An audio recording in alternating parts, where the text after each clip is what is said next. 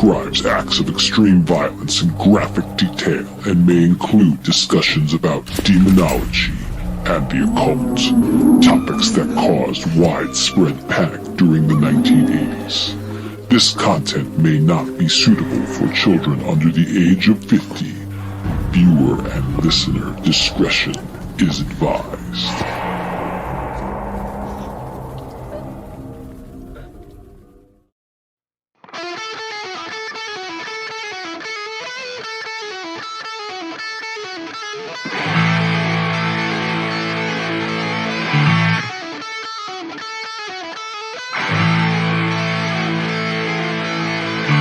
Welcome to the GROGTALK with your hosts, Dan and James.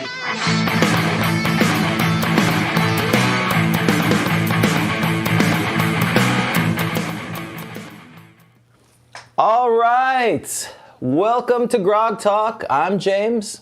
I'm Dan. Where are we from today, Dan? Well, still in the abyss, unfortunately, and from the information you provided to me, it's an underground land of tunnels in eternal darkness inhabited by demons that constantly hunt each other by the sense of smell. I don't like. I'm not sure yet, but I think this sucks. This doesn't sound. I think it's getting real. It is getting real. Well, I mean, and it's what does life imitate art or art imitates life? Because it's not getting better. We thought by descending into the abyss, things would be getting better, but you know, when the historians come through and look back at our ruined civilization, maybe they're going to use this as the markers of when civilization was over. Because we were pretty optimistic as we started in our abyssal descent, but now I don't think it's getting better. So what you're saying is we should embrace the fact that we may be living in a historical time. Yes. A real, you know. Right. They're going to talk about this for centuries. Well, we could be, you know, one of the last few archives left of this time in history. And they'll, you know, because we're not really mocking, but this is getting more serious. So it's pretty scary stuff. But good morning, good afternoon, good evening to all out there. So yeah, we changed up our opening, so hopefully people like that. So that was a. Well, wait. It was designed to warn. Hold on. Now you're breaking up a second. Go ahead. Do it again. Oh yeah. Well, it was designed to warn people away, right? Yeah, that's right. It was supposed to warn people away, but people like it. Okay. Hey, look, can I mention something before we stop talking about where we're at, where the abyss? You know who might be on this layer? Because this is who I want to meet. You know, I'm a big fanboy of this particular. It's a deity, actually, but there are deities in the abyss. Yes. And I'm a huge. You know who I'm a huge fanboy of? Erdlin. Oh, that's right. The crawler below. The crawler below. And he lives in a. You know, he's the white mole. Mm-hmm. He lives in a maze of tunnels. Right. I believe, right, in the abyss. So, do you think he might be on this layer? I think he would be, absolutely. Can I roll for an encounter with him? Well, when we get to random encounter, we could. Oh, I thought maybe it'd be like an extra roll. Oh, if you'd like. The fanboy roll. Okay, well, we could do that when we do random encounter. It'd be the bonus random encounter. And it would be a bonus edition. A bonus edition, because you can't have enough random encounters. So, and speaking of that, I do want to thank our good friend Tom. He put a new edition. I don't know if you can see this, but I'll pull it up closely. I don't know if you can tell who that is. Oh, get out. That's not, wait a second. Is it possible? It's not just possible. It is the one. Is it Jublex? It's Jublex, that's right. He created a Jublex for us. All hail, Lord Jublex. That is fantastic. Because I'm a fanboy of Jublex too, as you know. Let's see. I'm kind of try to get it up close here for our dear listeners and dear viewers here. So, he made us a model of Jublex. So, next time when you're wearing your shirt in honor of the Dark Lord, the Lord of all slimes and jellies and other ochre things. So it is going to be put up in the place of honor, right next to Groggy. including great puddings, as we've learned that he right. That's There's right. Great puddings. Great pudding, all kinds of puddings, but preferably gray. So You know what the great thing is about when you're drawing Jublex or doing any sort of sculpture of Jublex, if you mess up, let's face it, it's not a big deal. right, yeah. Wouldn't you agree?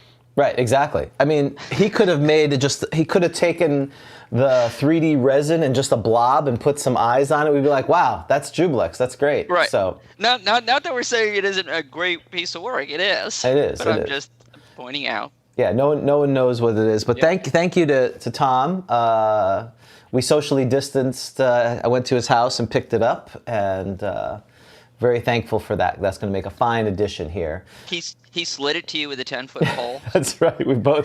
I had a hook and a 10-foot pole, and it took about 45 minutes to get it. But it was worth it. That's right.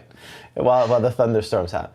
Got a bunch of folks on. It's good to see that. Should we announce right now about GrogCon? Is that official? What we were talking about the last couple of days? Well, yeah. So I mean, it's official that it's not going to happen in October because as fans of the show will know, we go as Crucible goes. Yes. And the Crucible organizers have decided it wouldn't be prudent to go in October. It's going to be scheduled. The plan is for the spring, March, perhaps April, perhaps. There's nothing official yet on that. Right. And I understand their decision. I think it makes sense. So GrogCon, hey, we follow Crucible. So yeah, no GrogCon, and I know this will disappoint roughly 25 to 30 people out there. Right. That GrogCon isn't happening. They're already disappointed. People are literally just was from the Chamberlain and Brandywine. So. Yeah, I mean, it is what it is, and I hate that saying, but it's apropos here. So we could try to do something online. We are, kind of segueing earlier, we are doing our July summer tournament, correct? That will be the week of pretty much the last week of July. You can go to our meetup to sign up for that, or just let us know, send us send us a note at info@grogcon.com. We're going to have 4 days of gaming. Is that correct? That's the plan? I think that's the plan. 4 days with teams of 4 perhaps? That's right. For 16 players? 4 or 5, depending on how many people we get. It's going to be a tournament module that you and I create. It will be offline, meaning we won't be live streaming because we don't want to give the other teams an advantage. And we will do that, and then we will broadcast all those sessions after and announce the winners, which again would have glorious prizes. So we, of course, want our local folks to come. We want patrons to be part of it, and we're hoping to have a celebrity table as well. Or we may have celebrities intermixed with them, depending on how that works. Or a celebrity. Celebrity, yes. That's right. Yes, well, there could be one celebrity. Well, the definition is, celebrity, it's kind of a sliding scale. It's a continuum, right? So, Can we say... We can label people right. Celebrities. Right. I mean, at this point, technically, we could be celebrities. I mean, we have hundreds of people who didn't know us before. But it would be of the most minor, the smallest C you could put on the computer. So D list. D. I think D would be up. That would be amazing. I didn't know. You hear B list, and then I guess they keep adding it. Yeah, then the Bs are like, well, you're not even a B list. And so is it like now? It's like at X or something, I guess. A G list. So can we say who our first tentative person is? I think we can. Right. Right. So yeah. So go ahead. Alan Hammock. That's right, Alan Hammock, designer of many famous adventures, and was one of the original folks. Has graciously offered to come on. Of course, he's famous for writing A3 among other adventures. Mm-hmm. So Ghost Tower. Ghost Tower, of course, that's what we talked to him about. He's going to come on. So that's super cool. It would be great. I don't think this is going to happen, but it would be great if Al Hammock started talking smack. Right. I just don't see that happening with. He's such a gentleman. Right. Yeah. And that's not. I don't see him talking crack. We may have to crack. Talking Where crack. did that come from? That would be a show. Or that. That would be a show if he started talking crack. So, guys, who's got the crack here? That'll be our next podcast. After GROGTALK. Crack Talk. That's right. Welcome to Crack Talk. Yeah. Yeah, I don't do the crack. That's kids. right. That's wrong. Cracked is whack. You know what? I know what I need to do. That should be the next commercials I put on. The old War with Drugs commercials. Yes. You know, That'd with be the great. this is your thing on drugs, and Nancy Yes. Reagan telling people not to just say no. So that'd be. This is a great idea. Have you watched Glow? I have not. Okay, Glow's wonderful. You should watch Glow. And they felt bad about their image, so they felt they needed to do a public service announcement. They did teen pregnancy, but so they were against it. So you should. We could do that, right? We may need to counteract talking about Erdlin. Demons. I mean, you have right. You have two demons now behind, right? You have Jublex is behind you now. That's right. And Groggy is behind you. And let's face it, it's not good when like the nice guy behind you is Godalicious, who ate his way through a number of innocent people or creatures walking by. So I like that. We do need to balance out our image here. I like that. Some PSAs, all the PSAs, knowing, caring is sharing, whatever it's, the more you know, those kind of things. Yeah, this is your brain, the egg, right. This is your brain, and then they crack the egg. I think that's late 80s. It may be a little bit, maybe a little bit later, but I'm sure it's in that time frame. I'm sure I can find some of those. Okay. So yeah, that's unfortunate, but we are excited about July. We're going to work on that. So if you are interested in playing in the tournament, great prizes for those who've played before. You can, such as a fine statue commemorating your victory, and the eternal posting on our website when it works, that people could go and revel in your greatness. So you can go to info@grogcon.com. You can, or go to Meetup, Grognard's Guild of Central Florida. So let's see what else we have. I also want to give a shout out, as the youth say, to DM Brian and Josh, who are continuing to run the Grognard's Guild online. They're taking turns. They play every Friday. If you want to play, go to the meetup, or you can join the Skype, which you can get that information from us, info@grogcon.com. If you want to run a game at a different time, just give us a call on info@grogcon.com, or send us a note there, or you can go to GrogCon on Twitter. We're always looking to expand or have more players. They do a great job there. I've played a couple times with Brian. I'm going to try to get in a game with Josh as well. And speaking of Josh, he's going to be moderating. Did you know we have a Discord server? I don't even know what a Discord server is. Very good. So you did not disappoint. Yeah, so Discord is a way for community people to get together and communicate and chat and have talk about, in this case, GrogCon, which will be now in the spring, or about general questions. And so Josh has decided that, has volunteered to host our Discord. So we'll be posting that soon, a Discord. So and I will be popping in and answering questions, and I guess relaying them back to you, because I don't see you getting on Discord. But you surprised me. You went on Twitter. So Twitter. Look, I'm doing the Skype. Look at this. Come on. Look at me. This is pretty impressive. So thank you. It's all relative. It's slowly you're emerging from your technology anti-tech shell. It's like you have an anti-tech shell that you're coming out of, which is good.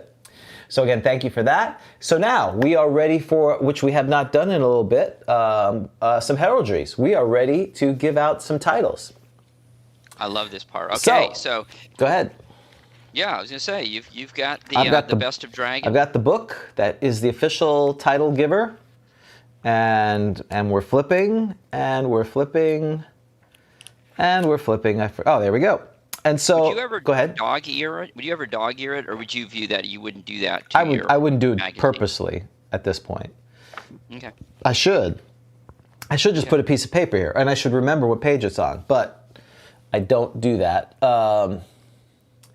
So we've got a couple of folks, and the first one is Josh, which he's on. So he has claimed for himself the great state of Indiana. So our Midwest is definitely filling out. We had a big spike, like the coronavirus. We had a big spike on the West Coast. We had folks Seattle and parts of California, and now it's coming over back to the Midwest. That's where the grog virus started. You know what the plum state is? What is the plum state? Well, it would be Wisconsin. Well, that's true. Well, And no one's taken that. Well, and I'm assuming at some point, if no one does, then you know who's going to take it. Victor, so Yeah, the scourge. he's going to tote. And the strangler, the scourge and the strangler. He's going to totally take that because, well, that's how he rolls. I think we need to make a decision here that Lake Geneva is forever prohibited. No one. It's like city. Retiring a number. It's a free city. It's a free city. I love it. Exactly. The free city of Lake Geneva. No one gets that. Right. Even Ernie Gygax or Luke Gygax. I'm sorry, Ernie. It's retired. He would understand. Yeah. He would want it. It's in the rafters. That jersey's in the rafters. It has to be, but then you could almost say Minneapolis should be too if it's about D&D. Even though we. Oh boy, here we go. It's the Mecca Medina. I mean, back to that Dr. Lou Pulsifer, which again it warms my heart that he thought my little pithy statement was highly educated. If he only knew what I did in school, so. Yeah, you always get those. I never get those comments. You get that nice T-shirt, Carl's Rising, get a nice T-shirt. You're like, yeah, he loves your comment. I never get stuff like that. Well, it's because the expectation is the bar is on the ground. So any kind of semi-intelligent thought, they think, oh, that's pretty good.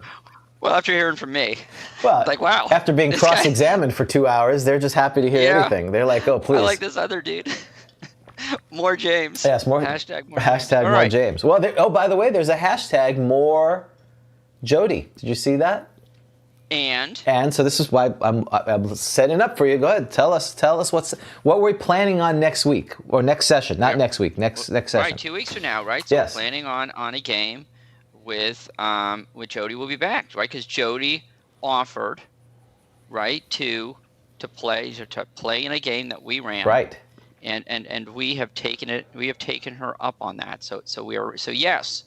So for the more Jody and I movement, we heard you. Yes, we did. We've listened. We understand. We almost put a position paper out, a statement affirming this, but we didn't have a chance to do this. Right. We were going to go to social media, but we ran out of time. So right. Take this as our statement. Right. So we are delivering. So. Yeah, and they're going to play in a game. It's. Actually, we're having 4 luminaries based on at least 4 playing this. Yes. Yeah. So, we know that, Bill Fawcett, her husband, of course. Right.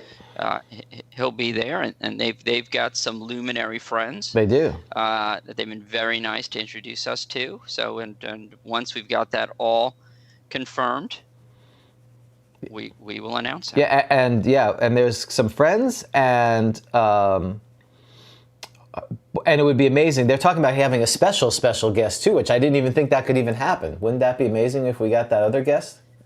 Yes, I do. I don't know if that person has been actually approached or right. is this just an idea? Well, I don't know. There's been some more emails about it. If we can get him as well, that would be amazing. And we're still waiting on the module we're going to run. We don't want to say it. We're looking to get the original author to be part of the live stream as well. So that excludes all Gary Gygax modules. Correct. Yes, we are running Keep on the Borderlands, and unless we have Speak with Dead, and be high enough level, which we have to be pretty high level. When we get to White Dwarf, there's this, there's a reference to Keep on the Borderlands is coming out now. Wikipedia, which of course is always accurate, tells us that it came out in 1979. Its first printing was December 1979. But the White Dwarf magazine is talking about it being released in 1980. but whatever. You know, I get in the weeds. Right. We should do our heraldry. Yes, I'm sorry. All right, so here's our Well, I heraldry. don't Poor Josh is like, really? This is what I'm becoming a patron's about, listening to you guys babble on about that? Yes, you're the roller, so you're going to roll. He just canceled it. You should check quickly before. He I'm sorry. We should just give it to him at this point because it's ridiculous. Yeah, okay, so we're going to bestow Josh, our dear DM Josh, his new title at Acceptance of the Grog Empire. So you now need a D15. Got it. Oh, I rolled a 1. Cut in half is a half. Rounded up is a 1. Lord. So that's good. I like that. Not Chamberlain. Not a Chamberlain. I'll take it. Sorry. Okay. Sorry for those in the Chamberlain majority. You did not have another member of it. Now a D30. Hold on. That was cocked. 16. That's 16. Well, we have another puissance. Lord his puissance. I know what we talked about what that means. Yeah. And I don't remember. Do you? No. Someone in the chat will tell us. It's a good thing. It's just I don't remember. Another D30. 2. His puissant immensity. This sounds profane, but I love it. It's hard to say. He has an immense puissance. So, ooh, that's. How would you know, James? What was this? A 3 or a 2? You said 2, right? I said a 2. 2. Yeah, immensity. Puissance immensity. Okay, a D15. 20 divided by 2, 10. 10. 15, 14, 13, 12, 11, 10. Baron. Okay. Makes sense. That's something I can pronounce. All right. And now a D60, so a D30 and some other dice to determine if it's high or low. Traditionally, that would be a die 6. Of course. No, it doesn't have to be. So it's 36. It's an 18. So wait, what'd you roll in the D30? I'm sorry, I've already screwed this up. 18. You rolled 18. And what'd you roll on the other dice? I rolled a 5 on a D6. 5, okay, so 18, okay, I got it. Yeah, you need to go up from 30, 48, yes, right? 48. I was doubling it. 45, 46, 47. Belligerent. Baron Belligerent. You know what's really cool? I love That's it. pretty cool. I love the alliteration that we get in our in these titles. He's the Baron Belligerent. BB. He's BB. He's BB. Don't call him BB to his That's face. right. You do know that's what they call the Baron Belligerent behind his No, back. that's right. That's BB. That's right. That's his nickname. That's what the Baroness calls him, the BB. Or is it B squared? Could be. Well, he can come up with that. B. Okay. Well, now the last a D30. Or he could be 2B. Or 2B. Or not to be. Oh God, this is why we take 2 weeks off. I'm rolling a D30. I rolled a 19. 19, 15, 16, 17, 18. Oh, he's gonna love this. Enslaver. Oh wow. You want a benevolent ruler, Indiana? Sorry, you got Josh. He's the belligerent enslaver. The immensity Baron Belligerent Enslaver of Indiana. Okay, so let me send this to you so you can send that to him. I mean, you can. So he can put it on his business cards. That's right. All right. All right. So we are ready to, by the power vested in us by us as the emperors of the Grog Empire, we hereby declare and bestow. Oh, wait, stop. Your chat. How do I get that back? I said go back, click on the little. Oh, there it is. I see it. Sorry. I'm technologically challenged. I see it. Okay, now. good. It popped. Yeah, it pops up and it goes away. I gotcha. But then it's there, but it's on the right because you told me you click on this little thing that's got this little. This is why we don't start thing. Exactly 8 o'clock, by the way. I'm just saying. So, our show would be like 25% shorter if I understood technology. Okay. So we now bestow to Josh the following title. Congratulations, Josh. Lord, his puissant immensity, Baron Belligerent. Enslaver of Indiana. Congratulations, sir. You are now part of the Grog Empire. You gave me enslaver. Enslaver. Well, you know that this is a thing. Unfortunately, you know we have to be. And I think this could be an episode at some point if you want to delve into those waters. I mean, clearly we're looking at something from November of 1978, would this article be allowed to be created now? Would people, especially in the context that we're in, and we don't need to answer it today, but I'm sure, I've seen on Twitter, and obviously the events that are happening in our world are tragic, and the videos we're seeing are just, of the killing, disgusting. But some of the reaction to it is, should we have these type of things? Should we have being bestowing enslaver titles on it? Again, this is a game. I hope people would realize that, but that's always been the push-pull with some of this stuff. I mean, we've put this, the satanic panic on our disclaimer. So, you're playing something good if it's controversial. I hope everyone understands nothing we do on this show is serious. None of it. That almost feels like when William Shatner was on Saturday Night Live. He tells Get a life. He tells the Star Trek. What do you mean? No, this is all right. We should run that video during intermission. Right. All right, but so that's very exciting. Very good. Congratulations. And Belligerent Baron. But he's the Belligerent Baron. Yes. Okay, so we have another title to give out. And the gentleman is William Cook. And I wrote his description to you so you can kind of adjudicate this. He wants to be of the Front Range, which I assume is somewhere in the Colorado area. Yes, he was very nice. He right. So I love the name William Cook. Doesn't it sound like he should be an 18th century captain, British captain? Exactly, right? Exactly. William Cook. I'm William Cook on the ship of the line. Exactly. Commander, what is it? Lord and Commander. What was the one that Russell Crowe was in? That. Oh, I didn't see it. Yeah, something like that. He's on it. In the movies, it's hard to find parking. The candy's expensive. If you want to use the restroom, you miss something. It's not worth it. So yeah. So the front. Now, where is the front line? Is this not like the pet medicine? Is it? What? Or to kill fleas. No, front range, not front line. Front range. Front range. Where's the front range? I'm guessing he'd like to claim of the Front Range as my fief. And of course, he'd like to be a count, which of course, we don't issue specific titles. We may give a certain part of it, but count is something that has to be rolled. But hopefully that'll happen. Yeah, we are, the dice decide. Let the dice decide, I think is what. And then he wanted to be of Longmont, which apparently is, or the entire Rocky Mountain Range, or Colorado, if those are free. So I think we're going to give him of the Front Range because we really don't know where that is. And that's really true to form with us, since we have... Right. You can claim anything as long as we don't know what it is. You just keep the money coming. You have whatever you want. Right. If someone were to say Oceania, I'd be willing to give him Oceania, not really realizing what it is. Or... the Greenwich Mean Meridian, one of the meridians, or the equator. This is a bad precedent. You know what's going to happen now. Everyone is going to be I'm of Atlantis. I'm of Greyhawk.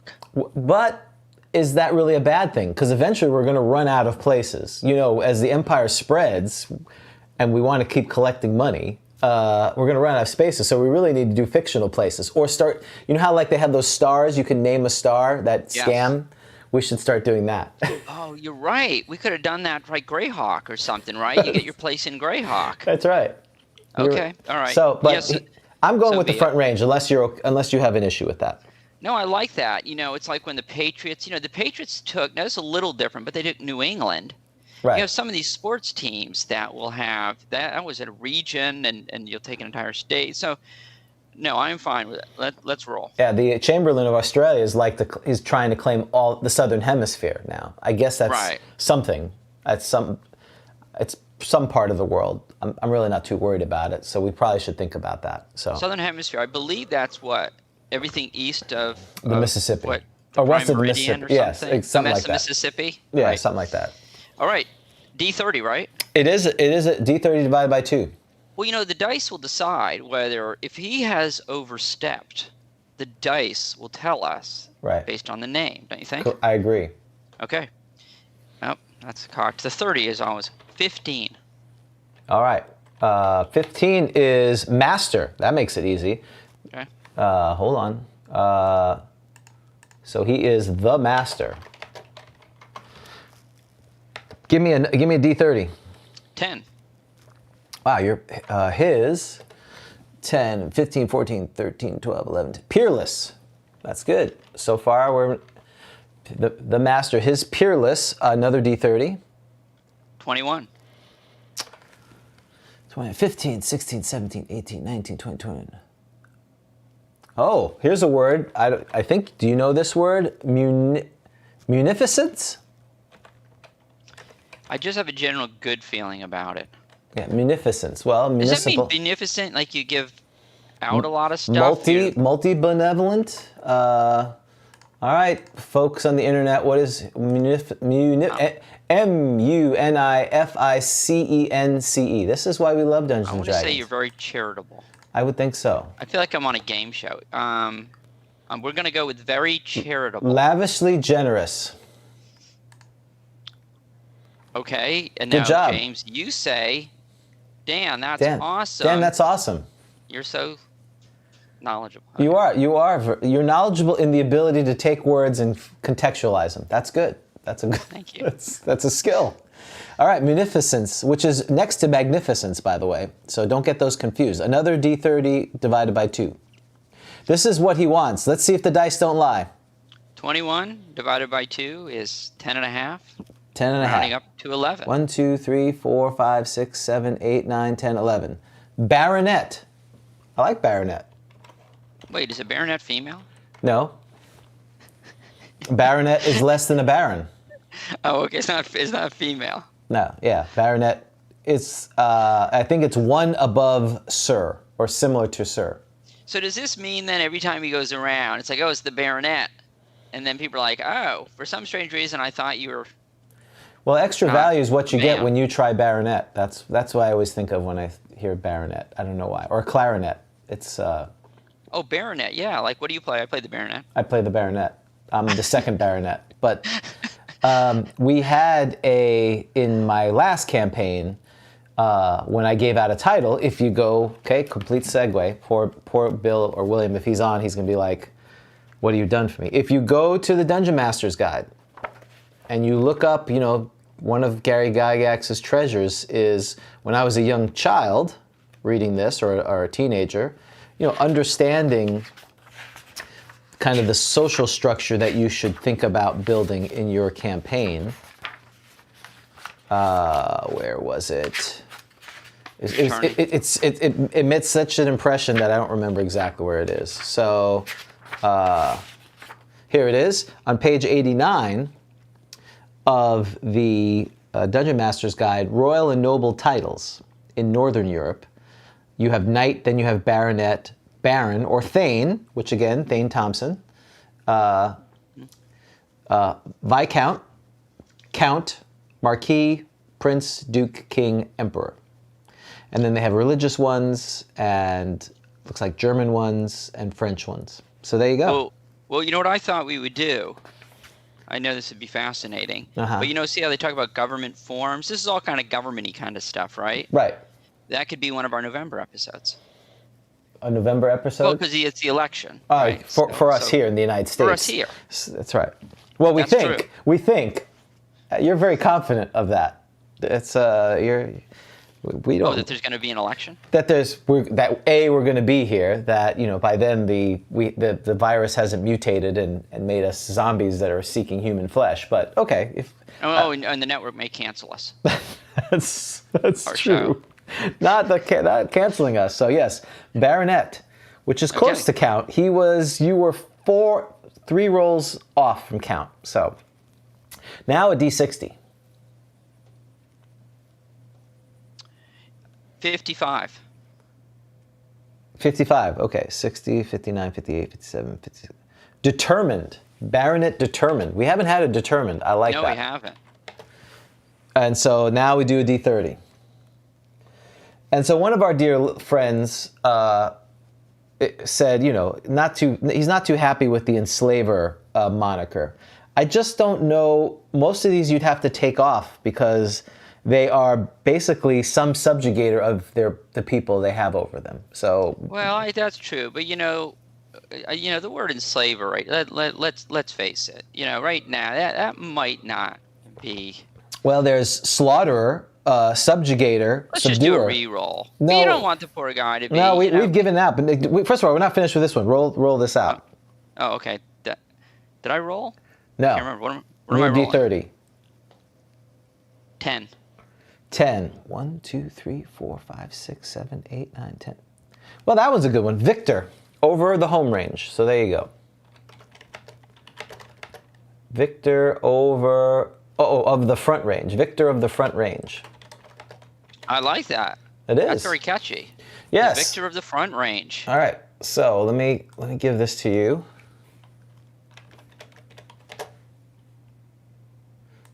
Hold on just a second.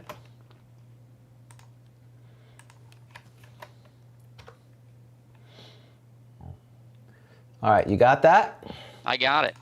All right, Mr. William Cook, welcome to the Grog Empire. On behalf of the Grog Empire, I, Dan, James, and Dan now bestow the following title to you. You, sir, are now the master, his peerless, munificent, Baronet, determined victor of the front range. Congratulations, sir. That we welcome you to the Grog Empire, and we look forward to seeing him hopefully real soon, and hopefully he enjoys his title with that. So that's very good. But yeah, I mean, this is interesting, and we really weren't ready to talk about this, which is, of course, is how we normally do things. I mean, this is a game, and there's terrible things that can happen in this game. It kind of, it doesn't have to be. You could have a game where there is no slavery, that there is no demons and devils and everything's unicorns and everything else, if you'd like it to be. That's the power of being the DM. But the game, as it's described in this adventure, we talk about the Slaver series. I guess the issue is with the title is, do we want to present people in the Grog Empire as of enslavers? Well, maybe they're enslaving his minds to come around to becoming part of the Grog Empire. He has a high charisma. That's right. It doesn't have that other thing, because we don't allow that here. Stop you, enslaver. That's right. Hey, Carlos is on, our dear, which we have not talked to in a long time, too. So that's good to see that he is on. Hello, Baron. That's right. He's the immolator, right? He's the Baron Immolator. Let me look that up. Well, my thought would be that, if someone is uncomfortable. Right. I mean, I would understand that completely, that we do a re-roll for that, because these are patrons. Yes. Right, and so it's that would be my thought, that based in the current environment. I mean, I think just about everyone would understand that when you have a title like that in a game like this, it's something totally. The context is very different from the current environment and situation. But nevertheless, no, we're going to keep. You're going to keep it. It's more of the other opposite thing. Josh is like, hey, it's up to you guys. No, we don't change the title, but that is an option for someone, if they're not comfortable with that. Only because, this is supposed to be a fun thing and a good thing, not a stigma for people. But we all know he's gonna be known as the Baron Belligerent. He is. I mean, that goes out saying, because Right. that's right, and we know the victor of the front range. So it's too long to say their titles anyway. Let's face it. Exactly. Most of them get forgotten. Right. I mean, mine is the terrible sword of, I am, the eminent honor. That's who I am. And you are the governor, his brilliant omnipotence. I mean, you're omnipotence king stupendous, slaughterer. I don't know if that's any worse or better. You're like this almost I want it. God king kind of thing. Yo, I'm keeping it. That's a keeper.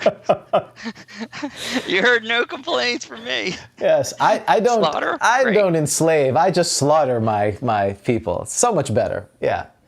So Right. exactly. All right. Well, very good. That was good. Thank you, gentlemen. And again, if you want to be a patron and have us spend an inordinate amount of time discussing your title, just become a patron. Go to patreon.com/GROGTALK. And you too can get an uncomfortable sounding title. too could You can get a politically incorrect title. Well, it's 1980. No, this is 1978. Oh, it is 1980, but this article is from Using it from 1978. 78. Yeah, Yes, I sir. don't think things had advanced much in those 2 years. No. All right, so Swedish Challenge. You know, I talked about Mexico. Thanks to them for bringing us up. Yes. And Did you notice it? Something now you got me paying attention to that. You yeah? know, 'cause, you know, you're getting my ego involved here. Do you know we were 15 at one point in Mexico? Right? Number 15. Yes, and we've popped up in some other countries now too. So, like a virus, we are spreading. Do you know? So now I had fun looking at this. Then when we were 15 in Mexico, we were. You know who was number 16? Who? I believe it was the official D&D podcast. Isn't it like an official D&D podcast? Like a Wizard of the We were ahead of them in Mexico. You need a screenshot of that. Oh yeah, I got to get that. If you go there, please do that because I get the email. Well, we dropped now. We're like to 40. I don't know what happened. That would have been awesome. Yeah, but I mean, you can only take it so seriously because I looked at the 14 ahead of us and I'm like, oh, okay. Yeah. It's not like the 14 ahead of us were like, I'm like, what are these things? They were looking at us going, what's that thing? Yeah, who is these guys? People are below us are like, we're behind something called GROGTALK? Yeah, that's right. So What? that happens because people around the world are part of this. So thank you to everyone who's listening. So that's super cool. That was fun. And speaking of that, we did get an iTunes review. And this one is from Maribald the Merciful. Love the podcast, very entertaining. I am 15 episodes in and will continue listening. Well, thank you very much. Appreciate that. We love getting comments on iTunes. That helps the mechanism algorithm recommend us to other people. So if you like what we're doing and being part of listening to us for hours at a time, please put a like and subscribe or put a iTunes things. So we have some ego, and it's always nice when more people listen. So I was going to say, because let's be clear about this. It's not like we have advertisers. More listeners, higher ratings. Really, the only reason we're interested in that is to say, hey, look at our high ratings. That's right. Well, and for the folks who are listening, to think that their efforts, people are listening to us more than Wizards of the Coast in Mexico, that's on funny. That day. On that day. It's Yes. pretty funny. It's like 2-1. I mean, that's hilarious. I don't know if that says more about us or less about maybe the Mexican version of Wizards of the Coast needs to step up their game. Apparently They clearly need to hire us. That's To right. consult. We hear you're having trouble in your Mexican audience. We can help. Right. Come to us. Oh, yeah, absolutely. So that's always a lot of fun. Now, we're on to Random Encounter, 49 I'm minutes in. already scared. Well, don't you want to do the mole guy? Oh. Yeah, let's I have do to it. remember your own bits, really? This is how Yes. okay. Yes. All right. Well, I didn't. Okay, so we're on the abyss. We're going to see if Lord Erdlin happens to be blurring by. He blurs. Oh, hold on So, a all second. right. Sorry. Did Dan mention the game? Did you play in a game this week? I did not. Did I? No. Oh. Wait. Yes. What? Is that Carlos? Yes. Do you remember did. anything that's happening? Well, I thought like you meant like a GROGTALK game. I'm not you know, accusing you official like you're games. I didn't cheating mean on me. This is not like a spouse thing. Did you play in a game this week? No, I didn't. No, I swear I didn't. No. I don't know her. I don't know them. I was at the library. So I was doing yard work. So, I was thinking of GROGTALK. Yes, a Collateral. Yes. So I did, indeed. An awesome game with Carlos Lysing. A game was, he asked if I would be a playtester, and it was quite an honor to be a playtester. Wonderful. I really can't understand why I was asked. So it was the final I installment. don't either. It was the final installment of his Gnome series. That might be a hint. Okay, yeah. Right. So, and it was a lot of fun. It always is.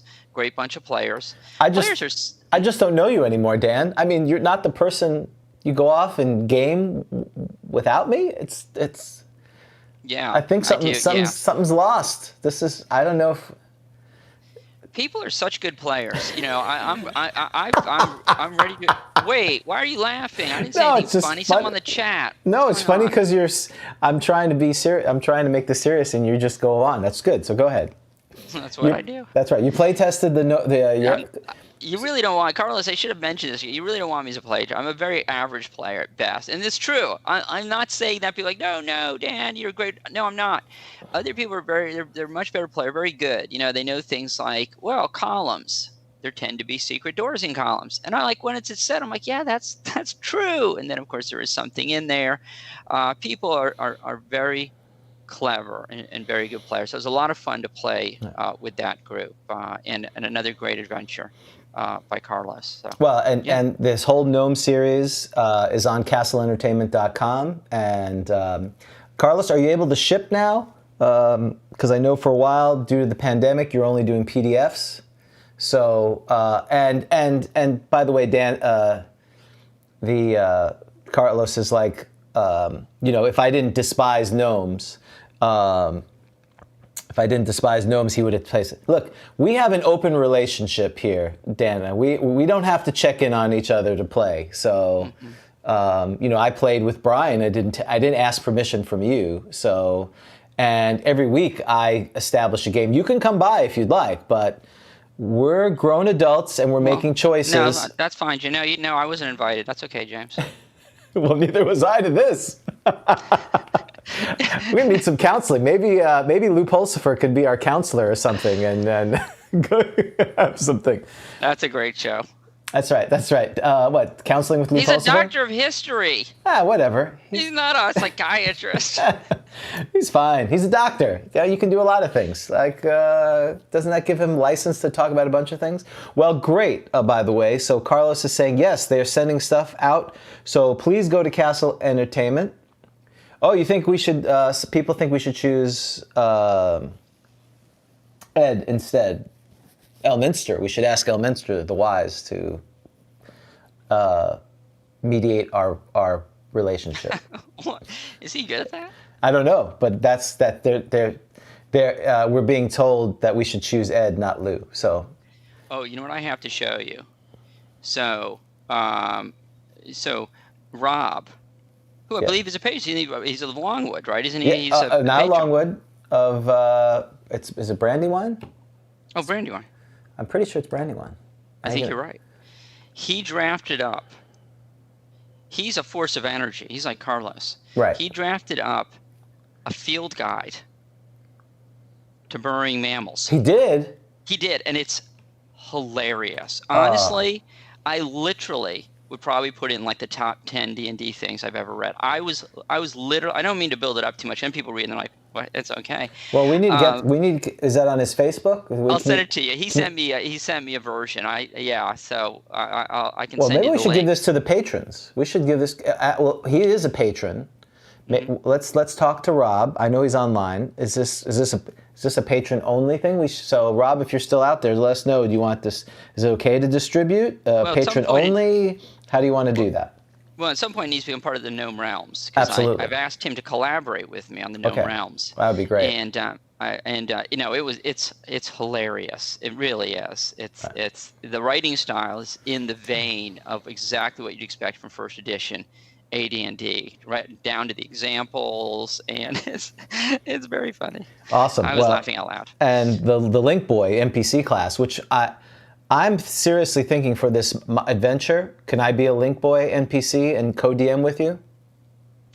Which adventure? The one? Yeah, I thought you were going to anyway. The one on the 27th? Yeah, I wasn't sure. I figured you were doing the con. I don't want to do the combat. Are you kidding me? Well, we're going to co-DM, but while I'm not co-DMing the combat, I would be an NPC. But remember, Rob actually, the inventor. Oh, is he going to come? Is he coming? He's going to be a Link Boy guide through the town. I did not realize that. Okay. I'm sorry. Yes. I apologize. We don't communicate enough. No, this feels. You may be watching the end. It's like we're finding out secrets and everything else live. Okay, great. All right. Screw you, James. That's right. I never liked this show. There you go. That's right. Okay. That's right. I never wanted to do this. So we have like 18 people on this event. So we're going to have to sit down next week and find out who's coming and who's not, because there's emails back and forth, and I'm fine with putting as many as we can. That's true. That's right. I forgot about the Link Boy. Yes, if you can handle that amount of people. We can. I just have to make some changes. So, and so with that, also back to Carlos. So anyway, Rob, let us know how you want us to distribute that. If anyone, the Link Boy NPC class, you should definitely put it in your adventure. Looking at the field guide would be amazing.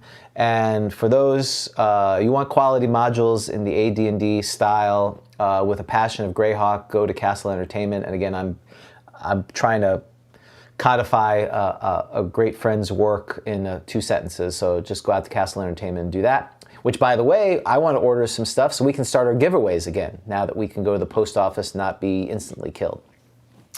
Now we are ready for Random Encounter. And we're ready for Lord Erdlin. I'm praying. Well, not praying. This is to see if. What do you think the chances that? Double. I'm sorry? It's double. Oh, double. Well, I'm not praying to him. He's just something like, is he just come walking by? Well, it's 20. I would say. All right. Let's give it 20%. I rolled a 5. I swear to God. Okay, I'm not touching anything. You heard me roll. Because you never believe anything. I believe. You don't. No, I you believe don't. whatever you say. No, you don't. Okay. Except when you don't tell me you're gaming without me. Okay, that's 5. That's good. Can you see that that's a 0 and a 5? I can. The world can see it. There you go. I'm sure Grizzly rolled the 0-5. That's exactly. Grizzly's around. So what do we? Here's the problem. Now what? It's like the end of The Graduate. Now what? Well, I think this is the random encounter now. It's the Tarask versus Erdlin. You got to be kidding me. Right. I mean, oh my gosh, this is legendary. This is legendary. Well, it's going to take 3 hours. The Tarask is legendary. Well, my goodness. Somebody online, was it Steve Herring? I can't remember. Who is a patron, right? Yes. We should call him by his title. Hold on. In any event, I think it was Steve had recommended that we have a random matchless. He's the brilliant matchless victor over Michigan and the surrounding waters. Wow. He's got a great title. That dude. That's too long. He's recommended we needed a deity, and the dice don't lie. That's right. Because I was not trying to do an Erdlin versus Tarask encounter. You said the 11th, it's got a bunch of tunnels. I said that sounds like Erdlin territory. I love Erdlin. I'd love to meet him, hang out a bit. You said roll. I rolled. It's a 5. Erdlin versus. Okay. Oh, Erdlin better win this thing. I will cry. I'll be like, remember in, what was it, an Empire? No, Return of the Jedi, where Luke kills that thing in the pit, and then the keeper comes out and he's crying. Yeah. That would be like me walking up to Erdlin. And not the Bantu. What is that thing called? I cannot believe I forgot. It's Ewok? No, it's Ewoks, the fuzzy, disgusting things that they allowed in that ruined it. Oh, well, it's not a Balrog. What is that? Please, someone out there, for the love of God, what is that creature called? The Rancor, thank you. Oh, and I get to be Erdlin. Yes, you are Erdlin. Oh my gosh, how big are you? I am. It's like a comparison. It's tail to tape. I'm 8.5 feet long. That's all? I always thought I would be bigger as Erdlin. Well, you're a mole. That's a pretty big mole. That's true. That's pretty big for a mole. Right, so for those who may not be as invested in evil gnome deity lore, what are you looking at?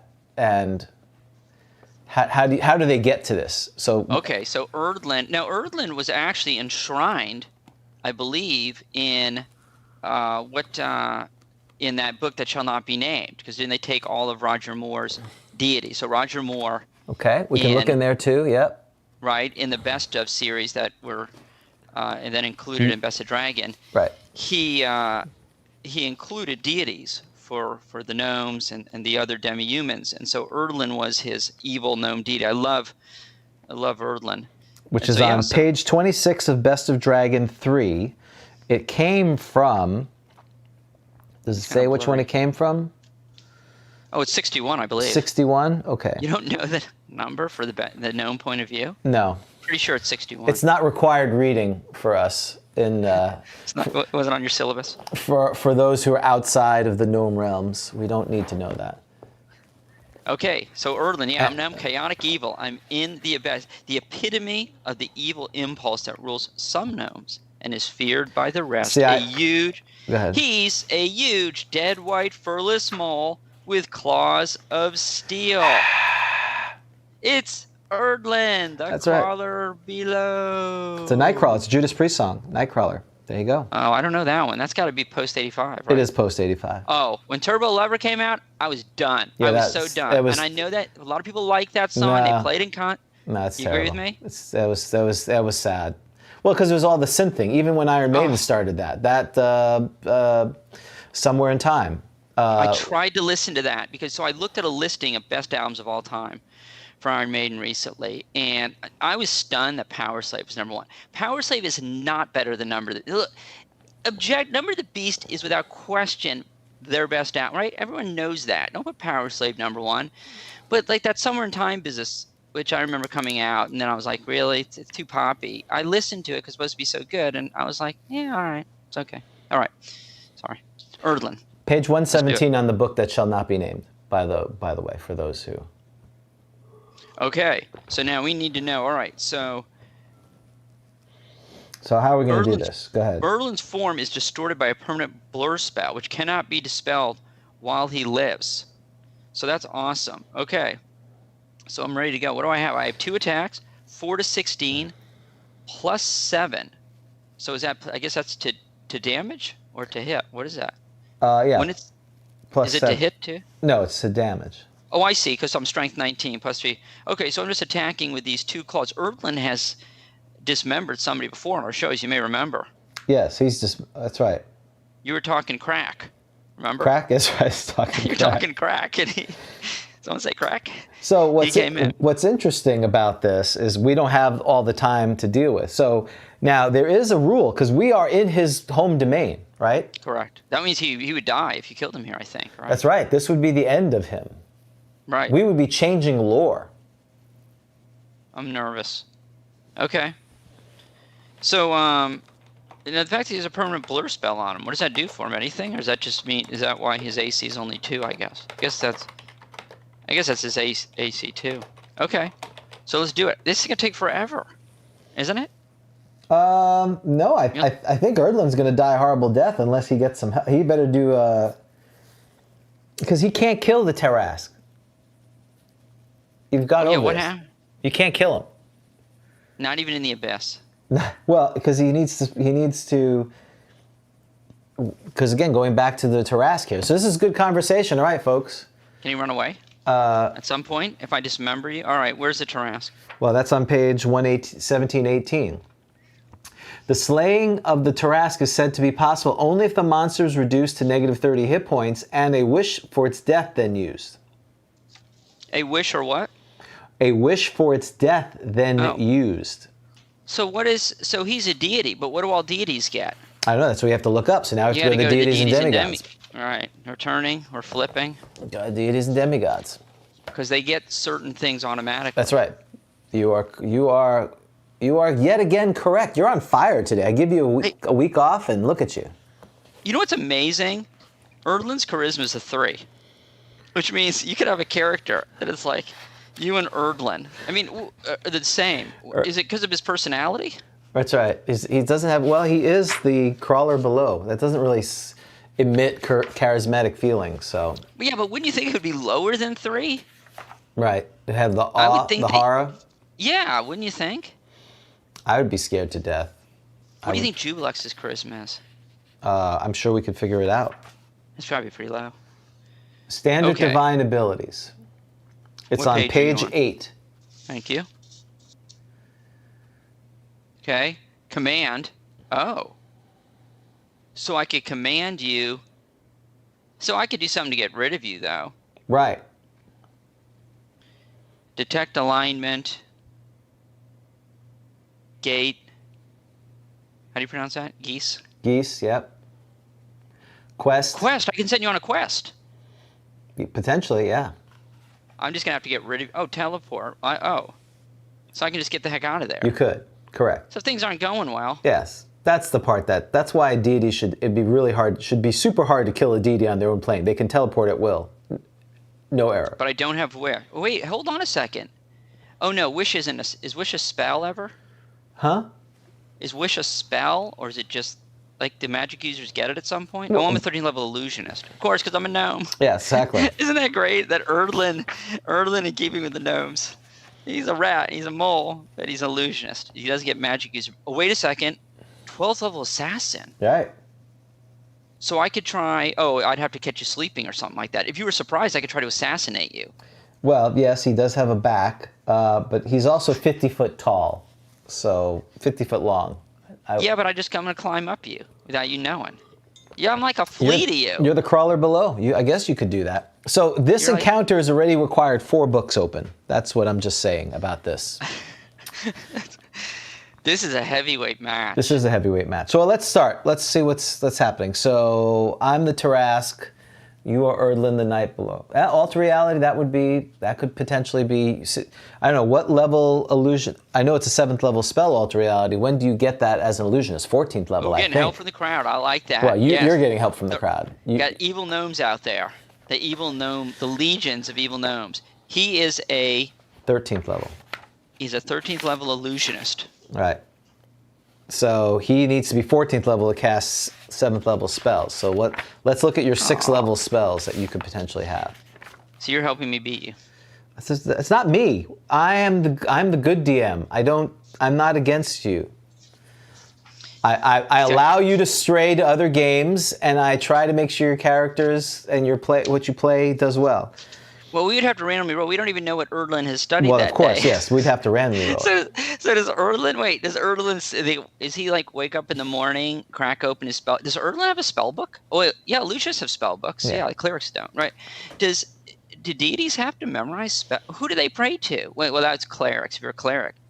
So he's a cleric also. Does he pray to somebody? No, he pray to himself? He doesn't pray to himself. I think that's the equivalent level, and they say something about that in here. You couldn't need a spell book, right? I mean, could you steal? That'd be a fun adventure, stealing Erdlin's spell book. Describes the level of being general magic spell ability. So on page 6, simultaneous classification in both areas possible. So it's basically saying, note that a divine being need not be of neutral alignment for the levels of druidic ability. Further, nothing prevents deities from functioning in several different inconsistent classes once. So you don't have to pray for this stuff. You kind of just have it. Right. That makes sense.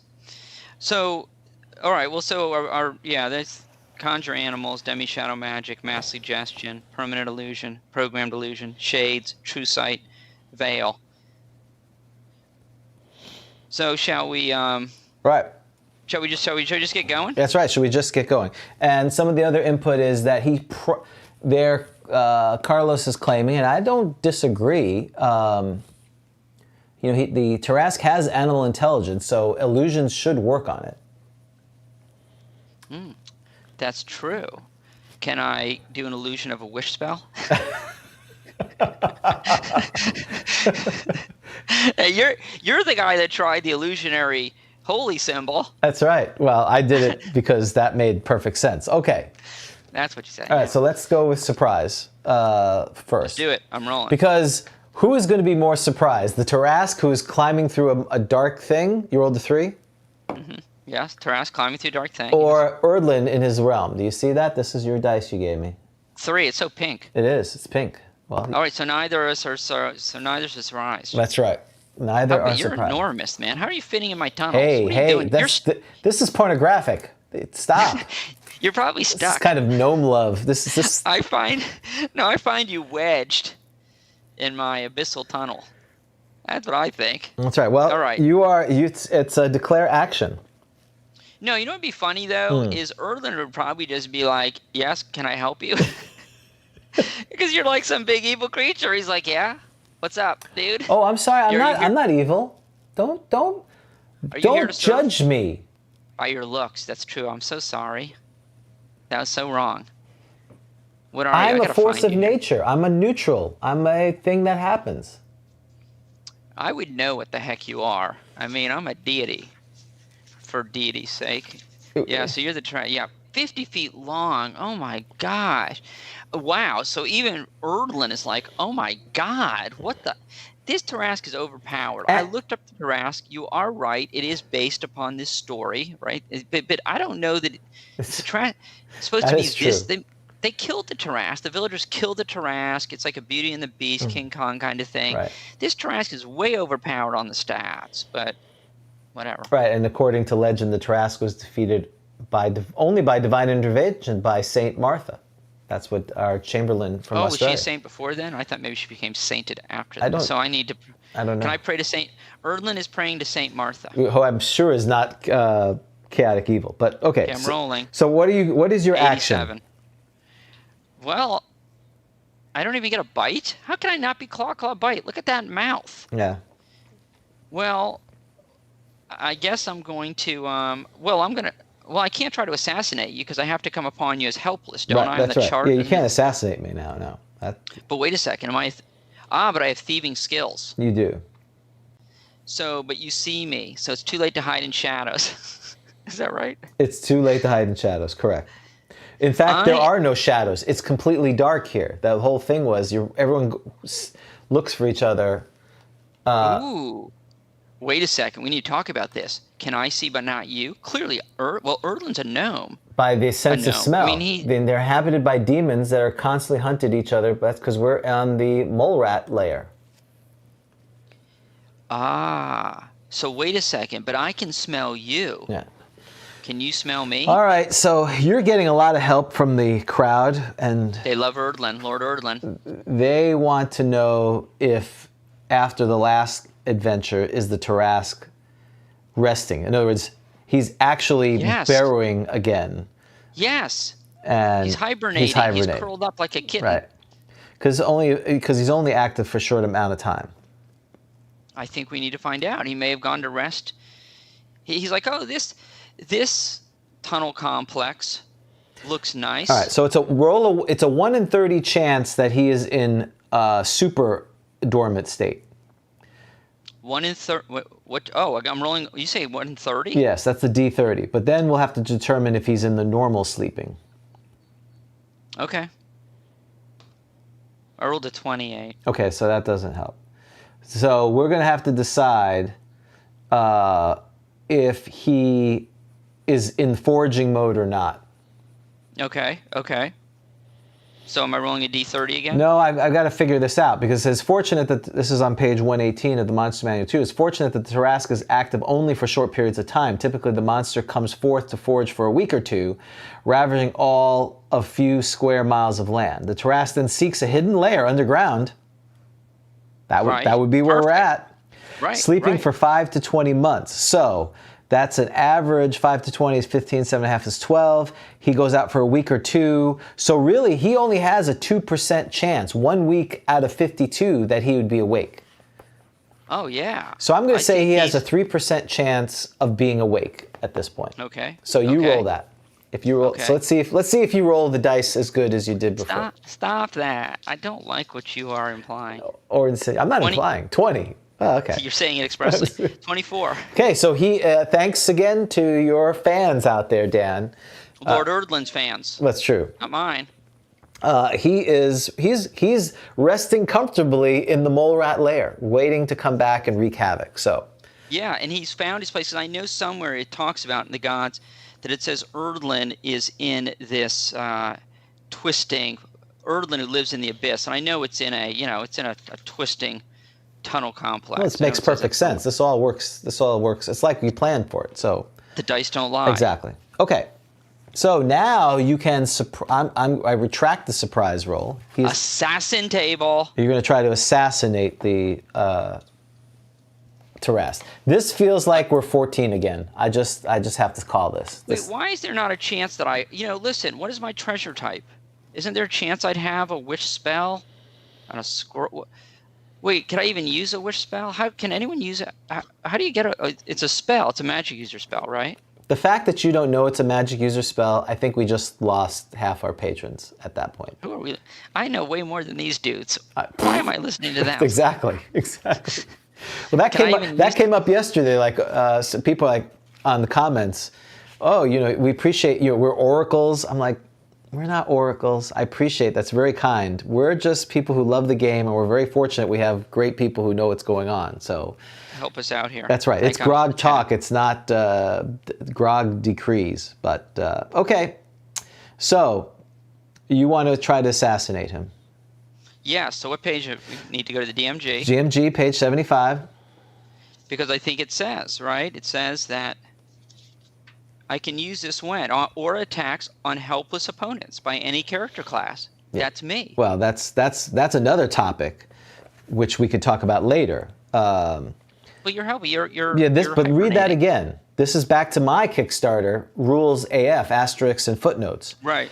Or attacks on helpless creatures by any character class. So you could use this assassination table as any character class against a helpless opponent.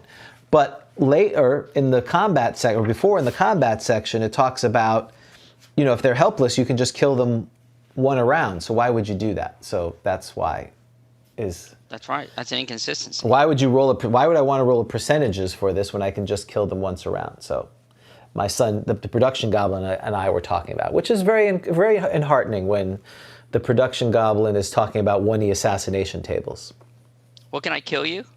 Then if I use the other one. No, you can use this. You are an assassin.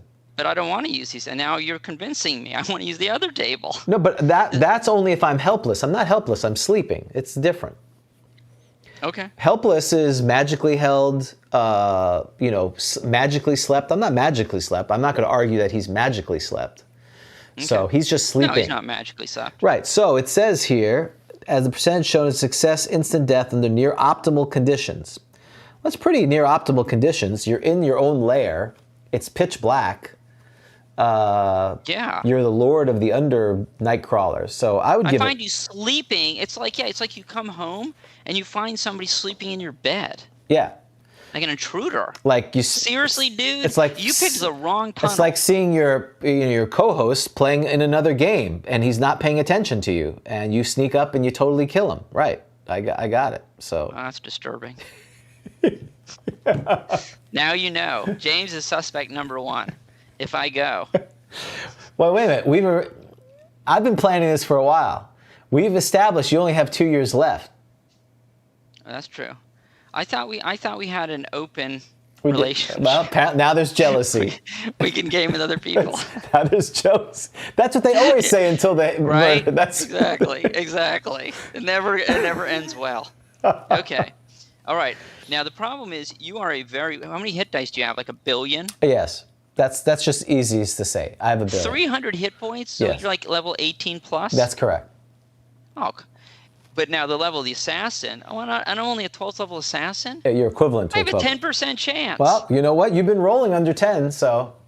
And what happens if I kill you? Because I don't kill you. I don't have a wish spell. Unless I had, and I can't even, is there a wish, a ring of wishes, right? Could I have a magic item? Isn't there a chance? I mean, for Erdlin's sake, I'm Erdlin. I've got stuff. And he's the Tarrasque. I'll be right back. He's rummaging through. Where's that darn ring? I think the best you could do. Well, again, this is what makes D&D great. You're Erdlin. You're the lord of the crawlers. And you're in my house. This is my house. Well, this is the Tarrasque is in your house. I'm the arbiter. I want to hear what you think, and then perhaps it will work. I'm just as it's written. You have to bring me to you have to bring the Tarrasque to -30 and then cast a wish spell. But that doesn't mean. Well, does an assassination bring you to negative? See, this is where things get confusing. Does an assassination bring you negative? Where does an assassination bring you to? It would be at least 0. It'd be -10 if you're playing first edition. But not negative. So then I got to. So then So then I just keep. Stuffing is coming out of you. That's right. Is it disturbing? I gotta get him to -30. I know about the Legend of the Tarrasque. God, it must keep going. All right. Listen, well, I'm going to run first. When I see you sleeping there, I'm first going to check my moly pockets to see if I have that. Oh, there's a cat fight outside. To see if there is if I've got a ring of wishes. So there's a cat fight and you're letting them in or out? Letting one in, separate them. So... Is there a chance? First you have to roll the 10% to see if you assassinate. You're getting ahead of yourself a little bit. Well, if I needed to go back to, I didn't know if I needed to go back to my burrow or whatever, rummage through. All right, I'm going to roll. Here we go. I feel like I need to show you this because you. No, I trust you with that. No, you don't. Stop saying that. Yeah, 79. Yes, yeah, I wasn't worried about this one. No. Okay. The dice may get influenced based on the cool factor. It wouldn't be. I mean, yeah, I thought you may think it's cool that Erdlin assassinated Tarrasque, but I wasn't too worried about it. So, are you still sleeping? Now it's initiative. Yeah, I'm not. Oh, you woke up. Wait a second, Boo. No. You're surprised. There's got to be a surprise roll. Okay. You're sleeping, right? And you're like, what's going on? I'm dormant. It's like I'm scratching your back. So, I'm kneading on you. You're like, what is that? now I just have a vision of them spooning each other. This is Tarask and Erdlin just in some weird. Maybe I should parlay. This could be the start of a wonderful relationship. Right. Why does it have to be fighting? It's a random. Right? It's a random encounter. Oh, wait a second. I'm sexless. It says that somewhere. I'm sexless. And the Taraskless is. We don't know if the Tarask is male or female. I know. But why are we sexless, assigning genders to these? Why are you doing that, Dan? Well, we were talking about a little bit of Go Delicious and Scarlet Rose action, weren't we? Well, right. All right. I think there's a chance you're surprised. I'm lobbying for a chance you're surprised. Okay, I'll give it a 1 in 4 chance that I'm surprised. That's great. Yeah, see, that's a good lobby. Come on, 4. 6. You gotta be kidding me. Stupid pink dice. These are ones you bought me. Thank you. It was a joke. I didn't mean to keep using them. Oh, I love them. They're great. Nothing like a natural 20 and a hot pink dice. That says... Nothing says death like a hot pink 20. when I give them a hot pink 20 and I roll that out on the table. And they get That'll be your new handle. Hot pink 20. Hey, that's amazing. That's your Twitter name. Hot Pink 20s. That's a good band name too. Or a gang, the Hot Pink 20s, because we just watched Grease, 20s. right? Yeah, I think the band name's pretty good. Yeah, the Hot Pink 20s. That's right. I like it. Nice. Okay. So it's initiative. So now it's initiative. Correct. Okay. So what are you going to do now? Now that you've assessed... we're declaring. Yeah. Well... Yeah, no. I'm doing a improved phantasmal force. Okay, you're going to try to cast a spell. Yes. You understand the Tarask gets 5 attacks, so just letting you know that. Oh no. I can teleport, baby. I'm sorry. He has 6 attacks, so. I have 272 hit points. I'll be able to teleport out of there. But we're not supposed to teleport out. It's supposed to be fight to the death. Well, but it's in his home lair. Why would he do that? Why would it fight to the death? Right, but he'd also probably I would start gating some people in if I were you. Wow. Yeah. Yeah. So the gate. It's like that movie. What was the one? It's fight and me and my guards. You know, was that from Men in Tights? Was Richard Lewis when Robin Hood's going to attack and he says me and my and the guards attack because he's not going to fight. So. Yeah. Right. No, you're right. Erlen shouldn't get his claws dirty. Right. So okay. So now it's initiative. Well, I declared. I said improved phantasmal force. Okay. I've already declared. All right. Here's initiative. 3. I had a 2. Oh, that's too bad. So let's see what your armor class is, Erdlin. Erdlin's AC is 2. 2. He's got some hit dice. So what does it say when the thing doesn't go that high up? I need a 4. we broke the wheel that you're using. The dice wheel that came in one of the Dragon magazines. That's right, Dragon 74, the best aid ever made. I need a 5. You gotta be kidding me. No, surely you're jesting. Don't call me Shirley. Oh. All right, go for it. I missed with a 4, the first roll. Nice. The 1 to 12, the second 1 to 12. 5, I hit. 17. 1, too bad we don't have any fumbles. I've missed twice. That's pretty amazing. So first attack, second and fourth attacks have hit. Second, fourth, fifth has hit. And 6 has hit. Second, fourth, fifth, 6. Second, well, you know what? It says 1 to 2 here, but I know it's 1 to 12. So 2, fourth. Ooh, fourth. That's the one you don't want me to hit. That's 5 to 50. That's not good.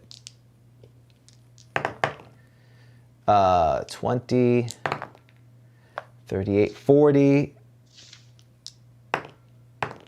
You take 48 points of damage from the Tarrasque. Wow, 48. So I was 272. That's right. You'll have to keep track of your So hit point.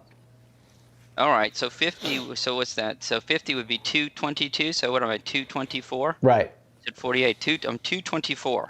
Right. 224, all right. And so this is the problem with the Deities in first edition, which is why later editions they added heroic and super legendary actions, because you only get one action around, and if you get jumped, it's pretty hard. But go ahead. So your Phantasmal Force is failed. Sorry. Because you tried to cast a spell and you were attacked and you were hit. Oh, that's right. Because I lost. That's true. I was reaching for the spell components. Spell components are going everywhere. In your pockets, in your gnomish pockets. Yeah, where's that fold? I forgot my robe. Okay, so it's back to initiative. Now, again, you may want to start working the refs. Initiative, yeah. What are you going to do now? Well, I'm going to follow your advice. Listen, I don't know what I'm doing. Sounds like a gate. If you say gate spell is a good move. Well, so if you look on page 8, there's this is, you should have planned for Erdlin. Read the paragraph above saving throws. Page 8, the paragraph above. The above abilities all function instantaneously and at will, but not continuously. The gods sometimes manifest surprising abilities that are not otherwise noted, such as the power to change characters' ability scores, grant wishes. Whoa. So I grant so it's like I have a wish spell. I don't know. You're going to have to argue that. Or what's the last thing? Or teleport others wherever, so I can get you. See ya. Goodbye. Right. Boop. Oh no, I need to kill you. Must fight to the death. I'll be lobbying for, it says grant wishes. Okay. So you're going to fight to the death. You're willing on this podcast to have Erdlin be never part of the Gnome Realms. This would This would fundamentally change the game for you, the book. Oh, I'd quit the podcast. This would be it. Wow, that's no pressure. So DMs. If my character dies, I'm going to walk away and leave. Oh, that's nice. It's the out I've been looking for months. That's right. He's like the fictitious gnome creature deity. That's right. I'm out. Why don't you do GROGTALK anymore? Erdlin died. Erdlin died by a Tarrasque. All right, let's do it. So it's initiative. Yeah. So what are you gonna do? Well, I guess I'm gonna start gating. Oh, you're gonna gate people. Okay, great. I like it. He's you suggested it. The Tarrasque is going to attack. 5. 4. Okay, you got it. So you can gate at will. So now what's this gate spell? Well, you have to go before, right? You have to go. We went over it, I believe, in one of the editions. So yes. But this says the deity can only attempt to gate in other beings of the same mythos. Oh. So now this gets confused. Wait, does that mean like Garglittergold? He's like, I'm not helping you out. Yeah, that seems odd. Again? How many times have I told you, Erdlin, no one likes you? Yeah, but same mythos. What's a mythos? Well, the mythos, it's they have the Egyptian mythos. In other words, Ta couldn't summon in Thor. So is mythos then any of these that Roger Moore did? The Moore mythos? I want more mythos. More mythos, that's right. Yes, so I would say so. Well, then wait. So I could bring Grumsh? No, he's not. Well, yes, I guess you could. He's a demi-human. Wouldn't he be in that? Yes. He would be part of the mythos. Sure, I'd give you that. Because in the orc deities. Well, he wouldn't go there. It would have to be a chaotic evil one. Oh, I need somebody. Okay. So like the goblin. Yes. No, they're lawful. Yes. Knoll? The Knoll. Oh, what's Vakprat? What's Oh, Vaprak, the ogre? Yeah. Oh, now you had me at Vaprak. I think Vaprak is who you need to call. So look in the deities. I love. See, this is a collaborative game. Thank you. Yeah, I like to see D&D. You work together. I'm tired of fighting with you, James. This is not fighting. All right. This is going to end up being a very special GROGTALK. Okay. You get all your. This is it. Where the heck is this? Oh, it's non. Oh, it's under N. They call them non, right? Non-human deities. Right. So Vaprak is chaotic evil. There you go. Also, I believe the Knoll. Wouldn't the Knoll deity too? Yes, Yonogul. Yes, right? He's a demon prince. Oh, that's right. Oh, he's in the Monster Manual. Right. That's right. Who do you think's better? Vaprak? Oh, both of them are pretty good. You like Vaprak. I mean, Yonogul clearly is, I like Yeah, him. I am buddies with Vaprak. All right, I'm gonna What a gate friend we Yak. have in Vaprak. Oh, well, you're going to try to gate him in. Oh. You got to go to the cleric spell, 7th level. Gate. The books are piling up. I've got the Deities and Demigods, so the Player's Handbook, the DMG, the Monster Manual 2. And the this, Best by of the Dragon. way, is the reason high-level play can become very painful. Yes. Because you have so many choices, and there's so many interactions. So what level spell? Oh, well, obviously it's Seventh level. No, it's a cleric spell. It's a magic user gate is 9th level, but it but for started as a cleric it's cleric. 7th. Right. So you have to. You could. I'm sorry. You should go to the magic user 9th spell, and it'll tell you to go back to the cleric 7th level. No, I'm not falling for that. Okay. Cleric 7th level spell. Page Okay, yeah, we just did 53. the gate spell. We did page 53. So is this basically our segment of Spell selection. Yes. now? This Got is the this gate. is the deities selection. So yeah. Okay, the casting of a gate spell has two. I liked it so much better when it was like a giant spider and a centipede or Right. whatever. Yeah. Rat. The casting of a gate spell has two effects. First, it causes an ultra-dimensional connection between the plane of existence the cleric is on, so I'm in the abyss, and that plane on which dwells a specific being. Wow. Well, wait. Can I gate? I guess I can. Can I gate you if you're on the same plane? Sure. Okay. To step through the gate or portal from its plane to that of the cleric. Second, the utterance of the spell attracts the attention of the dweller on the other plane, because technically it says other plane. Well, that's true, but then you would get no one, because no one's good. Because in deities and demigods, it says no deity is going to go to another alignment plane. Wait. We now talk about this at some point. I believe it says will not interfere. So this would probably be interfering. It says interfere slightly. is the word. We should have asked Jim Ward about that. It says interfere, I believe. Okay, well, I'll look that up while you're there. I'll keep saying, okay. So it creates the gate, and then you utter the spell and it attracts the attention. So Vaprak's like, what? What's this? When casting the spell, the cleric must name the demon, devil, demigod, god. Oh my gosh, so you can do this as a magic user and call a god? Yeah. Or a demon? Correct. Holy mackerel. Or similar, holy gar, or similar aid. There is a 100% certainty that something will step through the gate. The actions of the being which comes through will depend on many factors, including the alignment of the cleric. Okay, so this is good, because me and Vaprak are buddies. The nature of those in company with him or her. Oh, wait, I'm on the abyss. I'm not even in. So I'm not in hell. The abyss is obviously the chaotic. Right. Evil, right, okay. Will depend on many factors, including the alignment of the cleric, the nature of those in the company with him or her, and who or what opposes or threatens the cleric. Your dungeon master will have a sure method of dealing. That's you, James. That's right. You, James, will have a sure method of dealing with the variables of the situation. James, I'm sure you thought long and hard about what would happen if Erdlin gated in Vaprak to fight the Tarask. Yes. That's right. It's the Tarask, right? Not a Tarask. That's right. It is a unique creature, the Tarask. The being gated will either return immediately, very unlikely, or remain to take action. So this is interesting. So you actually, should there be a reaction roll? I have a charisma 3. Right. I don't know what it is to ogres, if it's higher. But so basically, so in other words, you get gated, so I'm Vaprak. I'm like out for a midnight snack. Right. Basically like the Taco Bell run, like going to a village to eat the villagers. Right. And all of a sudden I see a gate.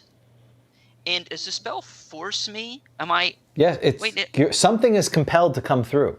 Something is going to come through. Correct. But not me, necessarily, right? Not Vaprak, right?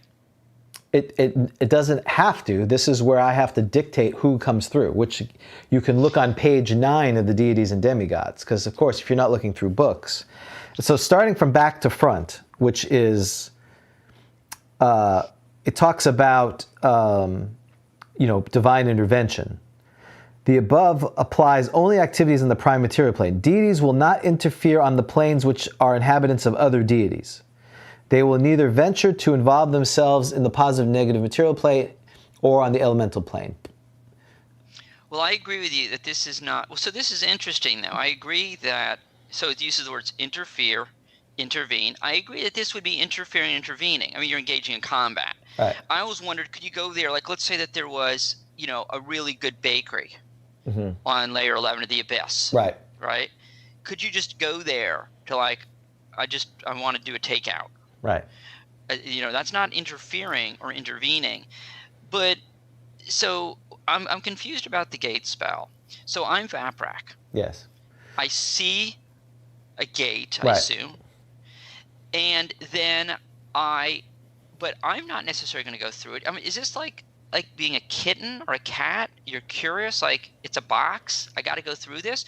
What do I have an urge, a magically compelled urge to step through it? Yes. Well, the way it's been that I've always played it, that I think the thought is that it's really meant for demons, but it could be deities as well. The magic user or cleric has divine or infernal knowledge of these creatures, has caused the gate to allow them to come in. Then the DM is supposed to adjudicate what the likelihood of the creature or being that the cleric or magic user wanted to actually come through. So for instance, I'm a worshiper of Zeus and I want Zeus to come because I'm fighting and I'm on a quest for Zeus. And I'm not in Hades, I'm on the prime material plane. What's the chance of Zeus coming through? Well, if I'm a second level, cleric, or excuse me, if I'm a 14th or 16th level cleric, 16th level I think it is for 7th level spells, I'm pretty powerful. Zeus is going to look and go, do I really need to go to this thing? He checks his watch. Right, he's going to look at his calendar, and he's going to say, do I need to go? And he's going to do the least necessary. So he may send a Chiron or he'll send a Titan, but he's not going to send himself unless he needs to. And I get the feeling if you're Zeus, there's like 15 gates in front of you. 15? Probably like 10,000. They're just popping up all the time. Yeah, his minions are like coming to him like, all right, we need you to go to gate 3. Yeah. And this is what you're going to, when you go through gate 3, this is what you're going to find. Right. Right? It's a huge ticketing dispatch system. Yep. What's your 911 emergency? Yeah. Right. What's the nature of your call? I got it being attacked by a troll. I got how many trolls? Just one? Okay. Yeah. Just one. Hold up. Okay. Yeah. And how many hit points do you have? All right. 23 still? Yeah. Okay. All right. Yeah. We're sending you a mole. Oh, you're fighting a Tarask, and he's going to destroy the main temple of Zeus on this planet. We'll send you a Chiron, or we'll send you a Titan, or something like that. Right. I got you. Right. So the entire empire is about to collapse. There's a good chance we might be able to get you, Zeus. Yeah, and so some of the folks are talking about the true name. I remember that as well. In the gate spell, it doesn't specifically say the true name. There's a lot of the spells, the idea, like we talked about, that Vaprak is not his true name. But if you know his true name, and a lot of the deities would know the true names of their, infernal brethren, they'd be more compelled because, this idea that the true name of a deity or demon has power over them. Yeah, because that's outside the gate spell. Right. Right. Does they come via a gate? They could come via the gate. Well, again, a deity can teleport wherever they want. Basically, they can show up. Oh, that's right. Right. They don't need a gate. Okay. So, all right. So because I figured out what's going to happen here already. So because it says what was the thing it said? My DM is going to figure out exactly what's going to happen. Surely something about surely your DM. Right. We'll have planned for this contingency. So what happens is Vaprak does go through the gate in his great visage, and he's a sight. He's a -1 charisma. He's a sight to behold, or a sight in horror, right? That's right. Because we got that rule, don't we? It's yes. a -1. Is that -1? Does that bring in the horror? Right. But this is how I adjudicate it. Vaprak comes. He sees the Tarask. What do the both of them have in common? They like to eat. So he has decided that he's going to ride the Tarask and attack gnome villages. That's what they're going to do. He comes in, he teleports the Tarask in him, Because he took care of your problem. Your problem was you have this giant Tarrasque in your land, and now the Tarrasque and Vaprak are now destroying. Now we just have to decide where they're destroying. I see what you're saying. Basically, I found a friend. Right. With Tarrasque. Someone to ride shotgun with in this destroying. Yeah. It's like who would? Oh, that was a brilliant move by me, wasn't it? Absolutely. Who else would come? Who else would appreciate ripping limb from limb and destroying the land? Oh my God! Could you imagine that poor village? That's So it's Vaprak riding the Tarrasque. That's exactly what's happening. That makes the most sense. So we do need to figure out which poor village, which humanoid race is going to be destroyed by this. Okay, you can do a random roll. Yeah, we have to. We have to figure it out. Okay. So we have to. Let's see, Monster Manual 2. I'm looking for humanoid appropriate, because it seems like they like to feast on villagers. Is that a fair statement? Yes, I assume that you. But you know, everyone loves human blood. It's always human blood. Well, they get a bump. But yeah, no, yeah. Vaprak goes. I know Vaprak. He's always hungry.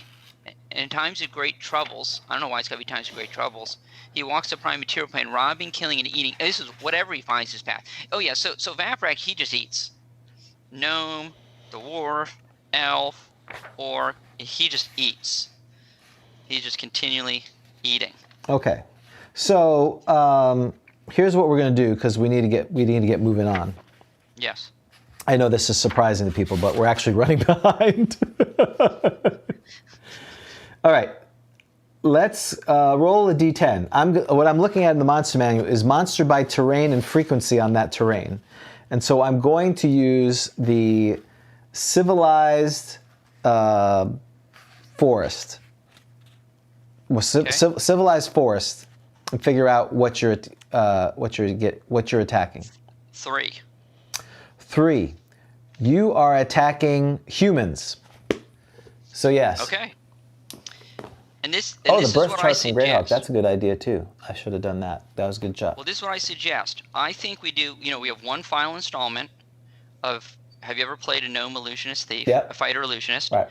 I say we do it because look, this is a gnome Centric game. episode. Exactly. Gnome centric. Exactly. Don't you think? I agree. We finish this off. Right. And Lord Erdlin lives. So, see, you had a plan because you wanted to keep me on the podcast. Just admit it, James. You like having me here. That's why you played it that way, because you didn't want to lose me. Well, actually, Josh is not ready to take over till next month, so I. Oh, sorry. All right, I got a month. That's like what 2 shows. I needed to keep you on. I was like, oh, he's leaving now. No, not yet. Soon. No, we have 2 more shows. All right, so here it is. So are we ready for this now to shift to? Because I think we did. Gate was sort of our. We're going to cheat here a little bit, right? Gate was basically our spell selection. Right. And we know that Erdlin was our. Wait, does that mean Erdlin's the champ? Erdlin's the champ, absolutely. The Erdlin is the. Oh my goodness! I gotta write that down. This is awesome. I can't quit now. You had me at Erdlin. Okay, so here it is, the final installment of. Have you ever played a gnome fighter illusionist? You now decide. The faster you get this over with, the better. This is perfect. Right. So you approach the door to where the clay golem should be. You listen at the door, yet hear nothing. Quietly you open the final door. Luckily it is silent and swings open easily. The room you now enter is about 40 feet by 50 feet and very lavishly furnished with nice tapestries hanging on the walls, oak furniture, rugs, a huge bed, desks, bookcases, wine racks. He's going on a while here, etc. Boy, did this Maximus live in style, even inside a mountain. But where's the golem?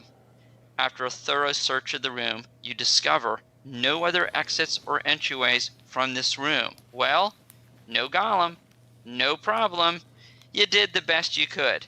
You decide to leave, but when you turn around, standing in front of you at the doorway is a huge 8-foot-tall creature made of clay. The you-know-what? You notice the gold medallion around the thing's neck as it really contrasts with the rest of its body of dirt and clay or whatever. It seems to be missing an arm, probably damaged by Garth's party. It still looks tough enough, though, and it appears to slowly approach you. You decide to. All right, here Here you go. Here's our choices. Those are playing at home, even though we're all dead. This is it. This is it, folks. That's right. The undead. 11 choices. Number 11. 1. Oh, geez. Okay. 11. Yeah, right. Oh, Kelly's going out with a bang here. Number 1, attack it immediately with your dagger. Oh. Number 2, use Staff of Fear on it. If it fails, attack it with sword. If it works, run out and forget the mission.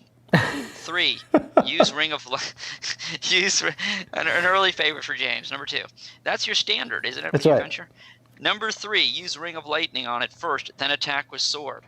4, cast Color Spray on it, then attack with sword. 5, attack it immediately with mace. 6, cast Paralyzation on it, then attack with mace. 7, cast Improved Phantasmal Force of walls and ceiling falling in. If it falls, attack with sword. 8, cast Dispel Illusion on this obvious illusion. If it fails, then attack with dagger and sword in hand. 9, cast Blur Spell, then attack it with mace. 10, throw a dart at it, step back, throw a dagger, then attack it immediately with sword. 11, cast Invisibility, then attack it with mace. Does lightning work on clay? I don't know. I'm angling for number 3. I don't think I've used I can't remember if I've used lightning or not. I may have used it on the ooze. But we don't know how many charges I have. That's true. It doesn't say. Well, maybe it does. Maybe it does in the book. We haven't. Maybe it did. I'm sure it probably had like how many charges it had, because that would be the go-to. Every time. Well, I am going to go with that anyway. Well, you know which one I'm going for. You're the one that run away, 2? No, Dispel Illusion and then dagger. I mean, that seems like the most ridiculous thing to do. So. Okay. I like the second one. So let's go over these again real quick. Attack with a dagger is 1. Correct. Staff of Fear, sword, then run. Right. Right. 3 is Ring of Lightning, then sword. Correct. 4 is Color Spray, then sword. Correct. 5 is Mace. Yes. That's it, just attack with Mace. Just attack immediately with mace. What's 6 again? Cast Paralyzation on it, then attack with mace. Okay, then Improve Phantasmal Force, then sword. 8 is Correct. Dispel Illusion, then dagger. Correct. Dagger and sword in hand. Dagger and sword.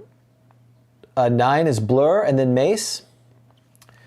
10. Oh, 9. You know, I'm going to do 9 in favor of because Lord Erdlin. Right. The blur is a permanent blur. This is okay. 10 is Dart, then dagger, throwing them, and then what is it? Run, or what's the other part? Sword. Throw dart at it, step back, throw dagger, then attack immediately with sword.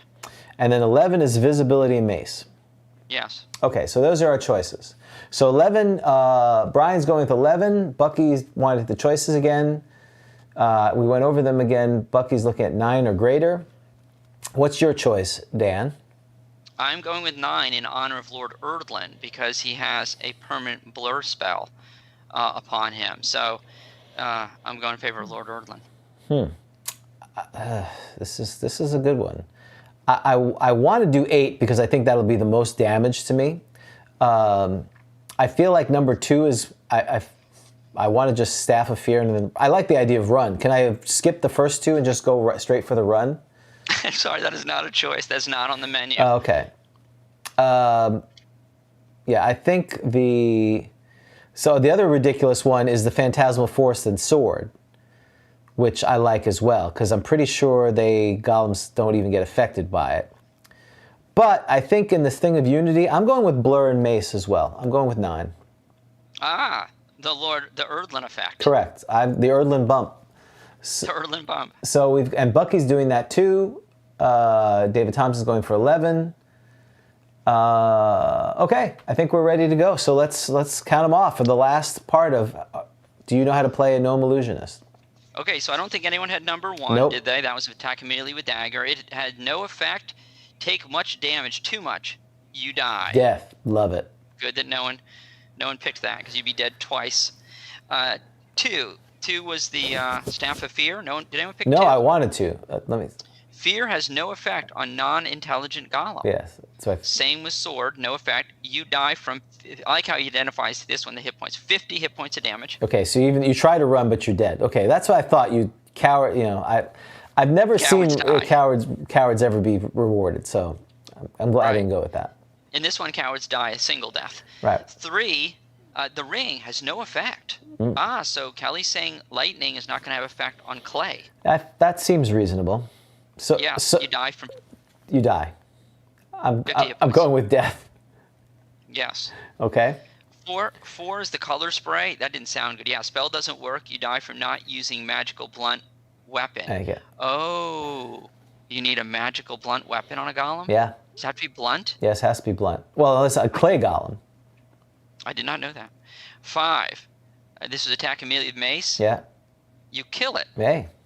after taking 35 hit points of damage. Well, I'd be dead anyway. So. 6, anyone do 6? That's a paralyzation. No.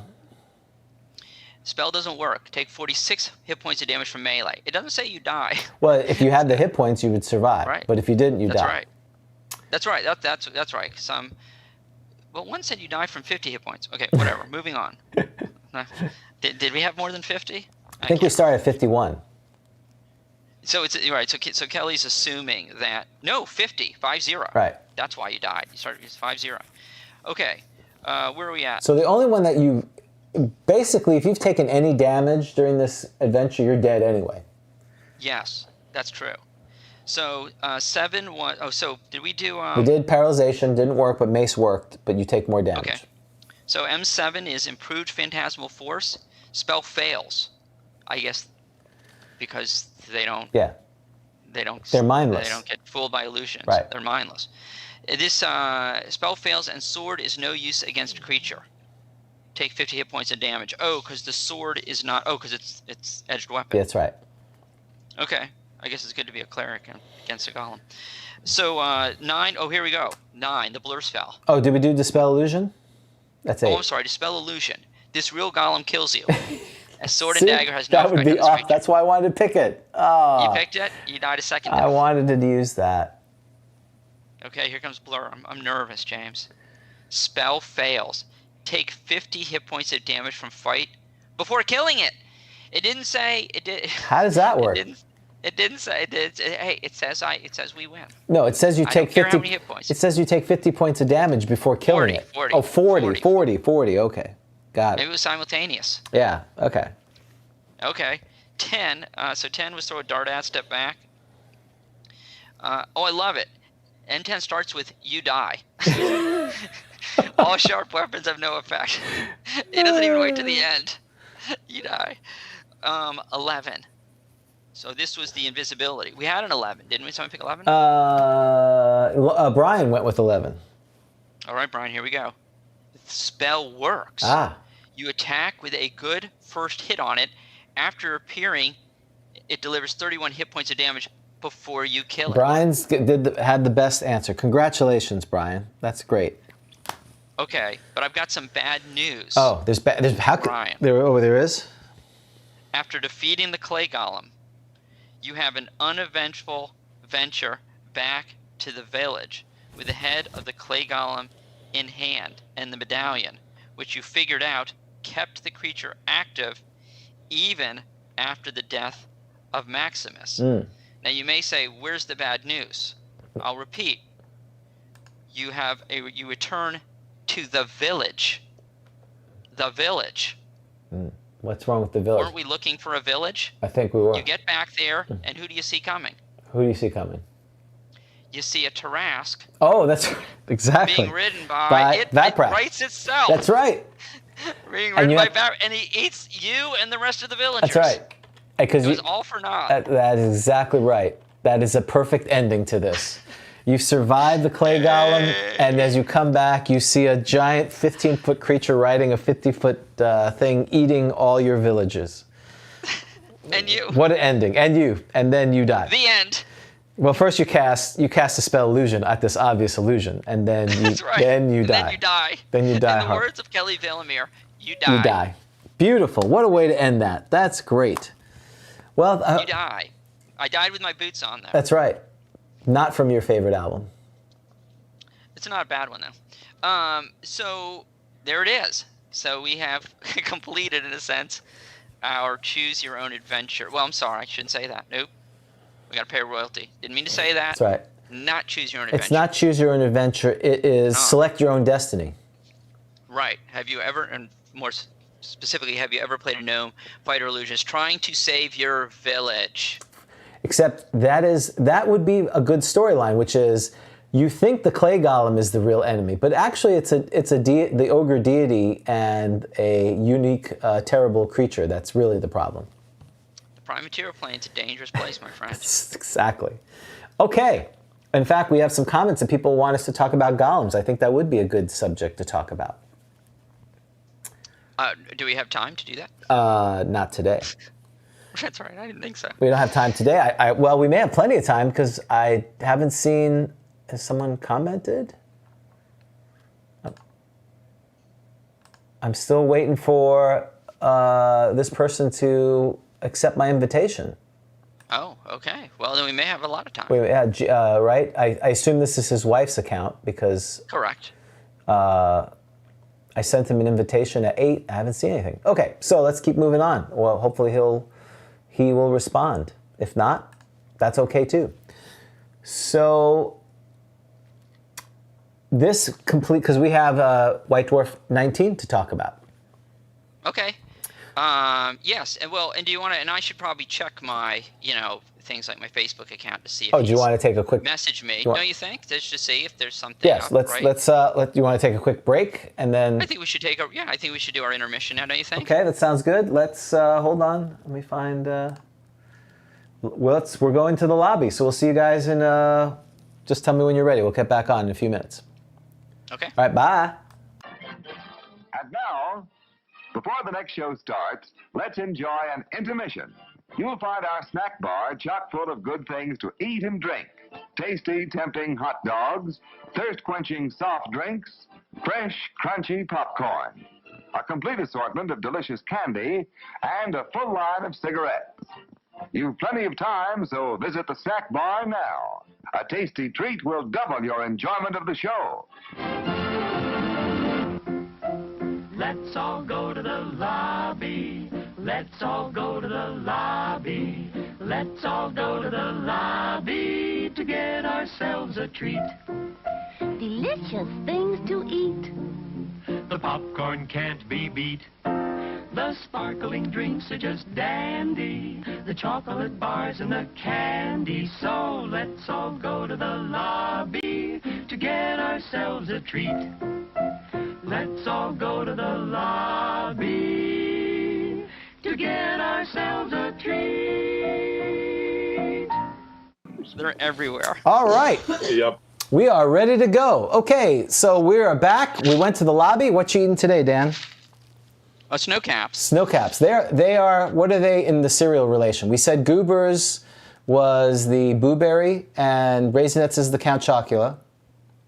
Yeah, this is the lowest. This is the Frankenberry. Oh, it's the Frankenberry of cereal. Okay, of treats. Yeah. That's, all right. I got it. Well. Oh, there. Now I can see you. That's right. Yeah. So, Dan, we have a new guest on. So, Dan, why don't you introduce our guest? Sure. So it's our pleasure to welcome to GROGTALK Michael Mornard. Michael is, of course, famous for having played in both Gary's Greyhawk campaign and Dave Arneson's Blackmore campaign. So, Mike, thank you very much for being on the show. Welcome to GROGTALK. Thanks for asking. Thanks. Welcome on. Yeah. Of course. And so maybe we could just take us back to the early 1970s.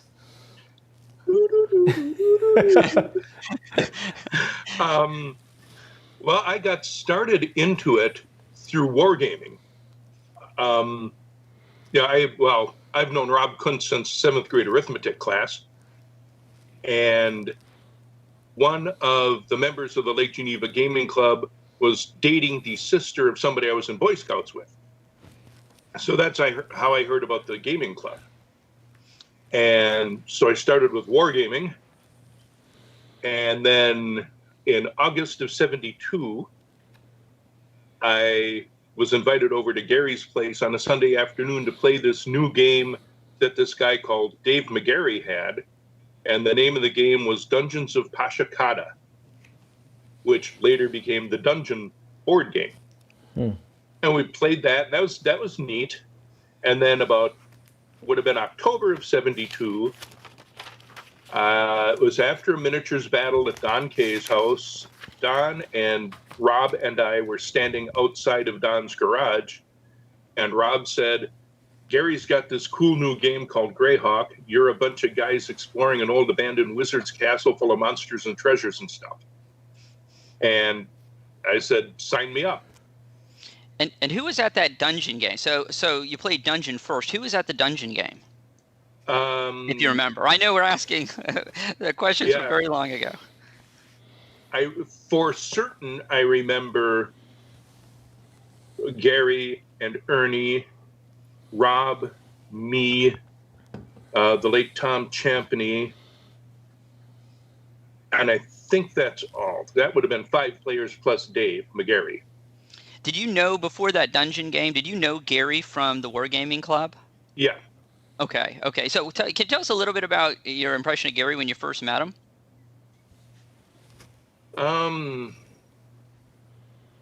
Well, the very first time I met him, he came in to talk to Don about something in the middle of a miniatures game. So this guy just rushed in, had a 10-minute conversation, put out his cigarette in the sand table, got cursed out roundly by Don, and rushed out again. That's awesome. And I later figured out that, or found out, because Gary and Don had been friends since like age 8. So it was not an accident that Gary put out his cigarette butt in the sand table, nor was it an accident that Don Kay bitched him out for it. You know, this is 2 old friends thoroughly yanking each other's chains. Yeah, that's awesome. But you didn't know that at the time. No, not I was 16. Yeah, no, like 14. But then when I actually met Gary more as Gary,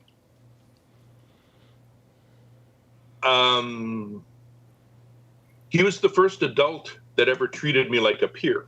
And that was pretty awesome. Some people, there is this, I don't know, rumors and cry, there's this belief that Gary was a brutal cutthroat player. He was a good gamer, and he thought that going easy on somebody was an insult. And so, you know, if you were playing a game, Gary played to win. And, you know, that's that. And so tell us, so you, when you hear about this game, what's your impression? Because I think I've read somewhere else where when you heard about this game, you were very intrigued, right? Maybe some other people weren't as much intrigued, but you were very intrigued. Well, it just, I told you exactly what, I mean, that's almost word for word what Rob said. And let's go, I'm ready. And I was invited shortly after that, and at the end of the first night, kind of staggered out going, I don't know what game we just played, but that was wonderful. Did you live? Say again? Did your character live? Yes, because Rob and Ernie and a couple other people had started playing a couple months earlier. So we weren't all first level. And which there are people who absolutely freak out if somebody else's character is higher level than theirs. I don't think I ever played a game in Lake Geneva where everybody was the same level. It's just, and it's especially silly, in my opinion, when, you have a 4th level fighter and a 5th level fighter, same hit table, same saving throws. The only difference is the number of hit dice. And if the guy with the 4th level fighter got lucky, he could easily have more hit points than the 5th level fighter. So, yeah. And I think I saw somewhere else where you'd mentioned that the way Gary played was there wasn't necessarily balance between the levels of the characters and the monsters, right? That you could certainly, we've joked about this on this show, where some of these old school modules, you don't have a lot of balance, but if I remember, you said it was designed that if you saw the warning signs, you knew to stay away. correct? Right, and there's two sides to that one. Part of it is modules were a different beast. And because originally, at least, the modules were convention tournament adventures. And, okay, you've got 10 teams of 9 people. How do you declare a winner? Okay, whoever's body falls furthest from the entrance is the winner. So a lot of the modules are way more lethal than anything that you would ever do in a regular campaign. And that understanding was not well transmitted, he said in an understatement. So, but yes, in the regular dungeon, for instance, on the first level of Greyhawk Castle, there was a nest of like 6 trolls who are going to make absolute utter hash out of any a gang of first level characters isn't going to last 3 melee rounds. But if you ignored the broken skulls, the bones that have been gnawed, the horrible stench of troll that your dwarf is telling you about, if you don't have a dwarf, why not? If you ignored all of that, Gary's attitude was, well, that's just too bad. And it reminds me, because James, you've mentioned this to me before. We've talked about Keep on the Borderlands, the famous module. And I think, James, there's a white in there. That's right. Which, if you happen to go into that cave first, you're in real trouble. But James, if I recall, your opinion on this was there was a lot of, Gary gave a lot of warning signs. Yeah. That it was going to be something pretty nasty. Well, there are signs, but there's, I think the challenge is, and like what Mike was saying is, you get with a group, there's some tropes that every group kind of aspires to or knows about, like the idea of the caves. Logically, if you look top down, the easier things are at the lowest level towards the big opening. It gets more complicated. If the players don't realize that it's kind of the farther you go in, the more deep, and they just sashay to the back end, and you don't pay attention, as he was saying, you could get owned pretty quick. But you also have to go through like 4 other encounters before you get to the white. There's 20 skeletons. I mean, there's a lot of heavy-duty things. So if you're literally first level, that should be a warning sign. Danger! You've gone. and he who fights and runs away lives to fight another day. No, there is no way we fought everything. And I think that's the biggest challenge. Well, I've come to realize that's I didn't even realize this till recently, one of the huge advantages I had of having played Dungeons of Pashakata first, is that first, I already knew that the further down you go, the tougher things get, because that's the way dungeon works. And I also knew wandering monsters are nothing but trouble.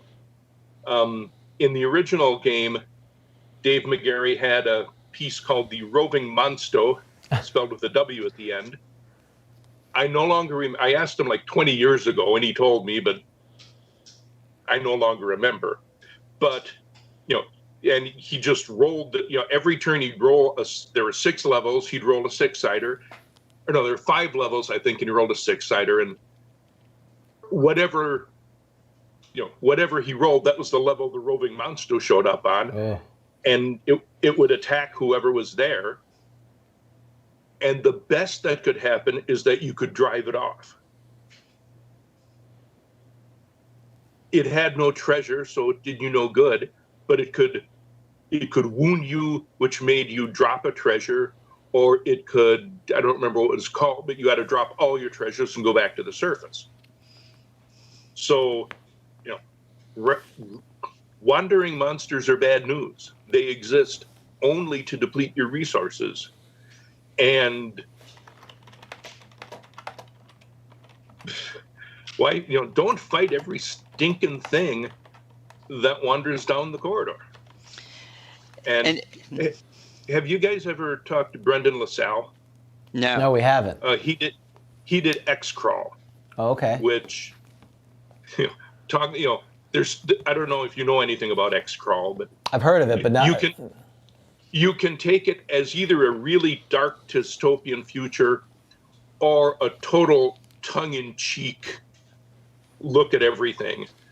I tend to go much more the tongue-in-cheek way. But anyway, I was talking to Brendan once, first time I met him, and after we talked, he said, okay, I have one question. Why gold for experience? And I said, because that turns wandering monsters into a hazard instead of XP on the hoof.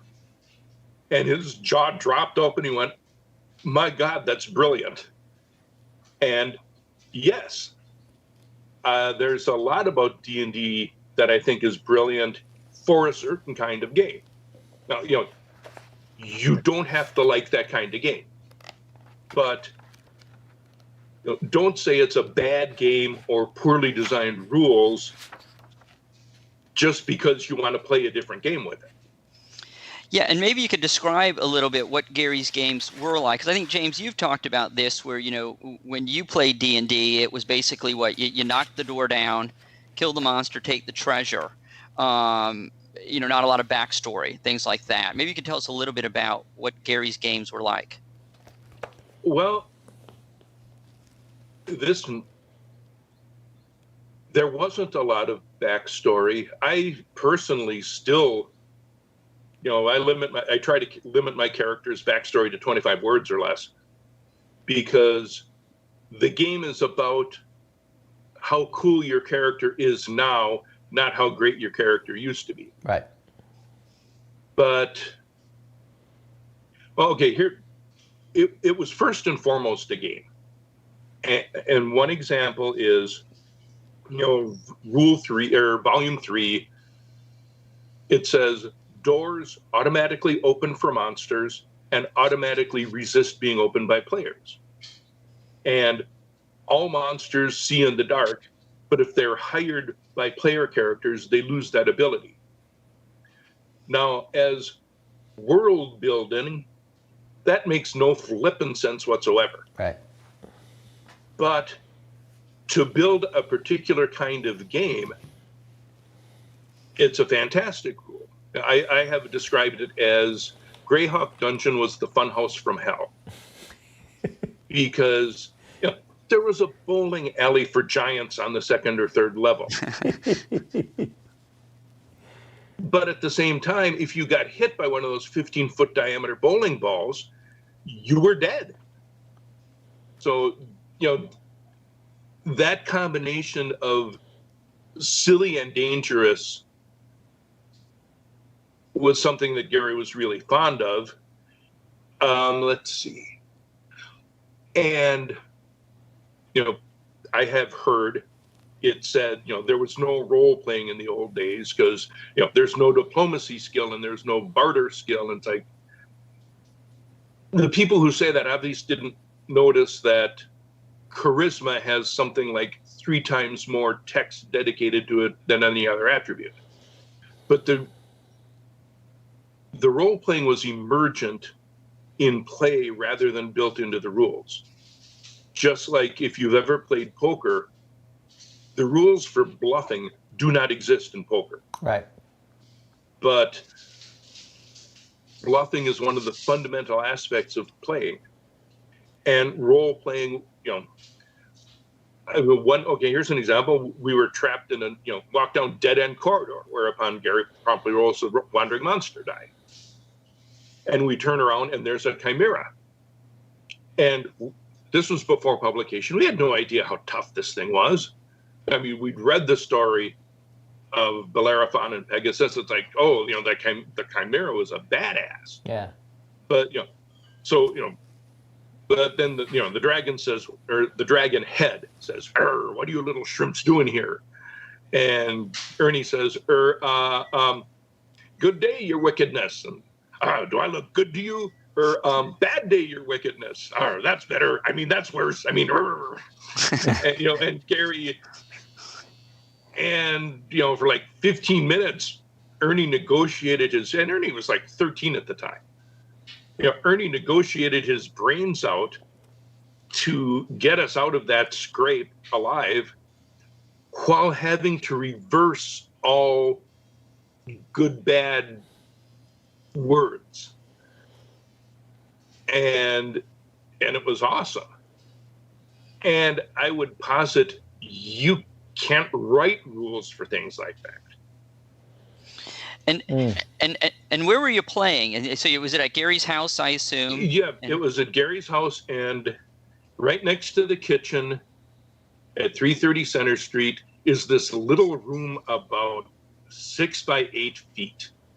And he had his desk, and there was a window, and he had a day bed there, and shelves and full of books all around. And, there would be 3 to 4 players, because it wasn't that big a room, and that was where we played. And is that... And it was... Yeah. The other thing is, it was very tense. Gary was good at building the mood, and you paid attention. If you started running off at the mouth, your character was down in this lightless hole in the ground full of ungodly monsters, blathering his brains out. And if you got into an argument with another player, the two of you are standing there screaming at each other in said lightless hole, and the local denizens would come to, interfere, watch, sell popcorn, whatever. But so in a sense, you were in character all the time. And you all listened. Sometimes he'd even pull out the drawers of his filing cabinet and hide behind them, so all you heard was the voice. Oh. And you'd better be listening, because if you missed the fact that, 40 by 40 foot room with a door to the north and the west corner and a little niche in the middle of the south wall, if you missed that little niche, you might have just missed something important. Well, and I was just going to say, as far as his play style, because you mentioned about that, and that's always fascinating, the original game. In the modules that we've gotten, he can be very verbose in some of his descriptions. Was he very verbose when he would describe rooms, like you said, 40 by 4, or would he be very utilitarian and you had to query the information out of him? Some of both. He would describe a little bit. That this is a room with an arched gallery on it, and there's cobwebs hanging down. It's a fine line between making the place totally sterile and then the ears, I get the idea, get on with it. Yeah. And, not every room was described in detail, but there was enough to give the imagination a lot to hang on to. And also, one thing we did, how you ask a question matters. Like, okay, we're in a room and we hear voices coming, and this bedevils me as a referee. If people say, "What's in the room?" It's like, yeah. So, but if you say, "Is there something in the room I can hide behind?" That's a different question. Yeah. Because it could be anything from, yes, there's a pillar, and I'll admit it, most of the time I'm winging it. You say, "Is there something in the room I'll hide behind?" Okay, I'll roll a die. Is there or isn't there? And it's like, yeah, there's a tapestry, the old moldy tapestry hanging on the wall. Or, yeah, there's a, dumped over table that'll give you some, shelter. Well, let's face it. If you're doing your own dungeons, doing dungeon dressing for about 100 rooms when they're not going to go into 80 of them is a little tedious. Yeah, and plus, and the other frustrating thing is, okay, the rusty broken dagger that is in the room as dungeon dressing. No, it's not an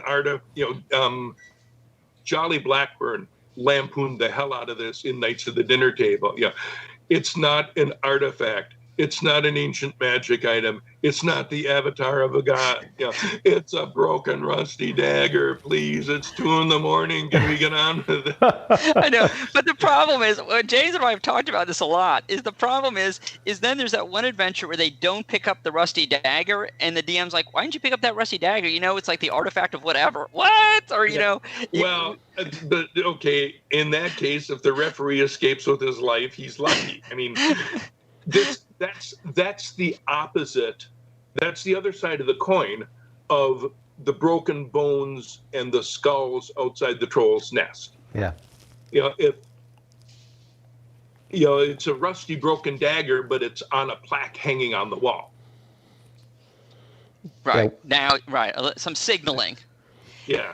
Were his games were his games, I'm going to say plotting, and I don't mean that in a negative way, because so what I get the sense of is that to do well in a Gary adventure, so you're going through Castle Greyhawk, is that you need to be careful, right? So this is always that tension that the players want to be very careful. The minute they're not checking for secret traps, then there's a trap.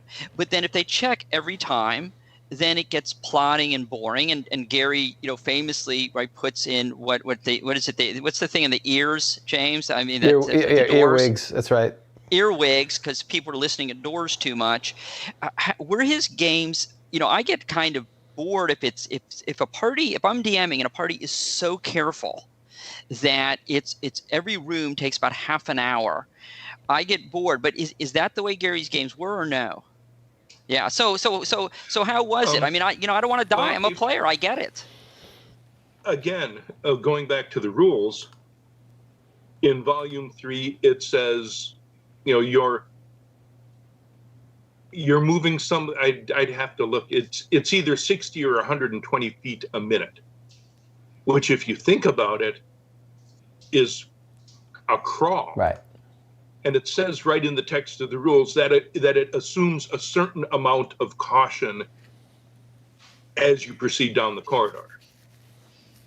So if it's an extraordinary, again, you as you're going down the corridor, the next 10-foot section is perfectly glassy smooth. If it's something that wouldn't be detected by reasonable caution, there should be some sort of tell.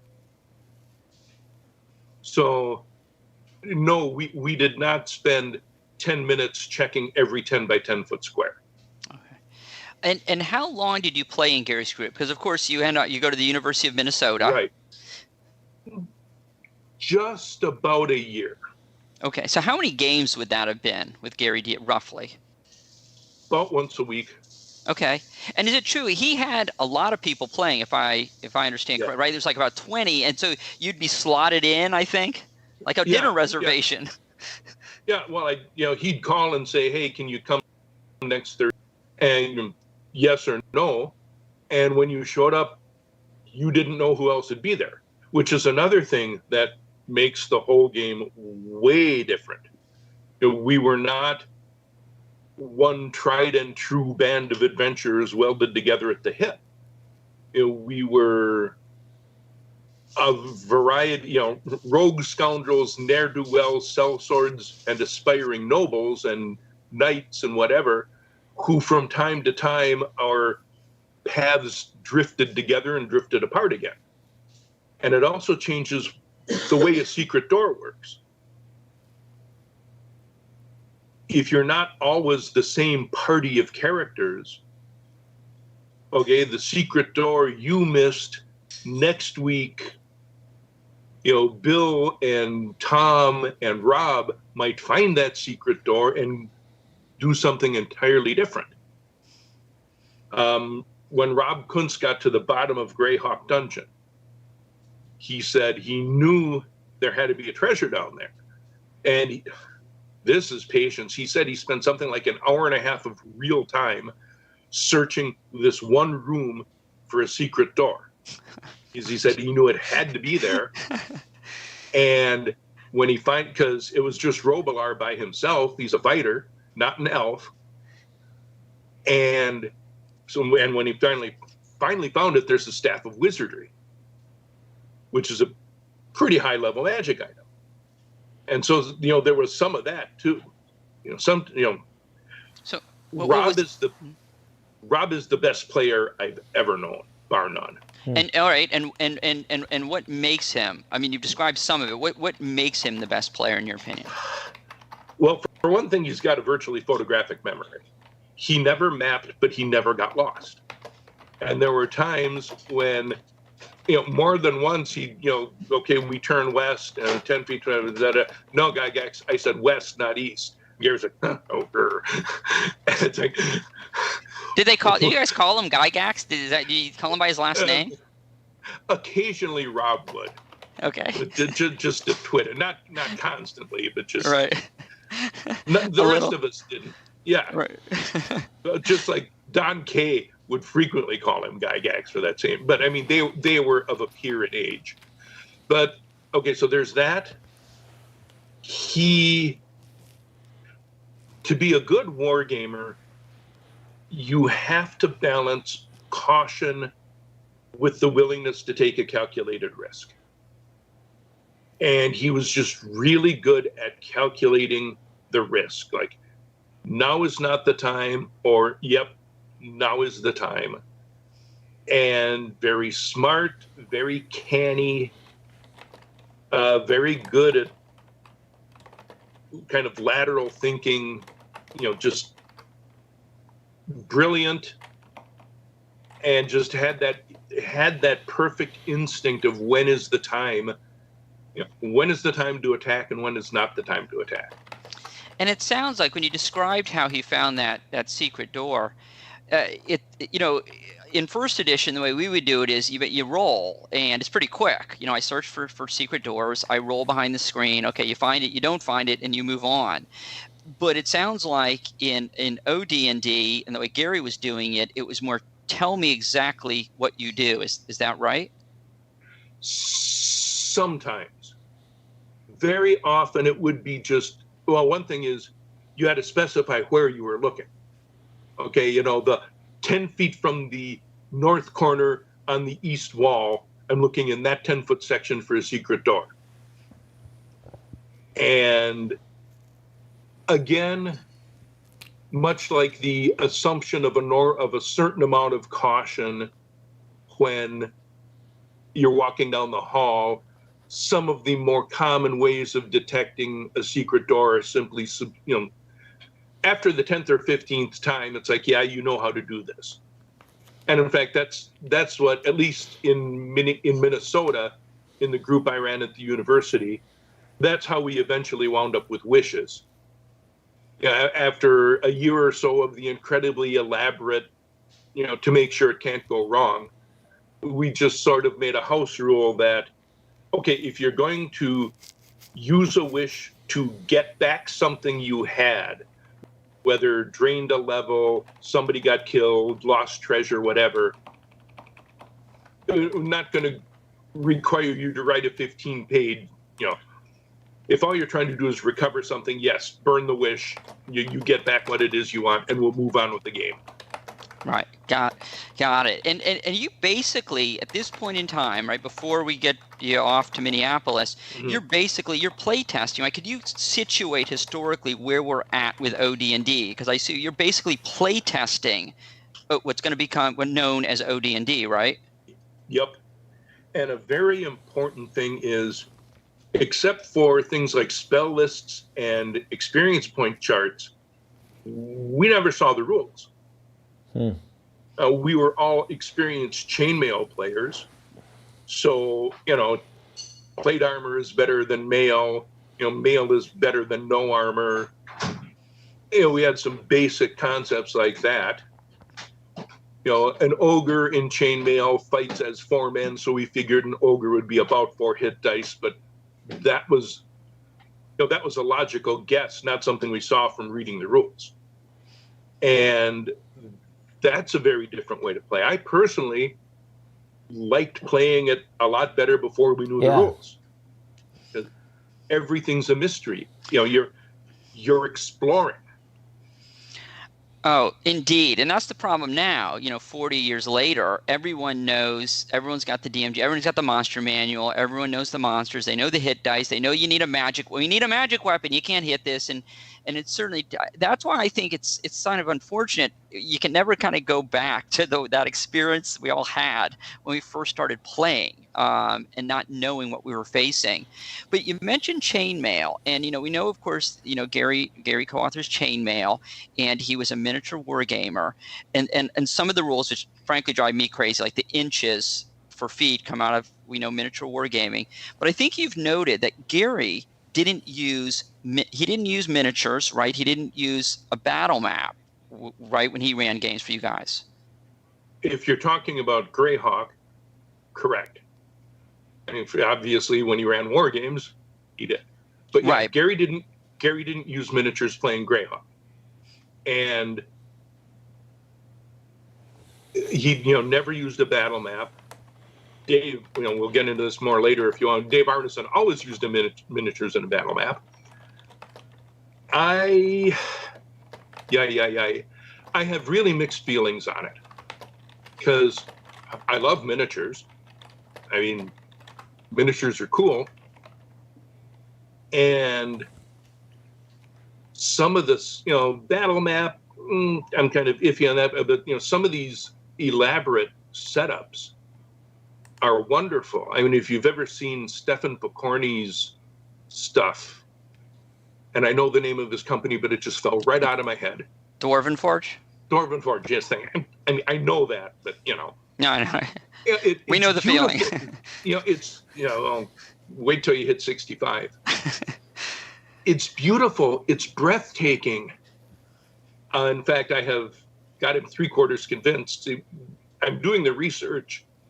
1 year at GaryCon, I want to run the 1206 Siege of Rochester Castle as a historical chainmail miniatures game, and build Rochester Castle using Dwarven Forge pieces. And Stefan was like, yeah, that didn't. Stefan said, yeah, that's cool. And Paul Stormberg with his Elastilin collections, like, yeah, that's cool. So, but there's a lot of research to do. But on the other, I mean, it's great to look at, but things like, okay, you come to a door in the dungeon. You open the door, I roll a die. On a 1 or a 2, you're on Barsoom. On a 3 or a 4, you're in the Mesozoic era. On a 5 or a 6, there's a set of stairs down. And you can't do that in these big elaborate set pieces. Yeah, it certainly would take away that ability to be, that random about things. So you remember your character, right? So we've got so many famous. You mentioned Robilar. We've got so many famous characters from those early games. Do you remember the character or characters that you played in that year or so with Gary? Yeah, 2. Well, mainly 2. The first was Gronin of Cimmeria. And yes, and rhymes with. Yeah. And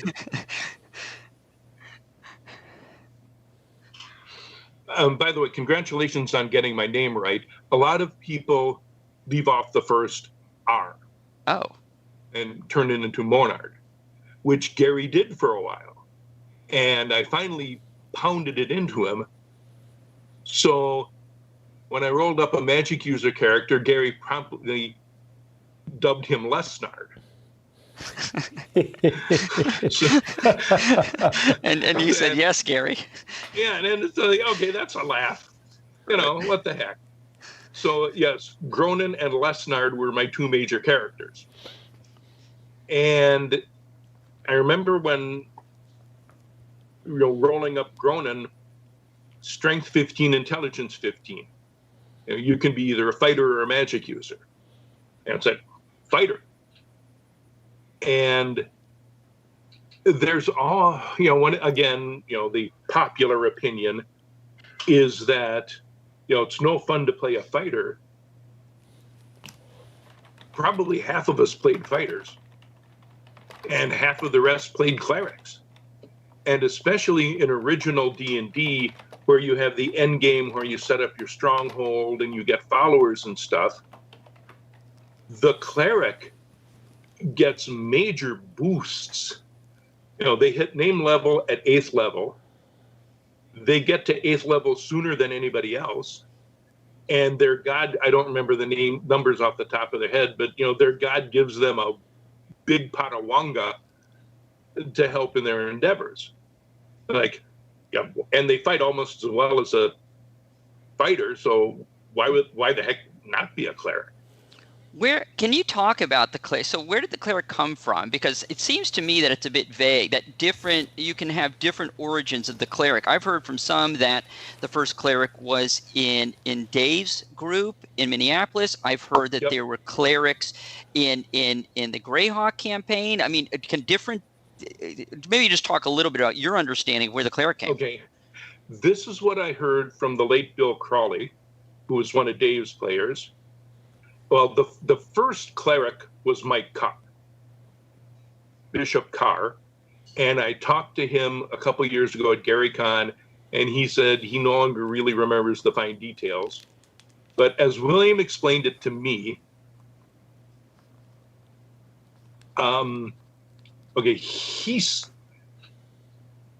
there was at least one vampire player. I know for a fudge, I've forgotten his name. Dwayne Jenkins wanted to play a vampire because this is when Dark Shadows was on TV. Oh, Dark Shadows. And yep. I'd come home, come home from high school and everybody watches Dark Shadows. But and I've heard both that it was him and it was Dave Thant who, I've heard it was Dwayne Jenkins, and I've also heard that later Dave Thant got turned into a vampire. But anyway, at some point, the vampire was just taking over. And, just too powerful because, the powers and abilities were right out of horror movies. And so Dave Arneson, and I don't know who started it, but there was this discussion, okay, we need something to counteract the vampire. Well, there's always a vampire hunter. So, okay, well, what do we want a vampire hunter to be able to do? And then, and maybe they should be able to, like, heal or remove curse or something. And after a while, the concept had drifted. It wasn't so much a vampire hunter anymore as more of sort of a general holy person. And that became, I think it was first called the priest in Blackmore, and then Gary changed it to cleric. Or it was changed to cleric at some point. I don't know if Gary did that or not. So it was kind of a vague, amorphous process from a couple scattered ideas that slowly coalesced, more or less to fill a niche that the game needed filled. Or, as I put it in one place, we made up some shit we thought would be fun. And so you're off to the University of Minnesota, right? Because you've talked about Dave Arneson's group a bit, right? So, and so the good news is it sounds like D&D did not consume too much of your studying time. You still get into at the University of Minnesota. And did you know about Dave Arneson when you went to the University of Minnesota? I'd gone to several Gen Cons, so I may have met him. And I think I knew that he was running this game. Well, I did know that he was running this game called Blackmore. And in fact, in Chainmail, I think Dave is mentioned as a member of the Castle and Crusade Society. So I knew Dave, but not well. I knew a few of the Minneapolis gamers, but not well. And I did play in Blackmore for a while. Although after a time, I also got a group. None of them lived on campus. And I was living on campus, and I got a group going on campus. So I sort of shifted my focus to that. Okay, so tell us about it. So you show up, and how do you get? Because look, this is really early times. It's not like everyone's playing D&D. Were people playing D&D there, or did you basically bring it to the University of Minnesota? the University of Minnesota had a wargaming club called, there appears to have been more, at that time it was called the Conflict Simulation Association. Why? I don't know. But so I showed up at a couple meetings and, got to know a few people. And after 3 or 4 weeks, I said, next week I'm going to show you a new game. And let's see. Wait, what did you have to show them? I had my dungeon. Okay, yeah, because you didn't have any rules, right? We're still pre. Well, before I went to Minneapolis, I said to Gary, I'd like to run this game at college, and he photocopied about 20 pages of a rough draft of the rules for me. Wow. Is that what's known now as the Mornard fragments? Or? Yep. Because you found, tell me, you recently discovered them in your attic or something like that? Yeah. Yeah, they've been in storage all these years. And this is when we tend to ask where they live. Just not that we want to visit and what hours you're at home or something like that. Not that we would go by and come look at them. They are not here. You'd have to ask John Peterson about their location. Okay. Did you go looking? So the so-called Mornard. Isn't it great to have something named after you? The Mornard fragments. The Dead Sea Scrolls. The Mornard fragments. That's right. Right. I rolled a 77. Mornard fragments. So did you go hunting for them, or were you did your wife ask you to find some old photos, your wedding photos, and there they were? I've known John Peterson for several years. And as soon as I heard about playing at the World, it's and you have to understand that until not too long ago, we had a lot of stuff in storage. So it was a deliberate search. It's I got to see if I can find these things. Finding every box of gaming stuff I had, both at home and in the storage unit, and just went through them all until finally it's okay, here it is. And that's a rare win-win, because you can say, look, I'm cleaning out all that stuff. And little does, right? You're actually you're benefiting. Did you find anything else too? So other than these 20 pieces, I mean, I don't mean you found an old tennis racket. Anything else of note for gaming history that you found? Hard to say, because I don't know what is nothing pre-publication like that. Okay. So I've got some early versions of character sheets. I don't know if that's interesting or not. I've got some old games from the mid 70s. I have no idea if they're, I've got a copy of Greg Stafford's original Knights of the Round Table board game. Wow. I would say yes. I would say probably yes. So you took these 20 pages. So Gary photocopied these 20 pages for you. Yeah. Did you have, and we ask this often of guests, because it's so people like us to hear Gary Gygax photocopies 20 pages of pre-publication of the original D&D and hands it to you to take. This to us is a big deal. Did you have a sense at the time it was a big deal, or not at all? No, because everybody was writing their own miniatures war game rules. You'd go to Gen Con and maybe not have a good number of wish I could figure out how to get my glasses to stop doing that. A good number of games would be the referee's own invention. And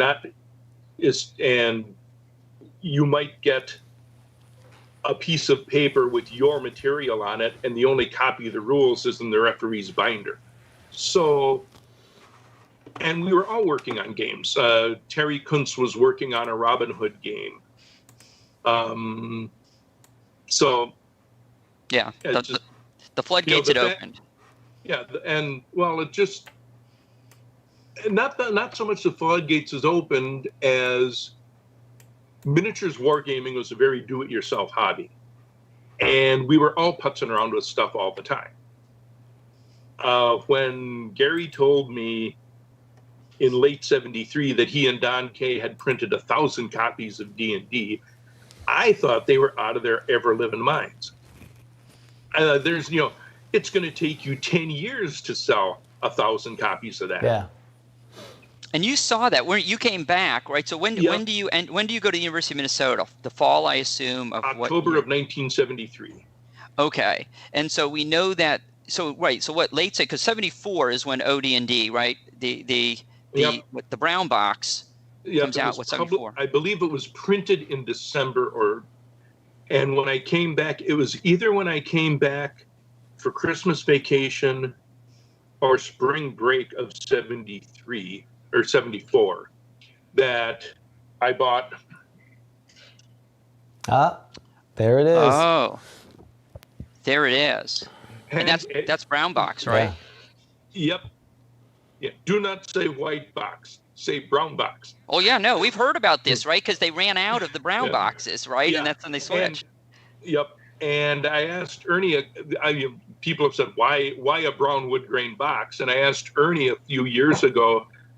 Is my hunch right that Patch Press had a bunch of those sitting around in the basement that somebody didn't want and they gave them to Gary for cheap? And he said, absolutely. Yes. Yeah, we had Ernie on. I think it was Ernie our last guest, Yeah, actually, and he talked about it. Yeah, that's right. So that's really valuable. That's got to be 4 digits, wouldn't you think, in terms of eBay? Paul Stormberg, at a rough guess, put it well into 5 digits because it's my copy. Yes. If you signed it too, would that hurt it, or how? I don't mean to say, just because usually signatures help. I didn't know that it's considered pristine. He could say the fragments were waved over it too, that he actually kind of hovered over it. So it has been signed by Dave Arneson. Oh, where can we see? We got to see. Was it touched? Who touched it? Did Gary? And honestly, I'm not making fun. I'm being quite serious. I know it sounds weird. Gary picked this up off a pile in his basement and handed it to me. With his own hot little hand. I mean, this is first printing. Oh my gosh! Not just first edition. Okay, and you've got Dave Arneson to sign it. So you must have known something if you're getting Dave Arneson to sign it. Well, this is a fairly recent signature. Oh, look at that! Super cool. I see. What does that say? To the Triple Threat Man. Okay, this is a good segue. Why are you the Triple Threat Man? Because I played in Greyhawk, I played in Blackmore, and I played in Tecumseh. Oh, okay. The world of Professor Barker's Empire of the Petal Throne. Yeah. Right. Because one of the people I played D&D with that autumn of 1973 at the university was Phil.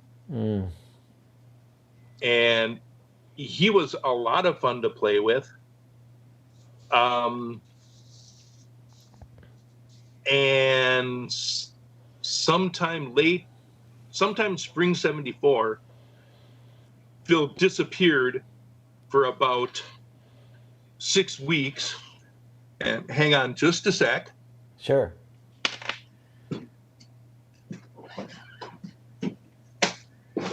All right, so we're going to have to figure out when we can go up there and help. Well, we need his address all for official GROGTALK, right? Well, there's the letter we send thanking him for coming on, so we'll need his address. We'll send a check. Right. If you give us your address, we'll send you your royalty. Commemorative thank you for attending, and just let us know the hours you're home, you and your wife are home or not home, so that we don't bother. Well, oh, look at this! Look at that. Empire of the Petal Throne. Awesome. And wait, and when you say Phil, help me out here. I mean Professor M.A.R. Barker, whose given name was Phil. Got it. So wait, so he actually played. So M.A.R. Barker, so you go to Minnesota. It sounds like you had to introduce them to D&D, right? So people didn't know what D&D was. Right. They had no idea. But I sold it the same way Rob sold me. You're a bunch of guys exploring an old abandoned wizard's castle full of monsters and treasures and stuff. And I'll tell you the story of the first adventure. Can I drop the F-bomb and get away with it? You can. We can always edit it out later, so it's okay. Okay, Well, 'cause if it's used, if it's a quote, I think then if it's a quote, it's a quote. it is a quotation. That's right. It is a quotation. Yes. So, they go around, they have some success. A total of 9, like 4 or 5 players and some henchmen to make up a group of 9. And as they run into 4 kobolds and they get into a fight. And they fight and they miss, and the kobolds miss, and then the kobolds hit one of them, then the kobolds hit another one, then the first one gets hit again and one of the players die. And by this time I'm rolling, all dice are rolled in the open. 4 kobolds killed all 9 of the players. And 1 kobold took 3 points of damage. And I said, okay, how many hit points does he take? 4. So 4 kobolds wiped out the entire party. The last one drops. There's about 5 seconds of dead silence. And one of the players, it was either Michael Wallen or El Musalevich, who we always called Moose. And in 5 seconds, one of them says, let's roll no characters and get those little fuckers. And that's what they did. So this was the first time that you introduced this game. Just what it's right. You're new to the campus. Yep. You go to the wargaming group. You said, hey, I got this game. It's an extension of wargaming, but you get to play, like you said, like Rob sold you. Yeah. They roll up these characters, and within how long between the time that you start the game to the Kobold massacre happened? Probably a couple hours. Okay, so it wasn't the first thing they did, so they got to play a little bit. It wasn't their first encounter. Okay. No, and anybody who's ever wargamed, if you play war games, you are going to get handed your ass in a basket sometimes. It just happens. And I think that was the original tagline for OD&D. Get your ass handed in the basket. That was the original thing they were going to put on there. So, well, we often joke about how so many people's first gaming experience with role-playing games, D&D, was they play a character, they're killed in that first game, and they say, I can't wait to play again. Well, yeah. If it's not the first thing that happens to you. Yeah, that's true. Well, and I was, a couple of years ago at GaryCon, I was talking to Heather Ashcraft from Pick Up and Go Games. And we were talking about, the early days. And I said, okay, I started as a war game, a miniatures war gamer. When you step up to the table, and we always played in teams, and we diced to see who was on which team, and we wouldn't even know necessarily which armies we're playing. It's like, okay, it's World War II, who wants to be attackers, who wants to be defenders, or we'd roll dice and split up and say, okay, this time you're the Italians and, you're the Americans. Oh, no, we're the Italians. Uh-oh. Hey, they were poorly supplied, and they didn't. In the early stages of the Desert War, the Italians gave a very good account for themselves. But, or it was Germans and Russian, and, the Germans are attacking this time, or next time, the Americans are whatever. But, it's not like we always played the same thing. Gotcha. But, like I said to Heather, when we stepped up to the table, it was in the full knowledge that somebody was going to lose. And you want it to be the other buggers, but they have the same idea towards you. And the first time I ever went down into Greyhawk Dungeon, I had that same mindset. That, okay, we're going on this great, glorious adventure, but we're not necessarily coming back. Because you cannot win a battle without exposing your troops to danger. Mm-hmm. And if you expose your troops to danger, you're going to lose some. And that's one of the things that you have to learn as a war gamer. And so, even if we won the dungeon adventure, I may or may not be coming back with my shield or on it or in a sponge. Well, in D&D we call those henchmen, I thought, isn't it? Am I wrong? Well, if you tried to use your henchmen as suicidal troops, they would turn on you. I'm sure that's true. In fact, if you search on the internet for a story called The Magician's Ring, you will see the story of what happened when Lesnard, the magic user, didn't treat his henchmen well. It did not. It went bad. Yeah. Yeah. Wasn't there, and just to backtrack a bit to Gary's, you've recounted on the internet, I believe, a situation in which you played a solo game, right? It was Lesnard, I think it was Lesnard, went into Castle Greyhawk alone, right? Yes, because I had gone down, I'd hire a bunch of men-at-arms, go down, only I would come back. And it reached the point where I'm trying to hire some men-at-arms, so one of them said point blank, no, you keep getting everybody killed. There's no way I'm going with you. So with my mighty 2 hit points and, my torch and my 10-foot pole, as a first level magic user, I had discovered an entry into the 3rd level. Oh, wow. And so I'm There's a fire gonna exit. Yep. And I'm going to, by myself, I'm going to conquer Greyhawk Castle, or at least maybe 1 or 2 monsters. And I spent probably 15 minutes trying to decide what my one spell was going to be. And it's like, do I take sleep or do I take charm person? Mm. And I finally decided, okay, since it's the 3rd level, it's more, again, calculated risk. I'm more likely to run into a higher level single person. So I took charm person, and the proverbial dead end corridor, time for a wandering monster. And here comes this guy in armor who draws the sword and starts charging at me. And I'm like, charm person? And fortunately, he failed a saving throw. He's like, "Hey, little buddy, how are you?" And that changed the whole adventure at that point. I assume he ended up Yes. dying. Not you, the knight who's. No. Oh, okay. No, he was. You're He still was my. friends. Yeah, he was my best buddy, and he was also my muscle. Right. Yeah. So Why? I did very well in that adventure for myself. That changed the whole dynamic. And how are you gaming? So it's just you and Gary? I think it was Gary and Rob, because they co-refereed for a while. So wait, okay, so it's just you as a player, and you've got Gary and Rob co-DMing. Oh, how do you book that single slot?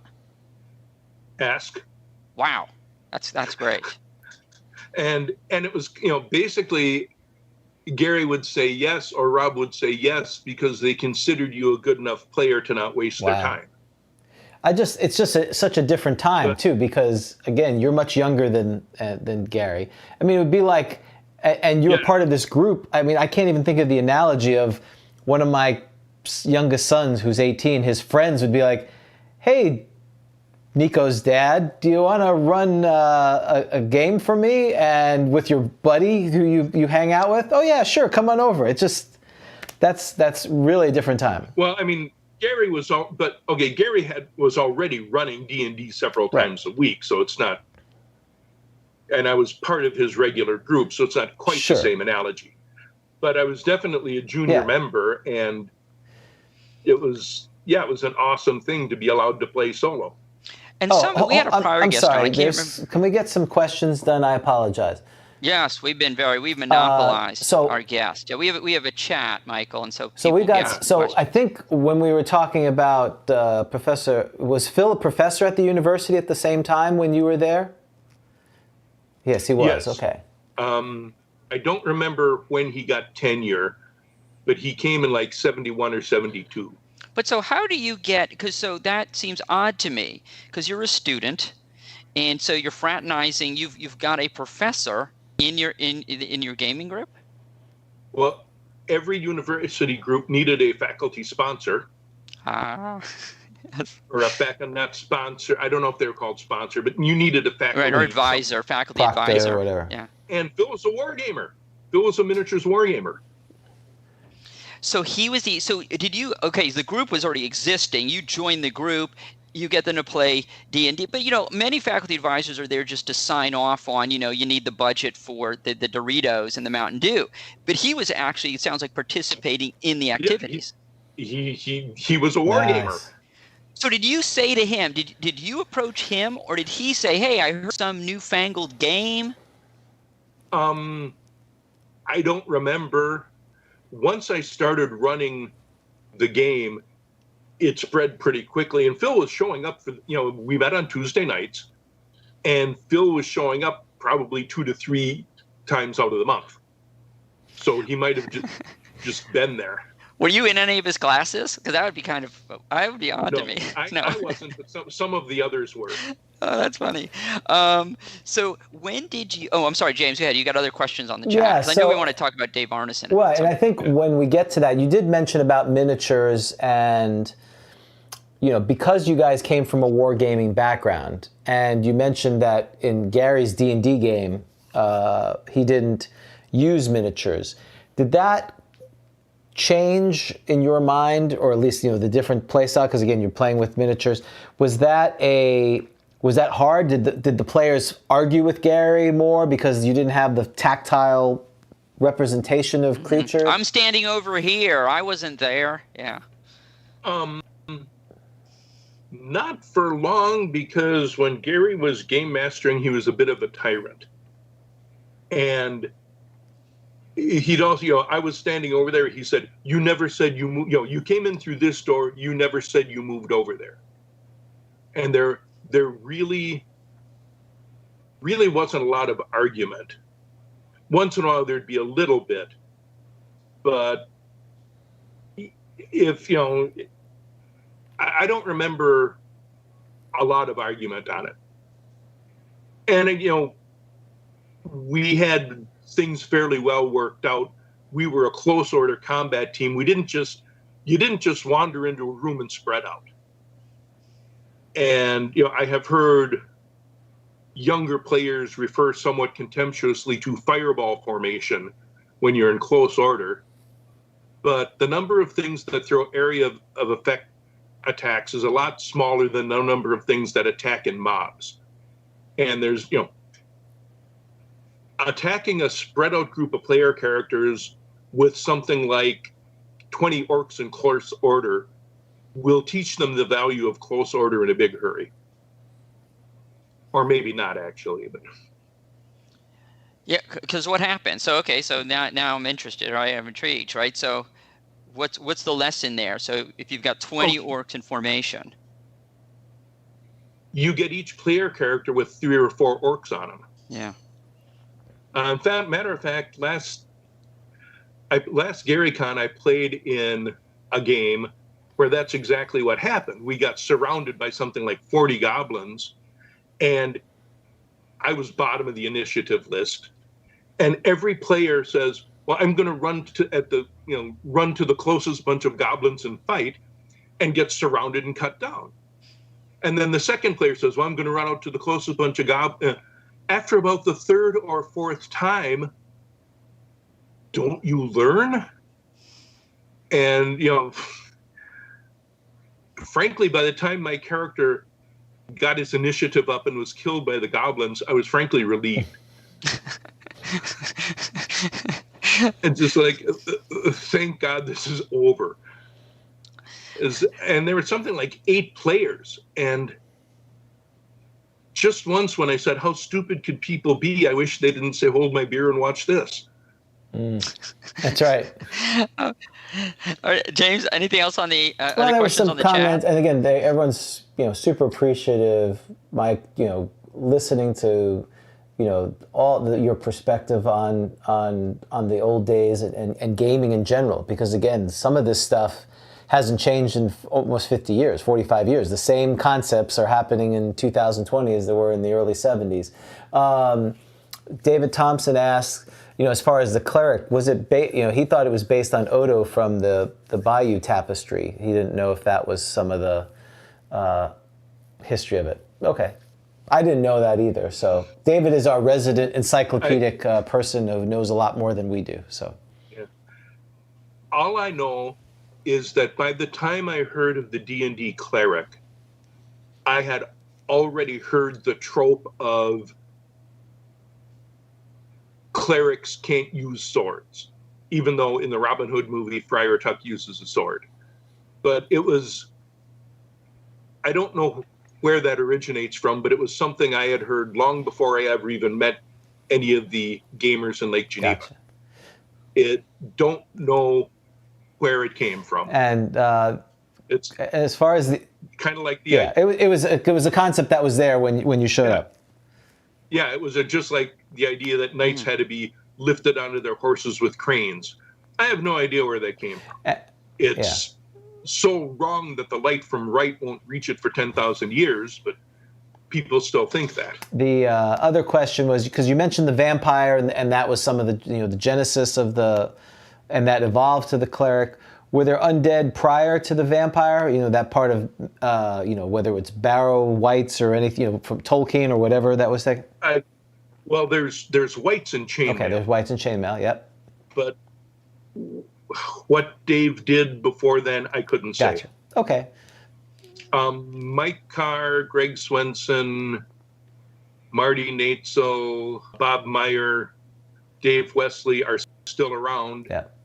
They, if you want to know the early years of Dave's game, those would be some of the folks to talk to. Yeah, we talked to Dave last Christmas, right? Dave Wesley, right? Was it Christmas time, roughly? We did. He was great. He was awesome. And what's funny is so on that episode, we did it on site at the Blackmore Studios here. As you may know, Dave Arneson came down and taught in Orlando, and they named at Full Sail University, and Full Sail was very kind and welcoming. They gave us access to, but James had, you forgot a power cord, and our power was dying, and right as it was dying, wasn't it like right as it was dying, or right at the end, he said something like, "And let me tell you why D&D was not based on chainmail." And we didn't get to follow up. What? So we got to have him back on. I guess this Minneapolis Lake Geneva kind of rivalry, perhaps. So, go ahead. Go ahead, Mike. That question drives me nuts, and the reason it drives me nuts is nobody define what they mean by based on. So, until that question is answered, the entire discussion is nugatory. Now, Greg Swenson has said that the very first Blackmore, where a hero and a bunch of first-level scrubs went down to find a Balrog, Dave used the chainmail fantasy combat game. Does that mean it's based off chainmail or not? My particular take on it is, who gives a crap? Yeah. Yeah, it's because now you're just sort of you're characterizing things. I mean, facts are facts, right? So if he used it, they used it. Whether it's based on is a conclusion. I remember, I think we had Ernie on, and something about he was in the first, because Dave, right, brings Blackmore to Gary's house, right, shows him Blackmore and runs a game, and then Gary starts. I think I said something about Ernie. We can say you were in the first Dungeons and Dragons. He had a look. He didn't say anything, but I think a look of surprise, because if you think about how do we know what is the first Dungeons and Dragons game? I don't think we can even identify, can we? That Blackmore was the first game kicked off the thing that eventually became published as Dungeons and Dragons, because I've been a prescriptivist. Define Dungeons and Dragons. Prove your work. Was Greyhawk Dungeons and Dragons before the rules were published? Well, and we can go back forever. I mean, Dave Wesley was doing role playing, right, in his miniature wargaming, right? I mean, Bromstein. Yeah. Well, there's and okay, about 5-6 years ago at GaryCon, I was playing in a tactics battle, World War II, and I'm commanding a Russian tank, and I'm the last one in the column. And the T-34-76A in 1941 did not have a radio. The commander of the platoon is up at the front with signal flags giving orders to his column. Well, he comes under machine gun fire and buttons up. And he and the second tank disappear around a corner. And so I'm like, "Ooh." And the line between what was Russian tank commander doctrine in 1941 for a situation where you're out of communication with your platoon leader and what does my guy do, that's a very thin and very porous line. And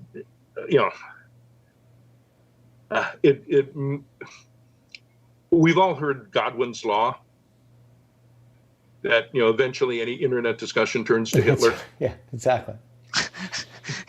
Well, I've not heard that. Really? No. Okay. Well, Mornard's first corollary to Godwin's law is that eventually any discussion of gaming will turn into quibbling over definitions of words. And at that point, the discussion is effectively over. That makes sense. And maybe can you tell us, so when did you meet Arneson? So you've got the group, you've got M.A.R. Barker is coming and playing. When did you, I mean, assume, because Dave Arneson isn't part of that. I mean, he's not part of that college. No, but I met him at about the same time, and a bunch of Rick Snyder and a couple other guys were living just off campus on the west bank of the campus, and I used to game with them too. And they knew Dave. So how did they know? So how did you actually meet Dave? Eventually he was just at one of the games that they were doing on Sunday afternoons. Okay. And then he started running Blackmore again, and I got invited to Blackmore. So when you showed up and you started running D&D obviously in your wargaming group before you then connected with Dave Arneson. About the same time. Okay. It was a few years ago. I can no longer swear to the exact schedule. But you're right. You're a new student. You've connected. This is what you like to do. You're keeping yourself busy, and anytime, like you said, you played a lot of times. It's not that big a deal, right? Any game, you're up for it. Got it. Yeah. Yeah. And could you tell us a little bit about how the Blackmore games with Dave differed from the Greyhawk games with Gary? Well, in Blackmore there is no honor among thieves. Now I found out later, and I should have figured this, there was no raised dead in Blackmore. Dead was dead. So it's no wonder that when a character got killed, nobody would bother bringing it back up because there's nothing to do. Mm-hmm. Go through his pockets and look for spare change. And I remember once, had an encounter. Dave puts down the battle map, puts down a figure, puts the players down and says, okay, you have to write your orders. And no talking to each other. And after about 2 turns, he said, who needs a confusion spell? Because, and at least in the group, at least the times I played, the group was much less cohesive than I was used to in Greyhawk. Just as the player, as the players. They were much more self-centered, and in Greyhawk we had, we had drilled it to the point where it's like, okay, fighters form the front rank, keep the enemy off the magic users. Magic users get back to where you can see, and we were pretty well drilled. Do you have any idea why that was? So do you think it flowed from the different DMing styles, or was it just the different personalities of the players, do you think?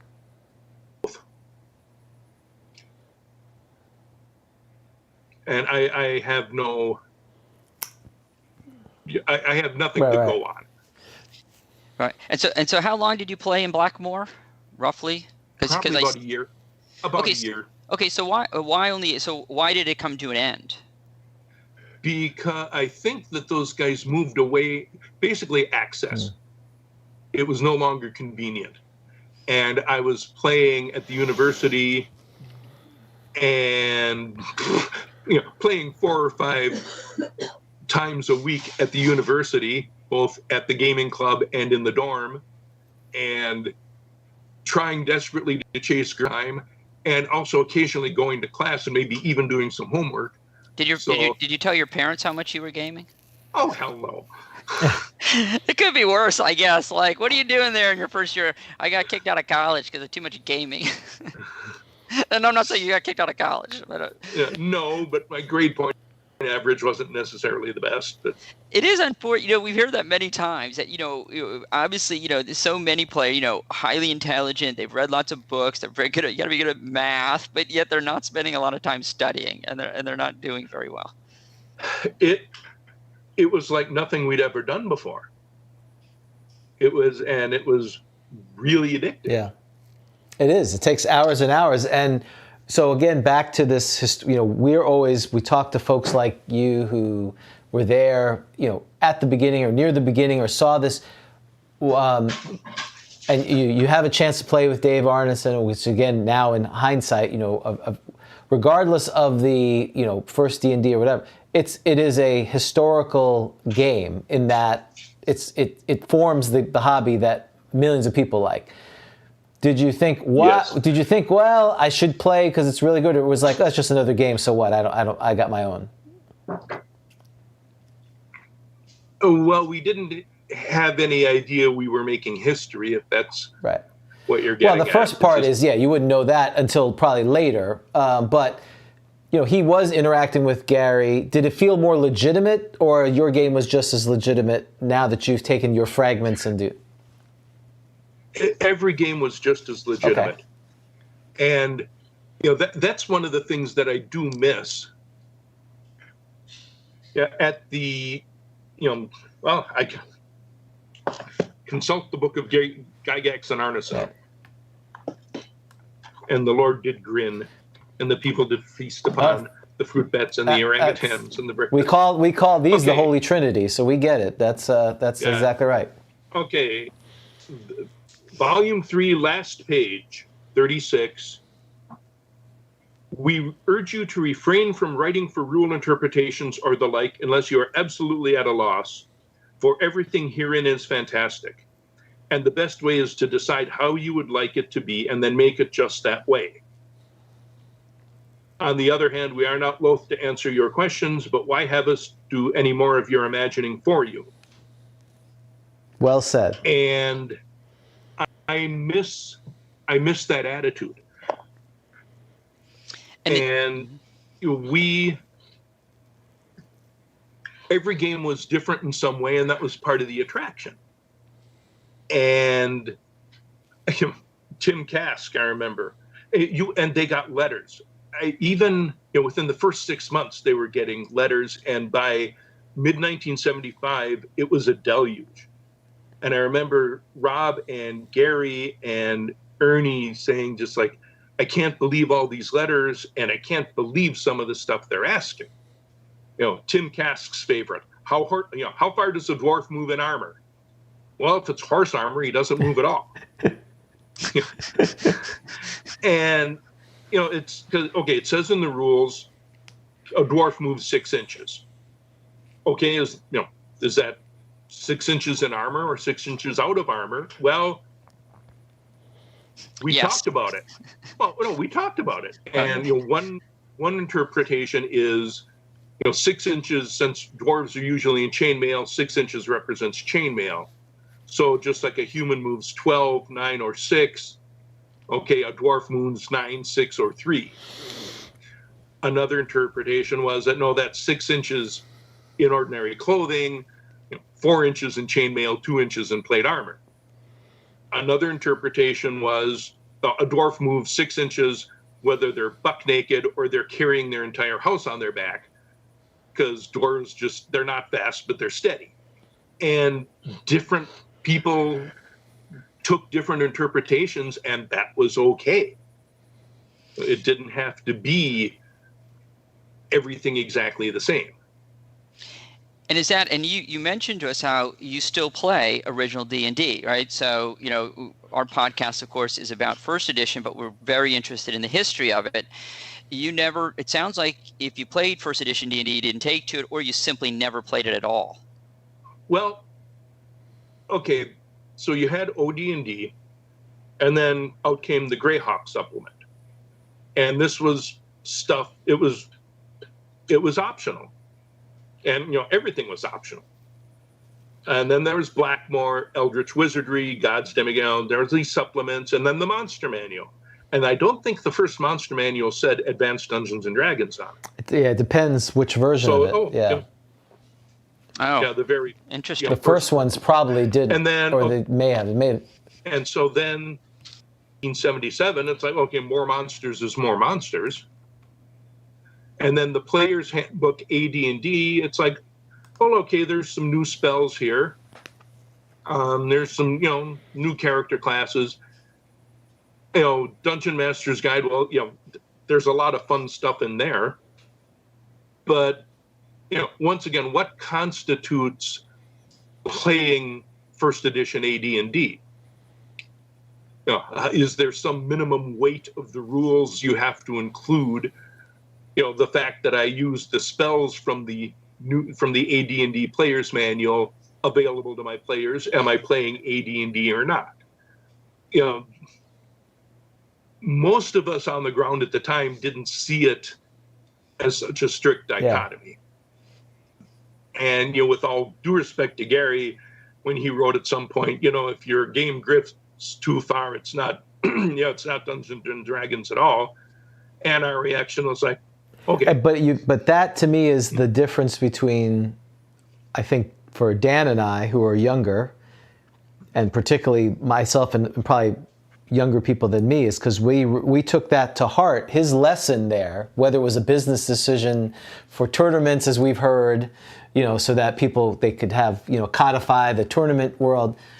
But that was taken to heart by, I think, a large, the people who we interact with for the most part. They are very, because there was so much codified in the rules that there should be rules for everything. And that swing had, permeated future editions, and they've kind of gone back and forth. And I think, to your point, that's the delineation between the do-it-yourself, here's an idea, run with it, and it's okay if Mike's game is different than Dave's game, which is, and the spirit of the game, you have the collective history, you're going to be okay. This other one, nope. And that's where some of my samish is. So it's very interesting, your perspective, because I agree with you.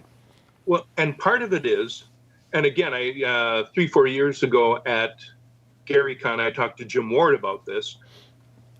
Right about the time AD&D came out, TSR made a deliberate shift in their marketing strategy to shift from adult wargamers to the 11 to 17 demographic. Right. Because, as any elementary marketing class will tell you, that demographic has a lot of disposable income. They don't have a lot of absolute income, but what your 14-year-old kid gets for babysitting or mowing the lawn tends to pretty much be theirs to do with as they please. Right. That's my money. It was a good business move, but you can't write the same kind of game for adolescents that you do for adult wargamers. And Well, I mean, one of the things is, okay, it's been a while since I've been a 13-year-old boy, but I remember quite a bit about it, including the fact that 13-year-old boys are feral little beasts. Right. So take a bunch of 13-year-old boys, put them together, take away adult supervision, give one of them the putative authority of being the dungeon master, and what happens? Hint, we've all read Lord of the Flies. Exactly, yeah. And you know, at some point in somewhere, you know, Skip Williams wrote something about, you know, rules to protect the players from the arbitrary whims of the referee. And when I first read that, I was absolutely disgusted. You know, if there's that level of distrust, and then I realized, no, this is written for 14-year-old kids. And so, Yeah, it's interesting. I mean, because, you know, there is, for a DM who, you know, so that very old school style, and I know that I believe you're a fan of Matt Finch's primer for old school gaming, which I think is wonderful. I mean, before I run a game, even though it's first edition, I love the spirit of what he's talking about, which I realize is more OD&D. But, you know, for the DM who has to say, okay, the player says, okay, what's my chance of doing X? And you say 25%, and they hear groans. You know, there is comfort to having rules when you can say, hey, that's not me, it's Gary. Well, look on page 97. Well, see, my answer is, so you ask me, you know, what's my chance? And I'll say, you think it's pretty tough. Mm-hmm. You know, to quote Dave Arneson, don't ask me what number you need, roll the dice. I'll tell you what happens. Do you have in your head a number, or are you just looking at the general number? Like, you have an idea, it's hard, and you want to see the number, and then you decide what happens based upon your sense of the number. Yeah, well, I always have, you know, roll 2 6-siders. Good is high. And depending on the situation and depending on the precautions the player takes, you know, I'll interpret it. Let's say, okay, I'm going to jump off of my horse and jump onto the bad guy's horse behind him and knock him off. Okay, what level are you? I'm also no fan, and I'll say this, I'm no fan of mixing a skill system and a level system. You know, there are some great games that use skill systems. A skill system can be a fine thing to do, but, you know, skill systems and level systems mix like peanut butter and nut washers. You know, or hex nuts, I mean. Yeah, so I think that is a mistake in later editions, I think. But, so, okay, well, what's my chance? Well, okay, pretend for a moment that Gary didn't just put those titles on levels for fun. A 4th level fighter, you're a hero. Okay, how easy do you know, is this something you think a hero can do? So, okay, I have you roll your 2 6-siders. Okay, you roll a 10. Okay, you do it. And, okay, let's say, okay, I rolled snake eyes. Uh-oh. Well, okay, you miss. Now, if you're a 1st level character, okay, you might hit the ground hard enough that you actually injure or potentially even kill yourself.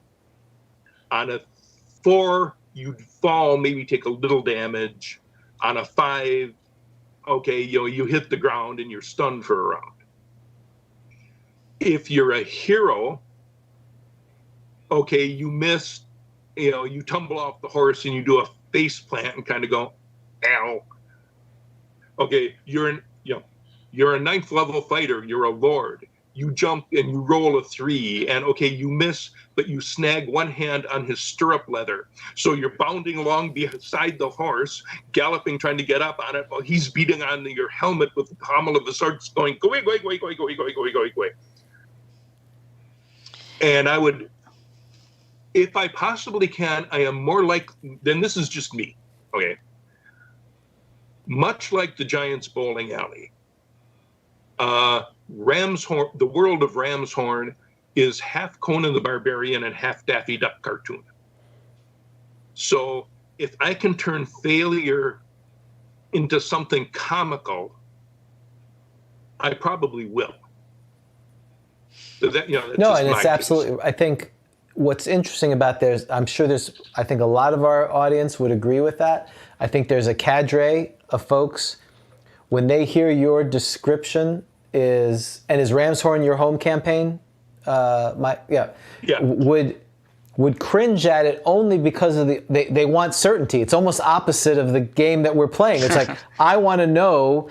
That's why people, tell me if they like combat. A lot back to the wargaming versus not wargaming. The perception of non-wargamers of wargaming is, it's all tactical, it's all figured out, it's all this kind of thing. The rules are completely prescribed, and you don't need an arbitrator, you don't need a referee, and there's certainty in it, and people want that. Would you describe, but for the non-wargamer, I know you're laughing, but that's, people who don't have that experience, they assume it's all codified.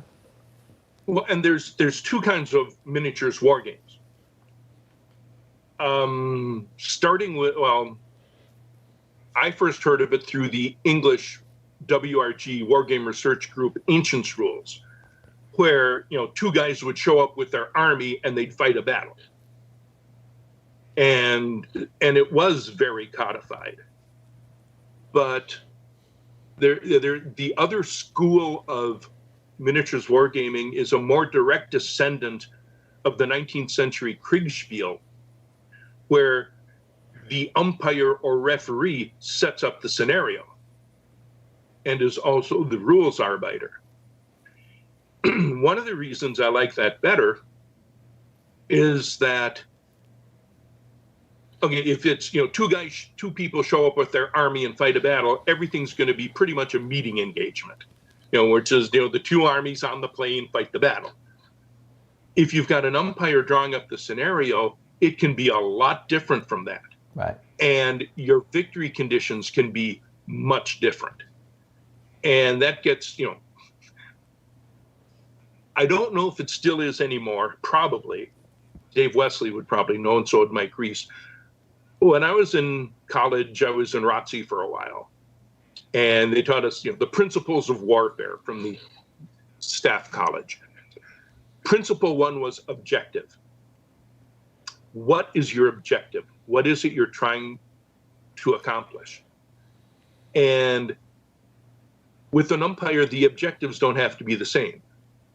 One guy could have your objective is get off the other end of the table with at least half of your army intact.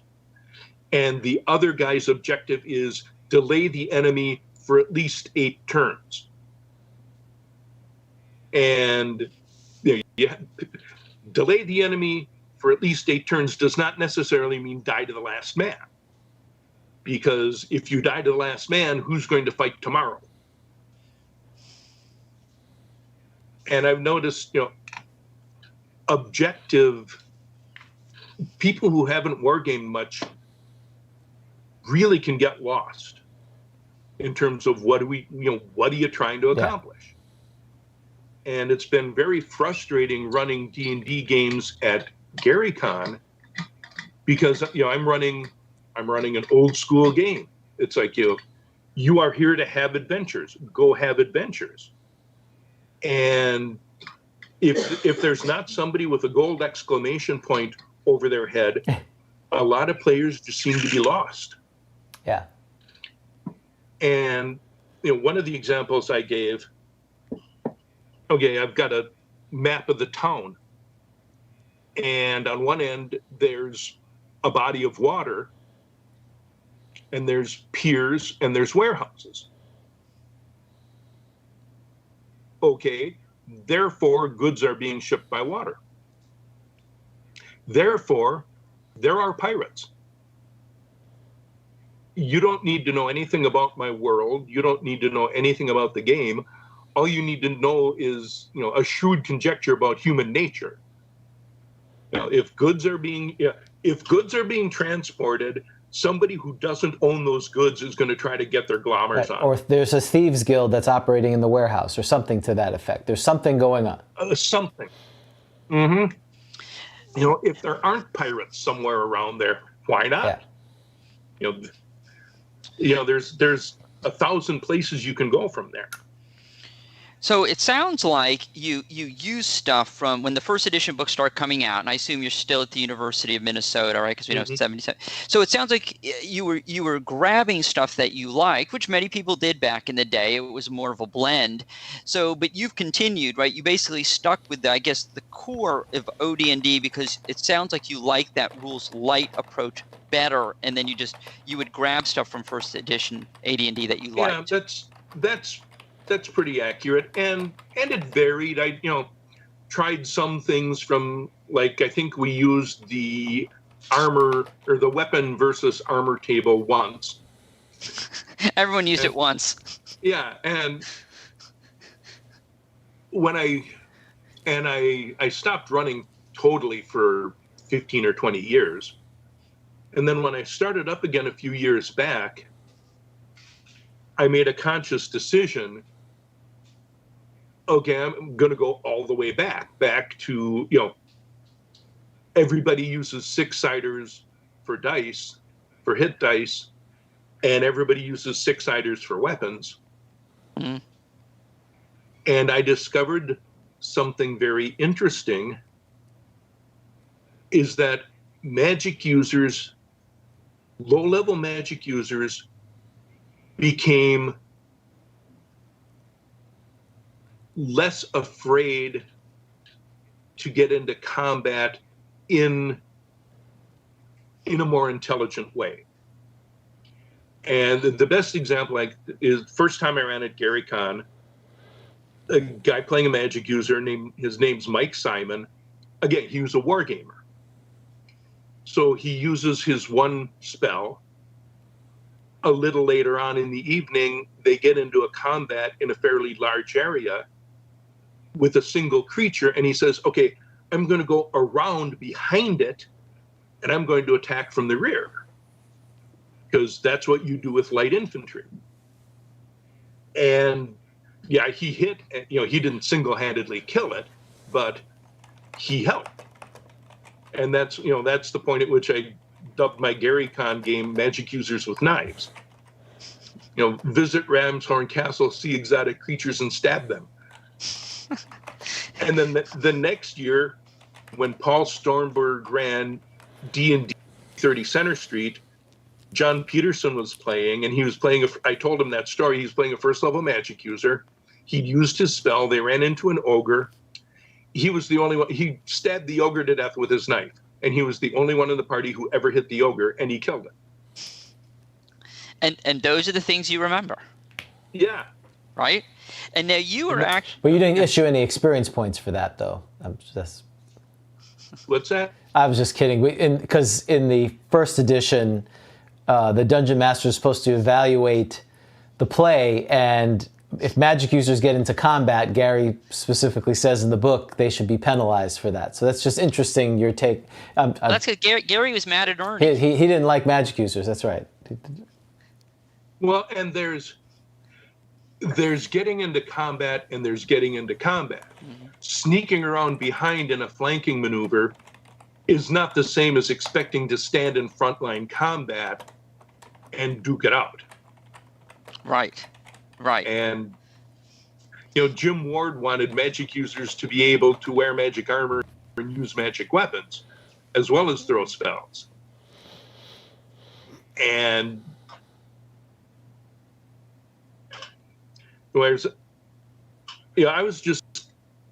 I'm very tired of hearing that it's no fun to play a low-level magic user or a first-level magic user, because once you've thrown your spell, there's nothing to do. Mm-hmm.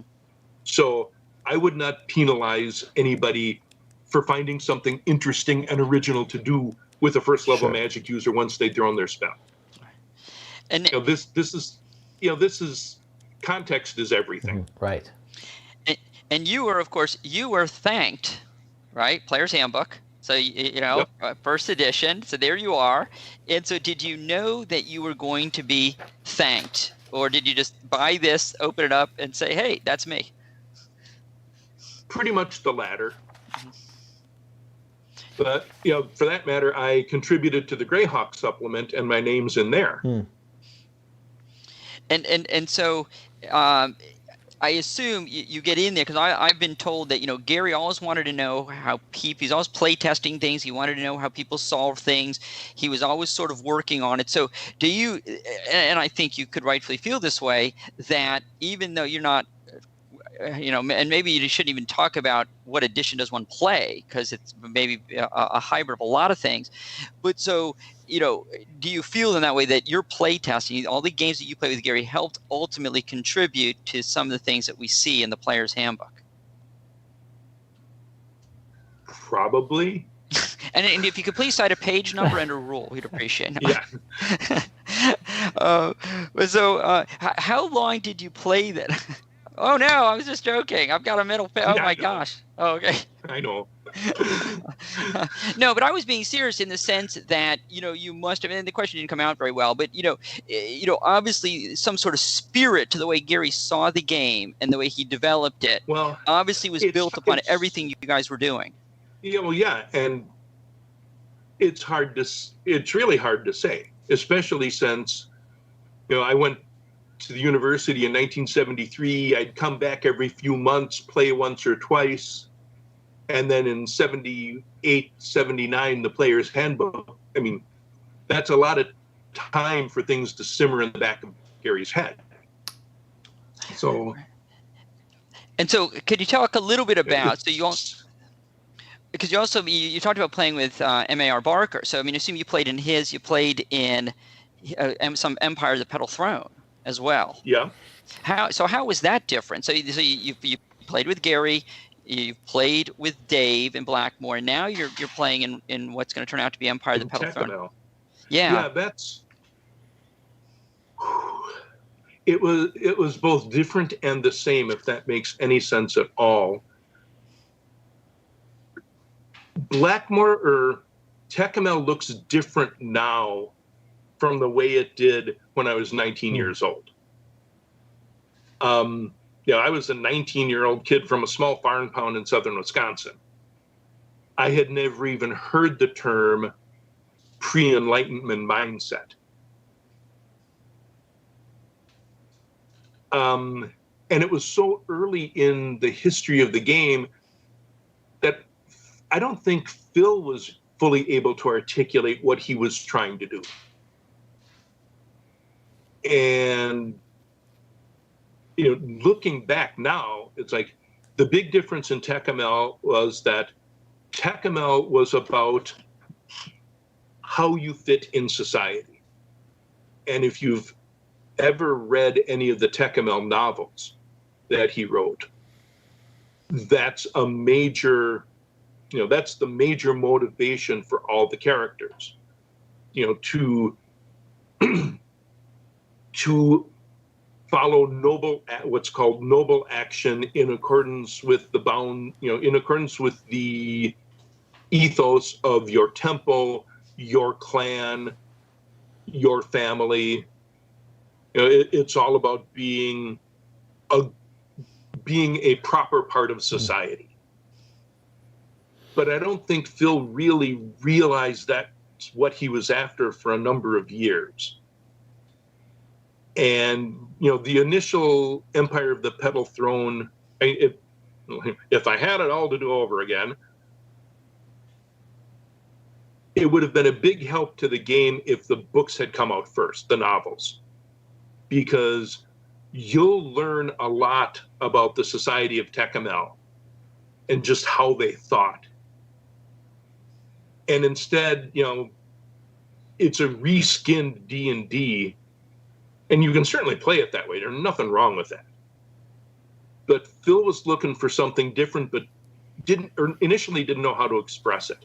It's like in EPT, the published game, you start out as this barbarian from the southern continent who washes up on shore after a storm, and you don't speak the language and you don't know anything, and you got like 5 words of Solyani, and you're confined to the foreigners' quarters of Jacala, and you don't even dare leave the foreigners' quarters for fear that you will violate one of the intricate mores of Tecumseh and be killed. And that's a crappy way to start a game. And after about 2 years, Phil stopped doing that. And it's like, okay, yeah, you're a citizen, you're from this town, you belong to this clan, this is your family. And he became a lot more free with saying, okay, your character would know this. So, but at the same time, it was absolutely glorious. When Phil was on a roll, it was some of the best gaming I've ever done. Like, I remember, my character won an Imperial Award, the Gold of Glory. And I'm summoned to the throne room in Avanthar, and there's this enormous hall with this crystal lotus blossom surrounded by petals, which is where the petal throne comes from. And there's this shadowy figure there, and a small silver bell tinkles, and the chamberlain next to me says, "His glorious Imperial Majesty Hirkane Tlakatani, perfumer of the nostrils of the gods, tells you," it was straight out of a Bollywood movie. And it was awesome. It really was. And then one night we found one of the two-way cars, which are the ancient transportation method. And we hopped in it and just spun the dial, closed our eyes, spun the destination dial, and pressed the button and see what happened. So it was fantastically imaginative. And Phil's biggest difficulty, I think, was translating what parts of his vision were important. Right. And he was a linguist. So, you have the whole Soyani language thing. But much like, the vast majority of people who read Lord of the Rings do not bother learning Elvish. And, the vast majority of people who like Star Trek don't learn Klingon. And it became too much of a thing in some quarters of Tecumseh fandom to, how many Soyani words do you know? Once again, who gives a crap? And I think that hurt Tecumseh. And the other thing, Tecumseh arrived at a very, very strange time. 1974 D&D comes out. 1976 is when Strategic Review, the TSR magazine, breaks into the Dragon and Little Wars. So by 1976, people already knew, okay, this is a different hobby. Tecumseh was right in the middle of that. Tecumseh was announced, and Old Guard announced a whole figure line to go with Tecumseh. They're all soldiers. You can get Yan Koryani light infantry, you can get Yan Koryani slingers, you can get Yan Koryani mediums, you can get all these legions, but there's no personality figures. I think there was one or two non-humans. Phil was still thinking in war game terms when the whole thing started. That was part of it was going to be, the war between Soyanu and Yan Kor. But it's really hard, and it turns out that individuals don't really interact much in an empire-wide war with tens of thousands, hundreds of thousands of soldiers involved. And when did you stop gaming? So after you leave the University of Minnesota, when did you stop, and did you remain in contact with Gary, Dave, or Phil after that?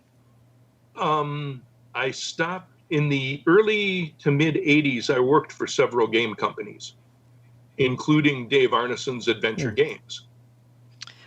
Did you work on his role-playing game? Because he published a role-playing game. Was it Adventures in Fantasy or something? I'm trying to remember. No, I didn't work on that. I did not work on that. No. Okay. I was working. Adventure Games was doing Tecumel stuff. Okay. And I was working on that.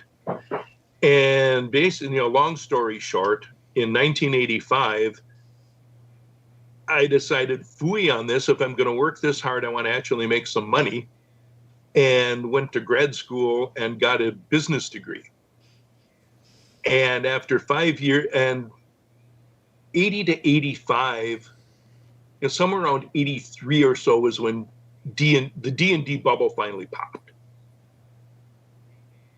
And the last few years, Gamma meetings, Game Manufacturers Association, it was all about, what can we do to reverse the decline in the gaming hobby? The bubble burst. So, the last couple of years weren't a lot of fun.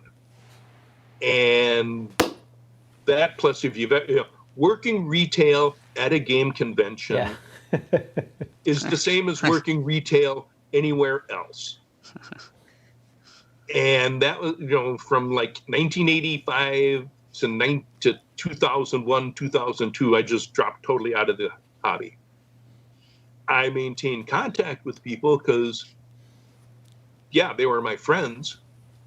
In fact, I'm still in contact with 4 of the 5 players of my first ever D&D game at the university. Oh, that's great. Yeah. And what about Gary? Do you remember the last time you spoke with Gary? He was really busy in the 80s, and then early 2000s, Rob Kuntz was running the Pied Piper forum online, and I bumped into Gary there and corresponded for quite a bit. And I never made it to the Lake Geneva gaming conventions he was at, which I deeply regret. But such is life. But we did reestablish contact, and most of what I talked to him about was chainmail. And because in the introduction to chainmail, near the end it says, this is just a game, but it says maybe it will give somebody some interest in history. Well, I went ahead. I eventually ended up getting a bachelor's degree in medieval history. And I can trace that decision to playing chainmail. So I said to Gary, curse you, Gygax. Because, of course, a bachelor's degree in medieval history makes you perfectly suited for any number of entry-level minimum wage positions in either the food service or housekeeping industry. You were probably, so in your business school, when you go to grad school and get a business degree, I assume you're the only one there with a bachelor's in medieval history? We didn't talk about it much, actually. One of my classmates had a bachelor's degree in theology. Okay. Yeah. So their master's, it's like, why did I get a master's? Because I figured out it would have taken me 2.5 years to get a bachelor's in business or 2 years to get a master's in business. Because the MBA program was specifically designed for non-business majors. And what about Dave? And do you get and I'd like to ask, do you get the sense that Dave felt, and I don't want to, I mean, this has been debated and talked about a lot, so we don't need to go into a lot. But did Dave feel that he had been sort of neglected a bit, they kind of lost? So many of us, like James and myself, we only knew Gary Gygax because we started playing in the 80s and his name was on the books. Only later, when we've come back to the game, do we have an appreciation for Dave Arneson's role? Okay. I'm going to say 3 things about that. Number 1, yes, especially in the 80s and into the, I don't know for how long, but yes, Dave felt very much like he had been treated badly. Number 2, I don't remember which, but a few years before Gary died, he and Dave appeared together at Gen Con. So the two of them decided that they were reconciled to one another, and nobody else gets a vote. And 3, because I actually gave a deposition to this effect for the lawsuit, Dungeons and Dragons, by which, defining my terms, the 3 little brown books, the 3 little tan books in the wood grain brown box, the game Dungeons and Dragons as we received it, would not exist if not for both Dave Arneson and Gary Gygax. So what else may have happened, who knows? But we would not have D&D without both of them. And I think that's what, for people like James and myself, that's what we now realize. And so I think that one of the great things about this old school revival is it's brought out this greater appreciation for who Dave Arneson was, his role. And it's a shame, I don't know when you date the old school revival is starting, and I don't know, probably after Dave passed would be my guess. I mean, my sense is it would have been great if Dave could have been around now. Like, James and I, we live in Orlando. We didn't start playing again until a few years ago. So by the time we discovered who Dave Arneson was, we could have, if we had known about this before, I'm sure we could have gone over to Full Sail University, met Dave Arneson, we probably played a game with it. It would have been such a thrill. But unfortunately, for so many of us, we came back into it later. And that's life. That's true. And there's. I've been asked if I'm part of the old school renaissance or the old school revival. And I'm like, I don't know. I'm still playing this silly ass game the way I always did. And what I'm trying to get going is what I call the free Kriegspiel renaissance. And the abbreviation is FKR. And yeah, you pronounce it just the way you think you'd pronounce it. And Dawn breaks on Marblehead. And what free Kriegspiel is all about, it came out of the 18th and 19th century military training Kriegspiel. As they got more and more rules, they eventually reached the point where, one of them was a general named Verdi du Vinois, German general with a French name, but he came up with what he called free Kriegspiel. And the primary principle of free Kriegspiel is that the umpire has ultimate authority and written text has no authority. The umpire may make use of written text for their convenience, but the umpire is the ultimate authority. And and we do things like that in miniatures wargaming all the time. It's like, okay, your unit of light infantry just got slammed into by 20 heavy horse on the flank. I'm not even going to bother checking the morale table. Because those light infantry are going to book. I don't even have to look it up. Mike, when running Tractics, in Tractics, a low roll is good. So, okay, you're firing. Okay, you rolled a 3. Not even going to check the charts. Or if you do hit, okay, your Panther tank just nailed a Sherman at 500 yards. The Sherman is toast. But part of what makes that work, and part of what made that work in the military Kriegspiel, was the fact that the umpire was an experienced officer. And the players were junior officers, but it meant they had a common reference. I mean, they all knew how many men were in a regiment. They all knew what the range was of a light cannon. So there was a level of trust there. And what I'm trying to figure out is how to reestablish that level of trust in role-playing gaming. The world of Ramshorn is my world, and I'm the only one who gets to say how it works. but I know how it works. And it lets you skip a lot of the rules. You know, one of my examples, okay, the original D&D had no coup de grace rule.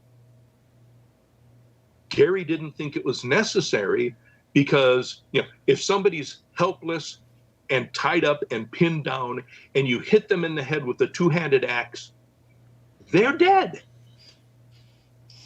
You know, I don't care who they are or what they are. And I'll have you roll dice because there's, you know, people have missed even the easiest strokes.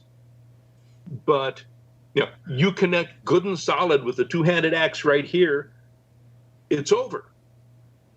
And, you know, Gary didn't think it was necessary to explain that.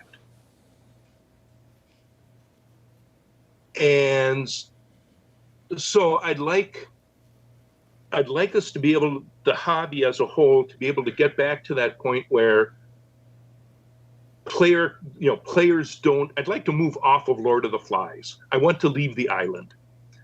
You know, so we don't have to have rules to protect the players from the whims of the referee. Because when we went into Greyhawk Dungeon, Gary wasn't the adversary. Gary had, you know, he was the referee. He had set up the scenario. You know, earlier on, I was talking about the referee setting up a war game scenario. Okay, well, Gary has set up this scenario. And, okay, you go down in the dungeon and there's a critter, you know, there's a monster there. Well, just like in Dungeons of Pashakata, you know, the monster, you know, you dealt out the card and there's the monster. Well, instead of dealing out the card, Gary wrote down the monster, but it's the same principle. You know, the monster's there. What happens when you encounter it is what happens. The referee is simply describing the action. The referee's not your opponent. But that doesn't mean that, you know, if a first level character wanders into a nest of 6 trolls, that does not mean that the trolls are not going to eat him. Just because if a first level character wanders into a nest of trolls, that's what happens. And I've been working on this for a couple of years to just try to reestablish that basic level of trust so that not everything has to be codified. You know, when I was back in practice, I could run an entire evening's adventure with nothing but the notebook containing the dungeon, the hit charts, and the saving throw table. And, you know, if I don't remember a rule, I'll wing it. And, you know, people say, well, you know, what if it's not consistent? It's like, okay, the next time this situation comes up, if one of my players can remember what I did 3 months ago, good on them. But I'm willing to bet a nickel they won't remember either. Yeah. I think, was it James, was it Ed Greenwood that we had on who said he doesn't play any edition? Right. He doesn't play any edition. He just plays. And I think, but there's a gravitas that some people can have, and the problem is it's for all. This game is for all people, and as it's broadened out, you know, if the later editions, there's obviously been not just a renaissance in old school, but just in role playing. We've kind of, you know, video games. When we grew up, a lot of people left because they went to video games because it had the appeal of the things that is anathema to what you're talking about, which is people wanted the prescribed everything. You know, I hit the orc hits, and everything's all pre-described, and if it's not codified, so be it. Well, and one of the big appeals to video games and computer games is convenience. Right. I mean, you know, you can pop in the disc, or you can, you know, log into your MMO any time of the day or night, and you don't need anybody else around. And in most of them, they're very carefully designed that in 10 or 15 minutes of play, you can accomplish at least a little bit. And they're really a different experience. Right. And some of them have been fun. The first computer game I ever played was Knights of the Old Republic. Oh, yeah. Wow. That's And pretty recent, relatively. yeah, but in some ways it was absolutely awesome. But I also remember the first time I played it through, the first planet I visited was, I don't know how well you remember the game, but Oh yeah. the first planet I visited was Tatooine, where at the end you're supposed to fight a crate dragon, and all that happens is you watch an NPC kill the dragon. Oh no, I don't remember that much. Yeah. And it, the only, it's like, Yeah, I want to do that. Right. I want to combat that. It's because that's one of the first lessons you learn as a referee very early on is no, your player character does not want to tag along after a higher level NPC, even though they will get to see some cool stuff on the way. I made that mistake. Everybody makes that mistake, but I made that mistake exactly once. And, all these years later, they're making it again in this video game. Well, and the other thing is, which character? The mercenary. At some, yeah. Pardon? I was going to say the assassin droid, which is the favorite in that HK-53. Oh, he's hysterical. Right. Yes, meatbag. I mean, master. That's right. Yeah, Gary would have laughed until he wet his pants over that one. But there's this mercenary, and early on in the dialogue chain, you ask him a question, and he gives a very brief answer and says, "We will never speak of this again." And I'm like, okay. Turns out you are supposed to speak to him again. It's like, wait. In Greyhawk, if Conan said, "Never speak to me again," he meant, "Never speak to me again." So that I found frustrating. Yeah, and but I think on the other hand, there are parts of that game that are bloody brilliant. Well, and I think that's we try to be all things to all people, but I think what you're trying to talk about, and it is that almost eternal challenge of you have different people at different levels of perspectives. The game is growing. There's some comments about crafting a story. The original games is the way you've described it. The scenario is set up. You kind of delve in, and what happens. The game master or the player has really no idea how you're going to survive, who's going to survive. Later, other games started the railroad kind of thing where you're like it's a small world. You're kind of being transported around from scene to scene, and whether it's you're following an NPC, you're going to go through the story.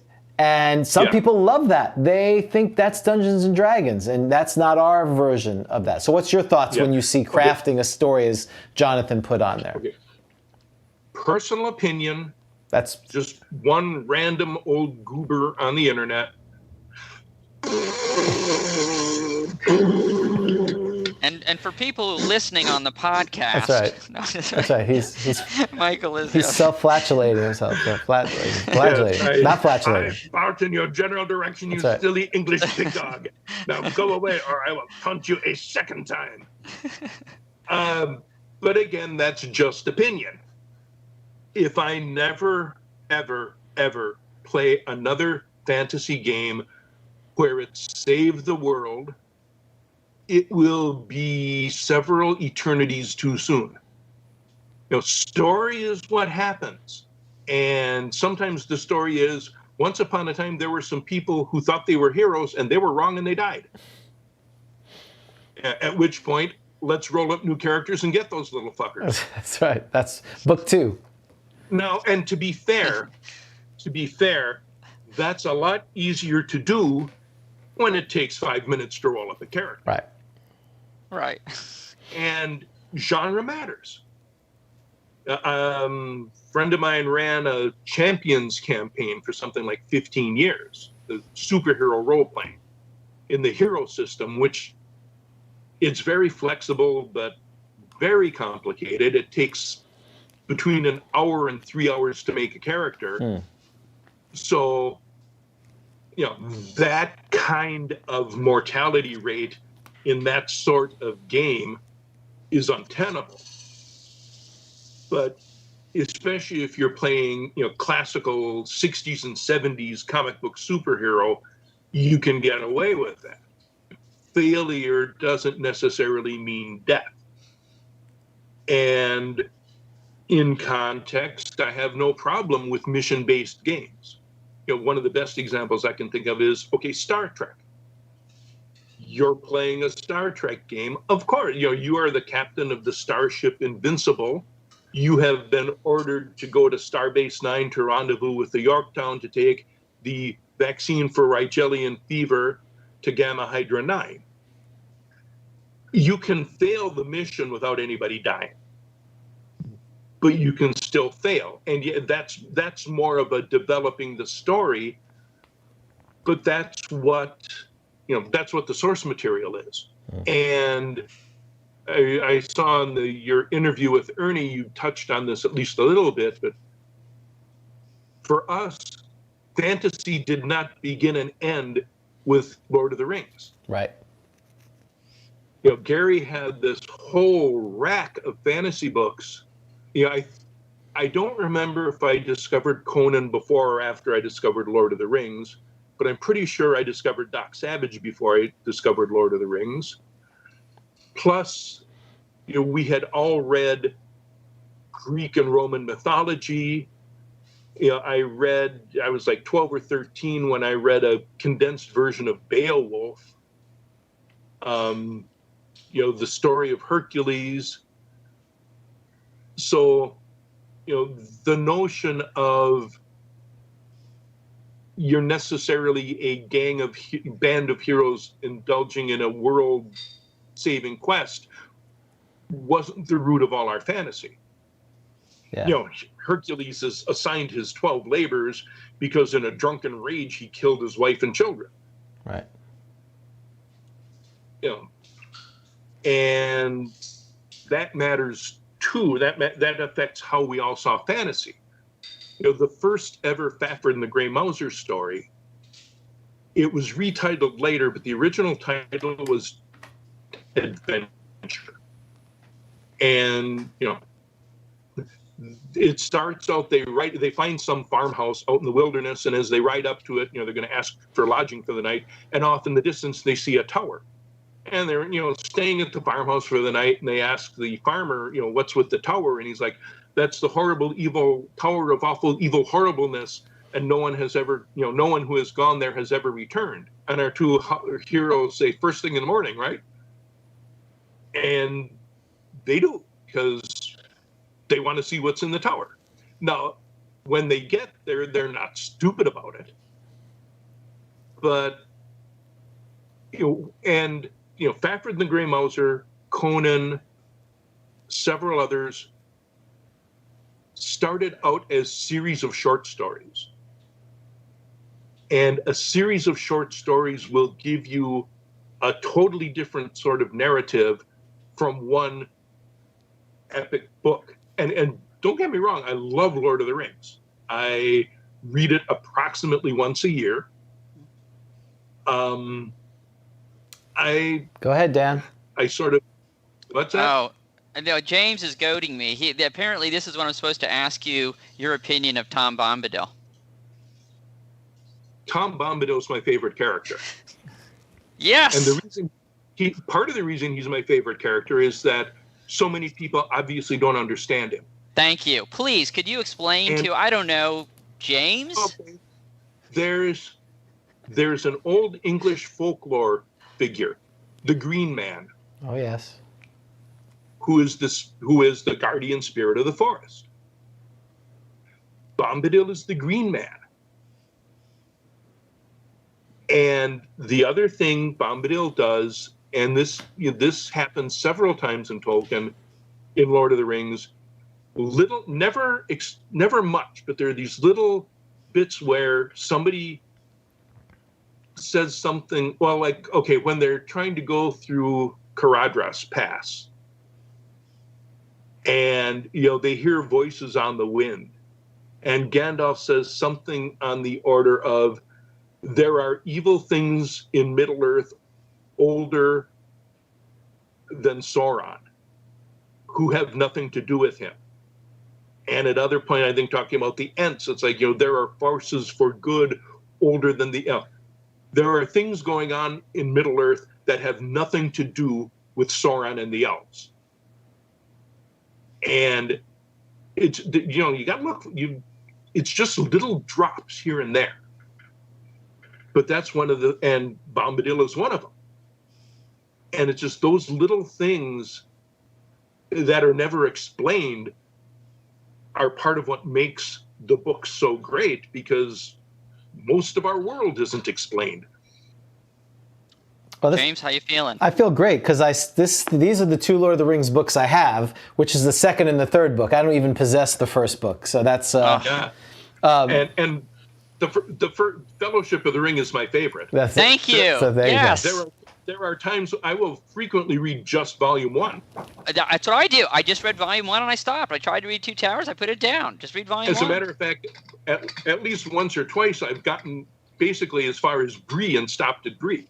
Yeah, I agree completely. So, yes. So your idea of the story is a bunch of idyllic, never dying people go and take a long stroll, and then that's the end of the book. Okay. Yeah. He should get the middle finger. I got it. He should get it too. I'm the Bombadil fan, and I'm the one who got the middle finger. Come on. There's no justice in this world. You're an arbitrary DM. Yes. I'm not playing anymore. No, James is actually. We should pity him. That's right. You're right.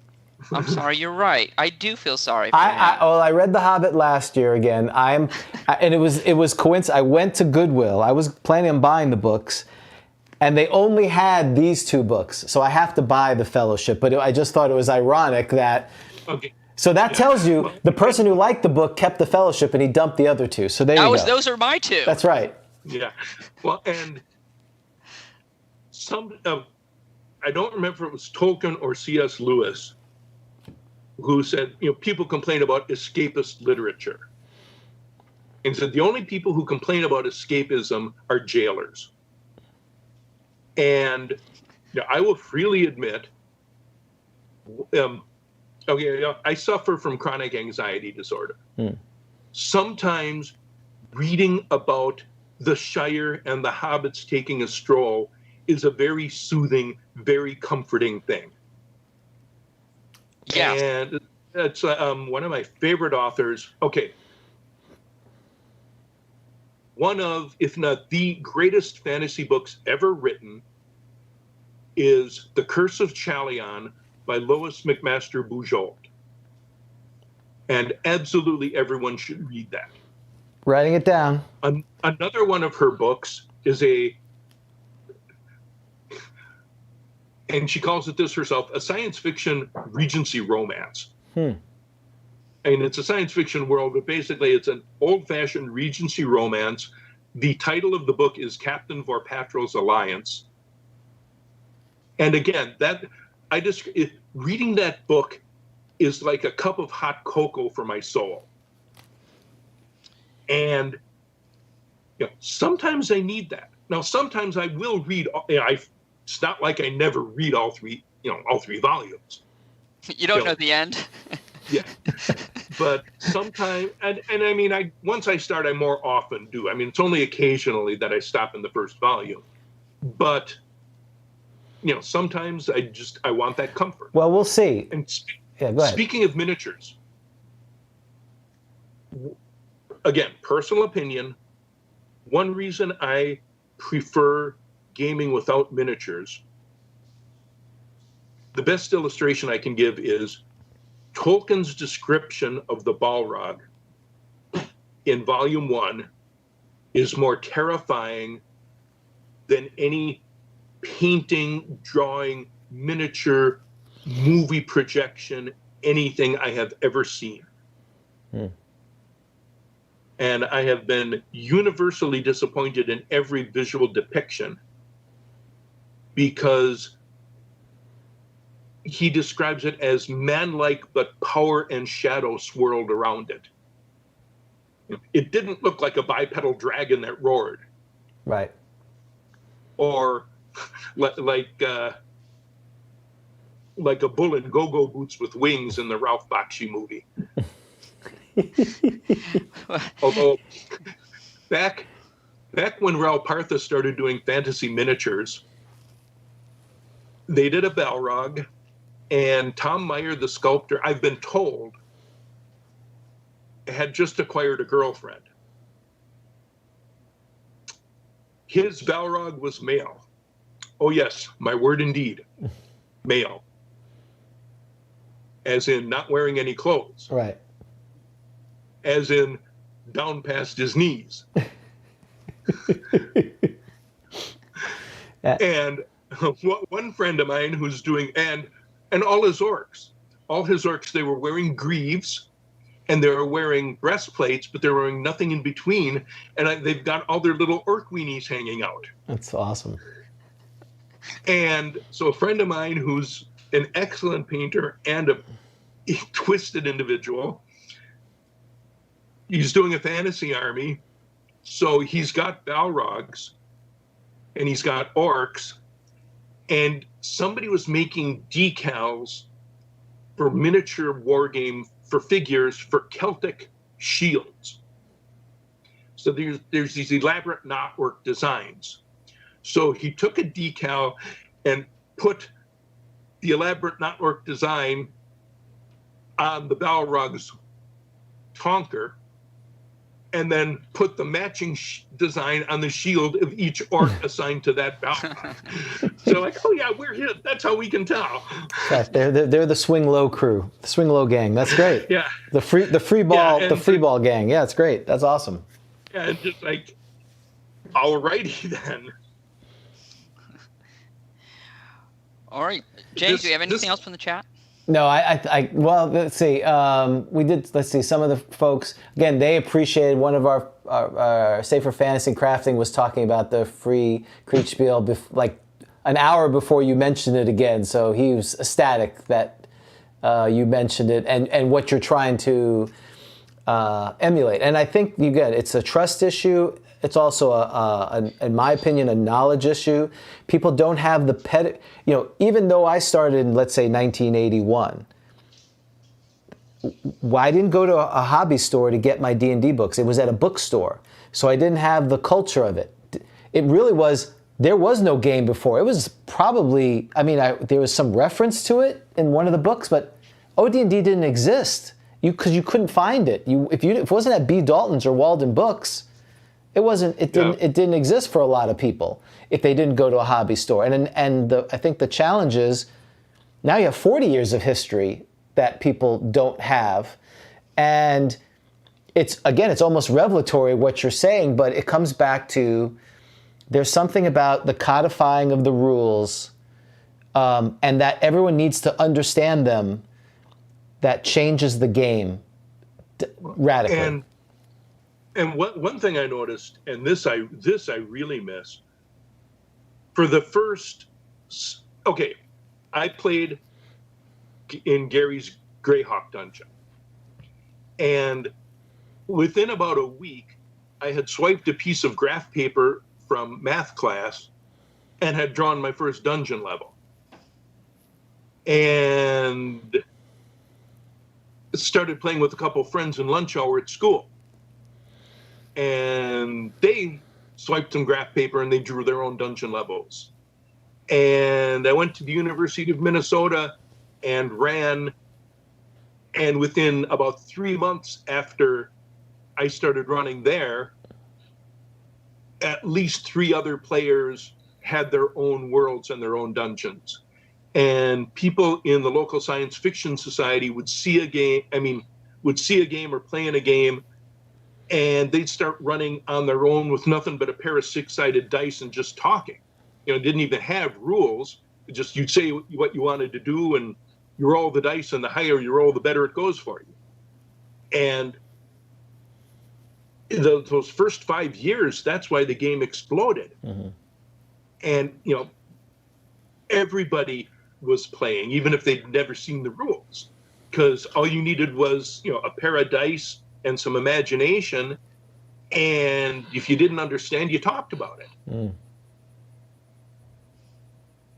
And I think that's probably the biggest, and this I'm going to go where it's not just a matter of taste.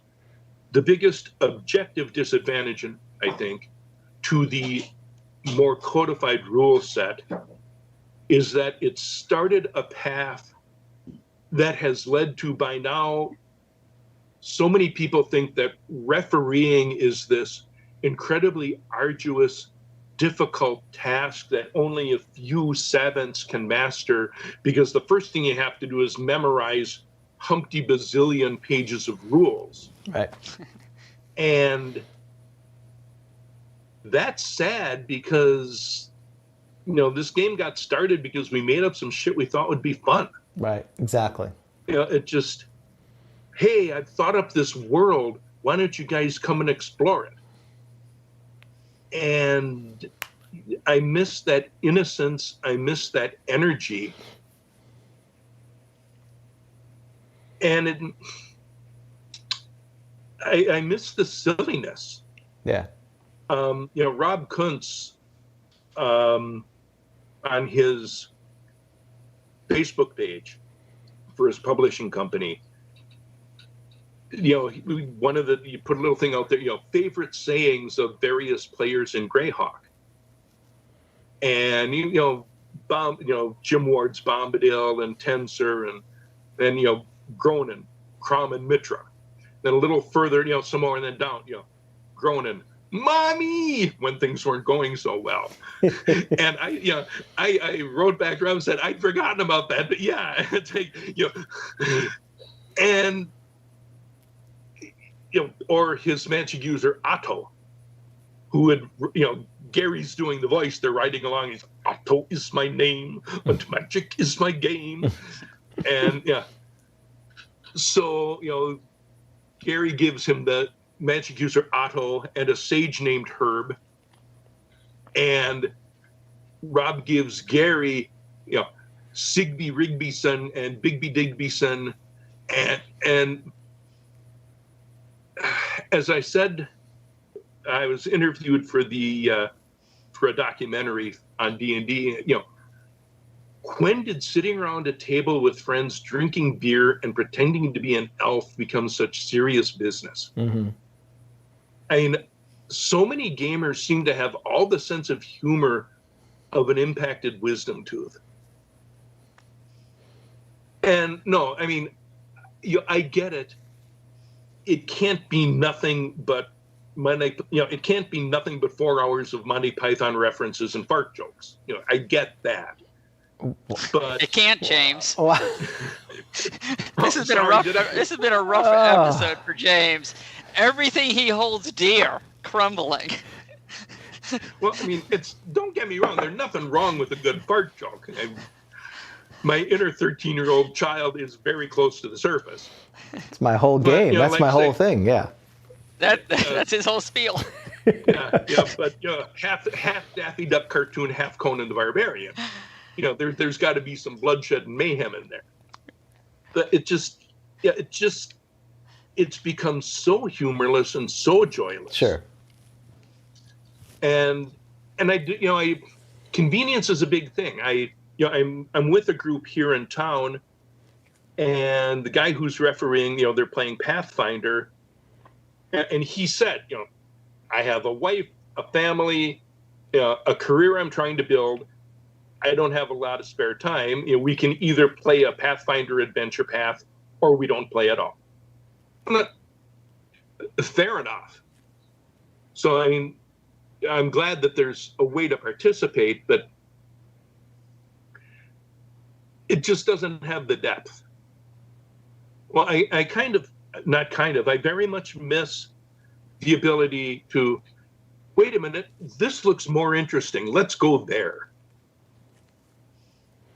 Well, that's what I think that's the style that we still like. That's,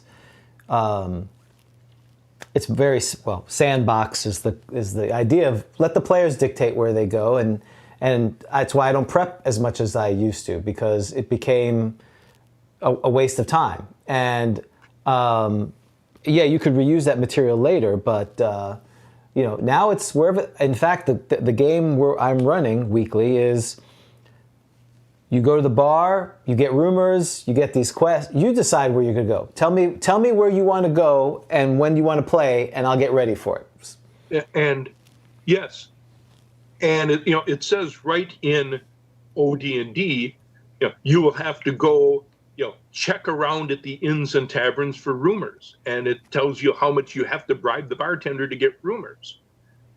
And people get paralyzed by that.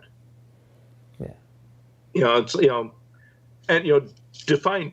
I do a lot of prep, but it's very high level prep. Right. I know the world. Right. Exactly. Know the world. Know the major NPCs and their major agendas, and then just see what happens when you let the players loose. Again, going back to, there's a river and there's piers, therefore there's pirates. Okay, what do the players want to do about that? Do you want to join the pirates? Do you want to fight the pirates? It's up to you. Right, and that's where a lot of DMs, especially if they come from the 5th edition, and my son plays it, I'm glad there's a 5th edition, because there needs to be a 9th edition, because if there's not a 9th edition, as I've said many times, there won't be D&D at some point. There's got to be people's game. I just hope, like you, it's come back a little bit, and it continues to come back to that spirit of, and again, Wizards of the Coast, they got to sell products. They want to sell a book like this and say, okay, you start on page 1, basically, and you run your campaign through page whatever this is, 250 pages, and here you go. And here's an epic story, and awesome. It just needs to have both. If you want Lord of the Rings, great. If you want to be a bunch of looters and thieves, you should be able to do that too. The game should handle both.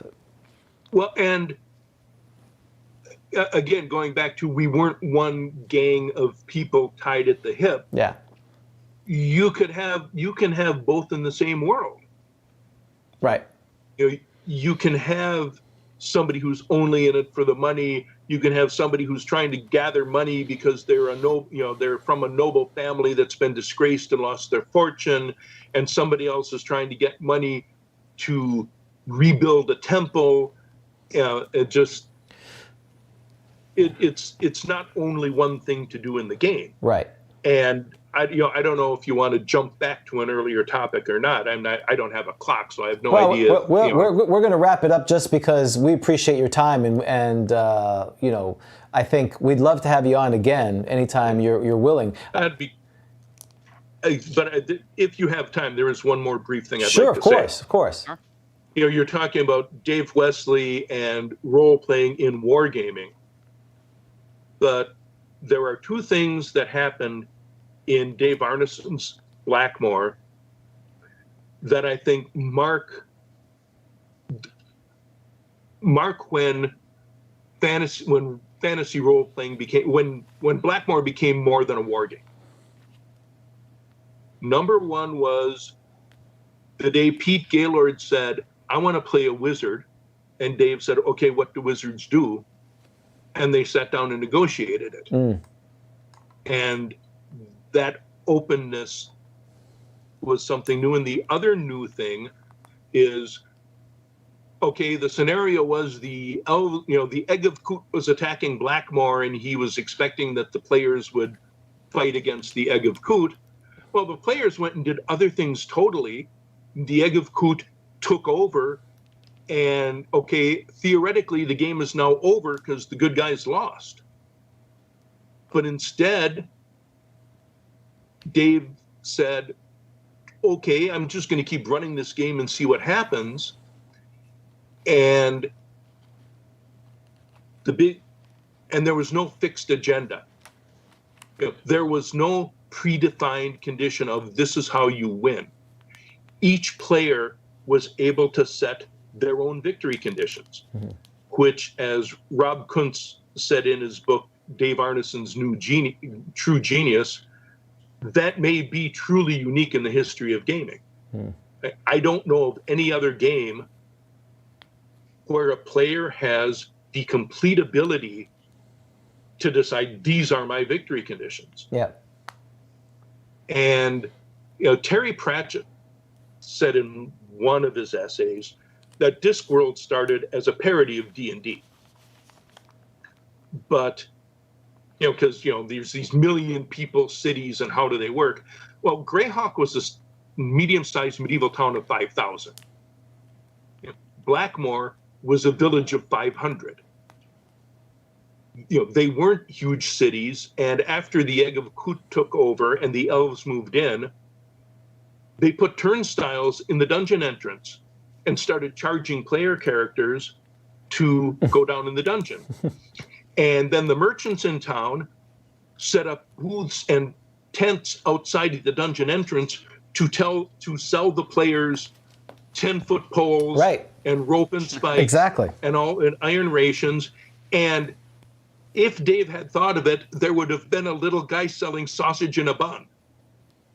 So Discworld isn't a parody of D&D. It's a rediscovery of what D&D originally looked like. Because, yes, the giant bowling ball would kill you, but Dave and Gary both had tongue firmly in cheek the entire time. And if you could, and this may be a tough question to answer, but so you knew Gary, you knew Dave, you knew Phil. If you could describe each one of them and just like maybe a couple adjectives, what would you say about the three of them? In terms of what? Anything you want. Yeah. First couple of adjectives that come to your mind. You think of Gary. I think of Gary as a very imaginative, hardworking man. I mean, none of them are perfect. Everybody's human. Very imaginative, very humorous. Now, like I said, he was the first adult that ever treated me as a peer. Dave was a very sweet, very kind, very gentle man who, when he was on the other side of the war game table from you, turned into a demon who would reach into your chest, tear your heart out, eat it in front of you, and laugh hysterically the entire time. Dan. And Phil was brilliant. He was, and come on, guy's a major linguistic scholar. He had traveled all over the world, and reading books that he had in his library, it's like, okay, that's where he got that from. Oh, that's where he got this from. And I remember one very tender moment. The Minneapolis Museum of Art had a display of artifacts from Chichen Itza. And the raised causeway out to the sacrificial well was called a Sakbe, which in Tecumseh is what they call the fortified road system, the Sakbe roads. And I next time I saw Phil, I sort of twitted him about that, and he sort of shrugged and said, I no longer remember where I get things from. And now that I've reached the age of 65, it's like, yeah, it's like, I know what he means. Right. So they were all very imaginative in different ways. So I don't know. That's great. No, that's perfect. Thank you. That's wonderful. The last question we have on the chat, are you still, it sounds like you're in a game, but are you running Ramshorn, or you just do that for conventions at this point, or? As of now, I'm just doing that at conventions. Well, I have finally got all of my stuff out of storage, including a book by a British wargamer named Tony Bath called How to Run a War Games Campaign, which, among other things, it has a system for determining the high-level things going on in a world. So I am giving some thought to starting it up again. Well, and you're a regular. You've mentioned it. You're a regular at GaryCon. So if people want to try to get into a game of yours, they could find you at GaryCon. And I think you've got a blog, right? So you blog and you write a lot. Occasionally, yeah. And all right, where can they find your blog? The easiest way would be to search on Gronin's Rules of Gaming, but the actual blog name is whatever the initials are for we made up some shit we thought would be fun. So it's WMUSSWTWBF. Well, maybe you can send us the link, and we'll make sure we put it up there for people, because our group is chat. Are you on Facebook or Twitter or one of those? Yes, I am on Facebook under my real name, whether advisedly or not. That's how I found you. Yep. And you're very kind to respond and agree to come on the show. Sure. Like most animals, I'm fascinated by my own image in a mirror. Well, go ahead. I cannot recommend. I recommend Gary Con very highly. And hopefully we'll be able to go back, because like with everything, every convention's had a challenge, and and I don't blame Luke and the crew at all. It was absolutely the right thing to do. Oh yeah, and I think it turned out to be necessary, right? Because I think by the time Gary Con was going to happen, you couldn't have gatherings. So. Well, you stay safe. We appreciate it. We hopefully you and your family are sheltering when you can, and being socially, all the other stuff that who would have thought that 2020 would be this way? Yeah, really. One of the advantages of living in a small town is it's very easy to maintain distance. Mm. Yeah. Well, we really appreciate your time. Dan, go ahead. Yeah, I was just say thank you so much. So we've now learned, right, the triple threat. That's right. So thank you so much, Michael, for your time. You've been very generous with it. It's been an absolute pleasure to hear about your interactions with Three Legends. Much. It's been fun talking. Yeah, well, so this will be meet you both. Oh, absolutely. Well, and we do events throughout the year, and so we'll send you a note, and if you're interested in spending some more time with this inanity, and you guys can talk about Tom Bombadil, and I can just roll my eyes. And what about gnomes? You didn't ask him about gnomes, which was your other topic. Oh, he loves gnomes. I mean, I can tell. It's clear. Well, it depends on how they're cooked. Oh. Thank you. And on that note. Then with that note, yes, he's. Yep. That seems like we're gonna do a last chorus of the song first, or just takes it out. Well, actually, we need to get a die 10 if you have one available. That's right, because every episode we rate the episode. Well, we don't rate the episode because dice don't lie, and so we ask our guest if they have one nearby to roll a d10 to see how good the episode was. This is not a reflection on you. If it's a low roll, it's us, not you. Right. I got to see if I've got my. Well, you can do. Who was it who grabbed a book from the back? Was it somebody grabbed a book, a Thai book? Zeb Cook. Zeb Cook. I had not learned of that method. Yeah, he just basically flipped it open and went up to a page. Okay, I'll just grab a book and open it up to a page, and whatever the last digit. Correct. There it is. Of the.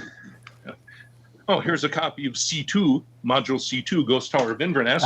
Oh, we had Al Hamicon. Great. Well. That's a wonderful. I ran that recently. That's a wonderful. There's a chart. I will put my finger on the chart, and the number is 1. Oh. We're never having you on again. Or we have to have him back because it's got to get better. It can't get any worse. Law of averages says it's going to go up. Now, I see the reason. I even can tell you why it turned out a 1. Yes. Because in OD&D, there's no such thing as a 10-sider. Well, that makes sense. There you go. Yep. Skewed. 20-sider numbered 0 through 9 twice. That's right. It's skewed. There you go. The fact that we forced you into this was the challenge there, but we tried to force an OD&D'er into a first edition podcast. Yeah. It's a square peg. It didn't fit. But, have you ever heard of FASA, a game company called FASA? Yes, yep, FASA, yep. Yeah, a guy named Forrest Brown worked for FASA, and back in the 80s, he took some of the early soft plastic dice that came from the scientific supply company, sliced them open. The things have got gigantic air bubbles in them, which are and widely off center. So they were never very good dice to begin with. So why is this dice always roll 20s? Well, or 10s in this case. Yeah. So on behalf of Grog Talk, thank you, Mike, so much. We appreciate it. To the fans out there over in Asia and in the North America and in Europe, thank you for staying on for this long. So on behalf of Grog Talk, I'm James. And I'm Dan. And we will see you. Go ahead.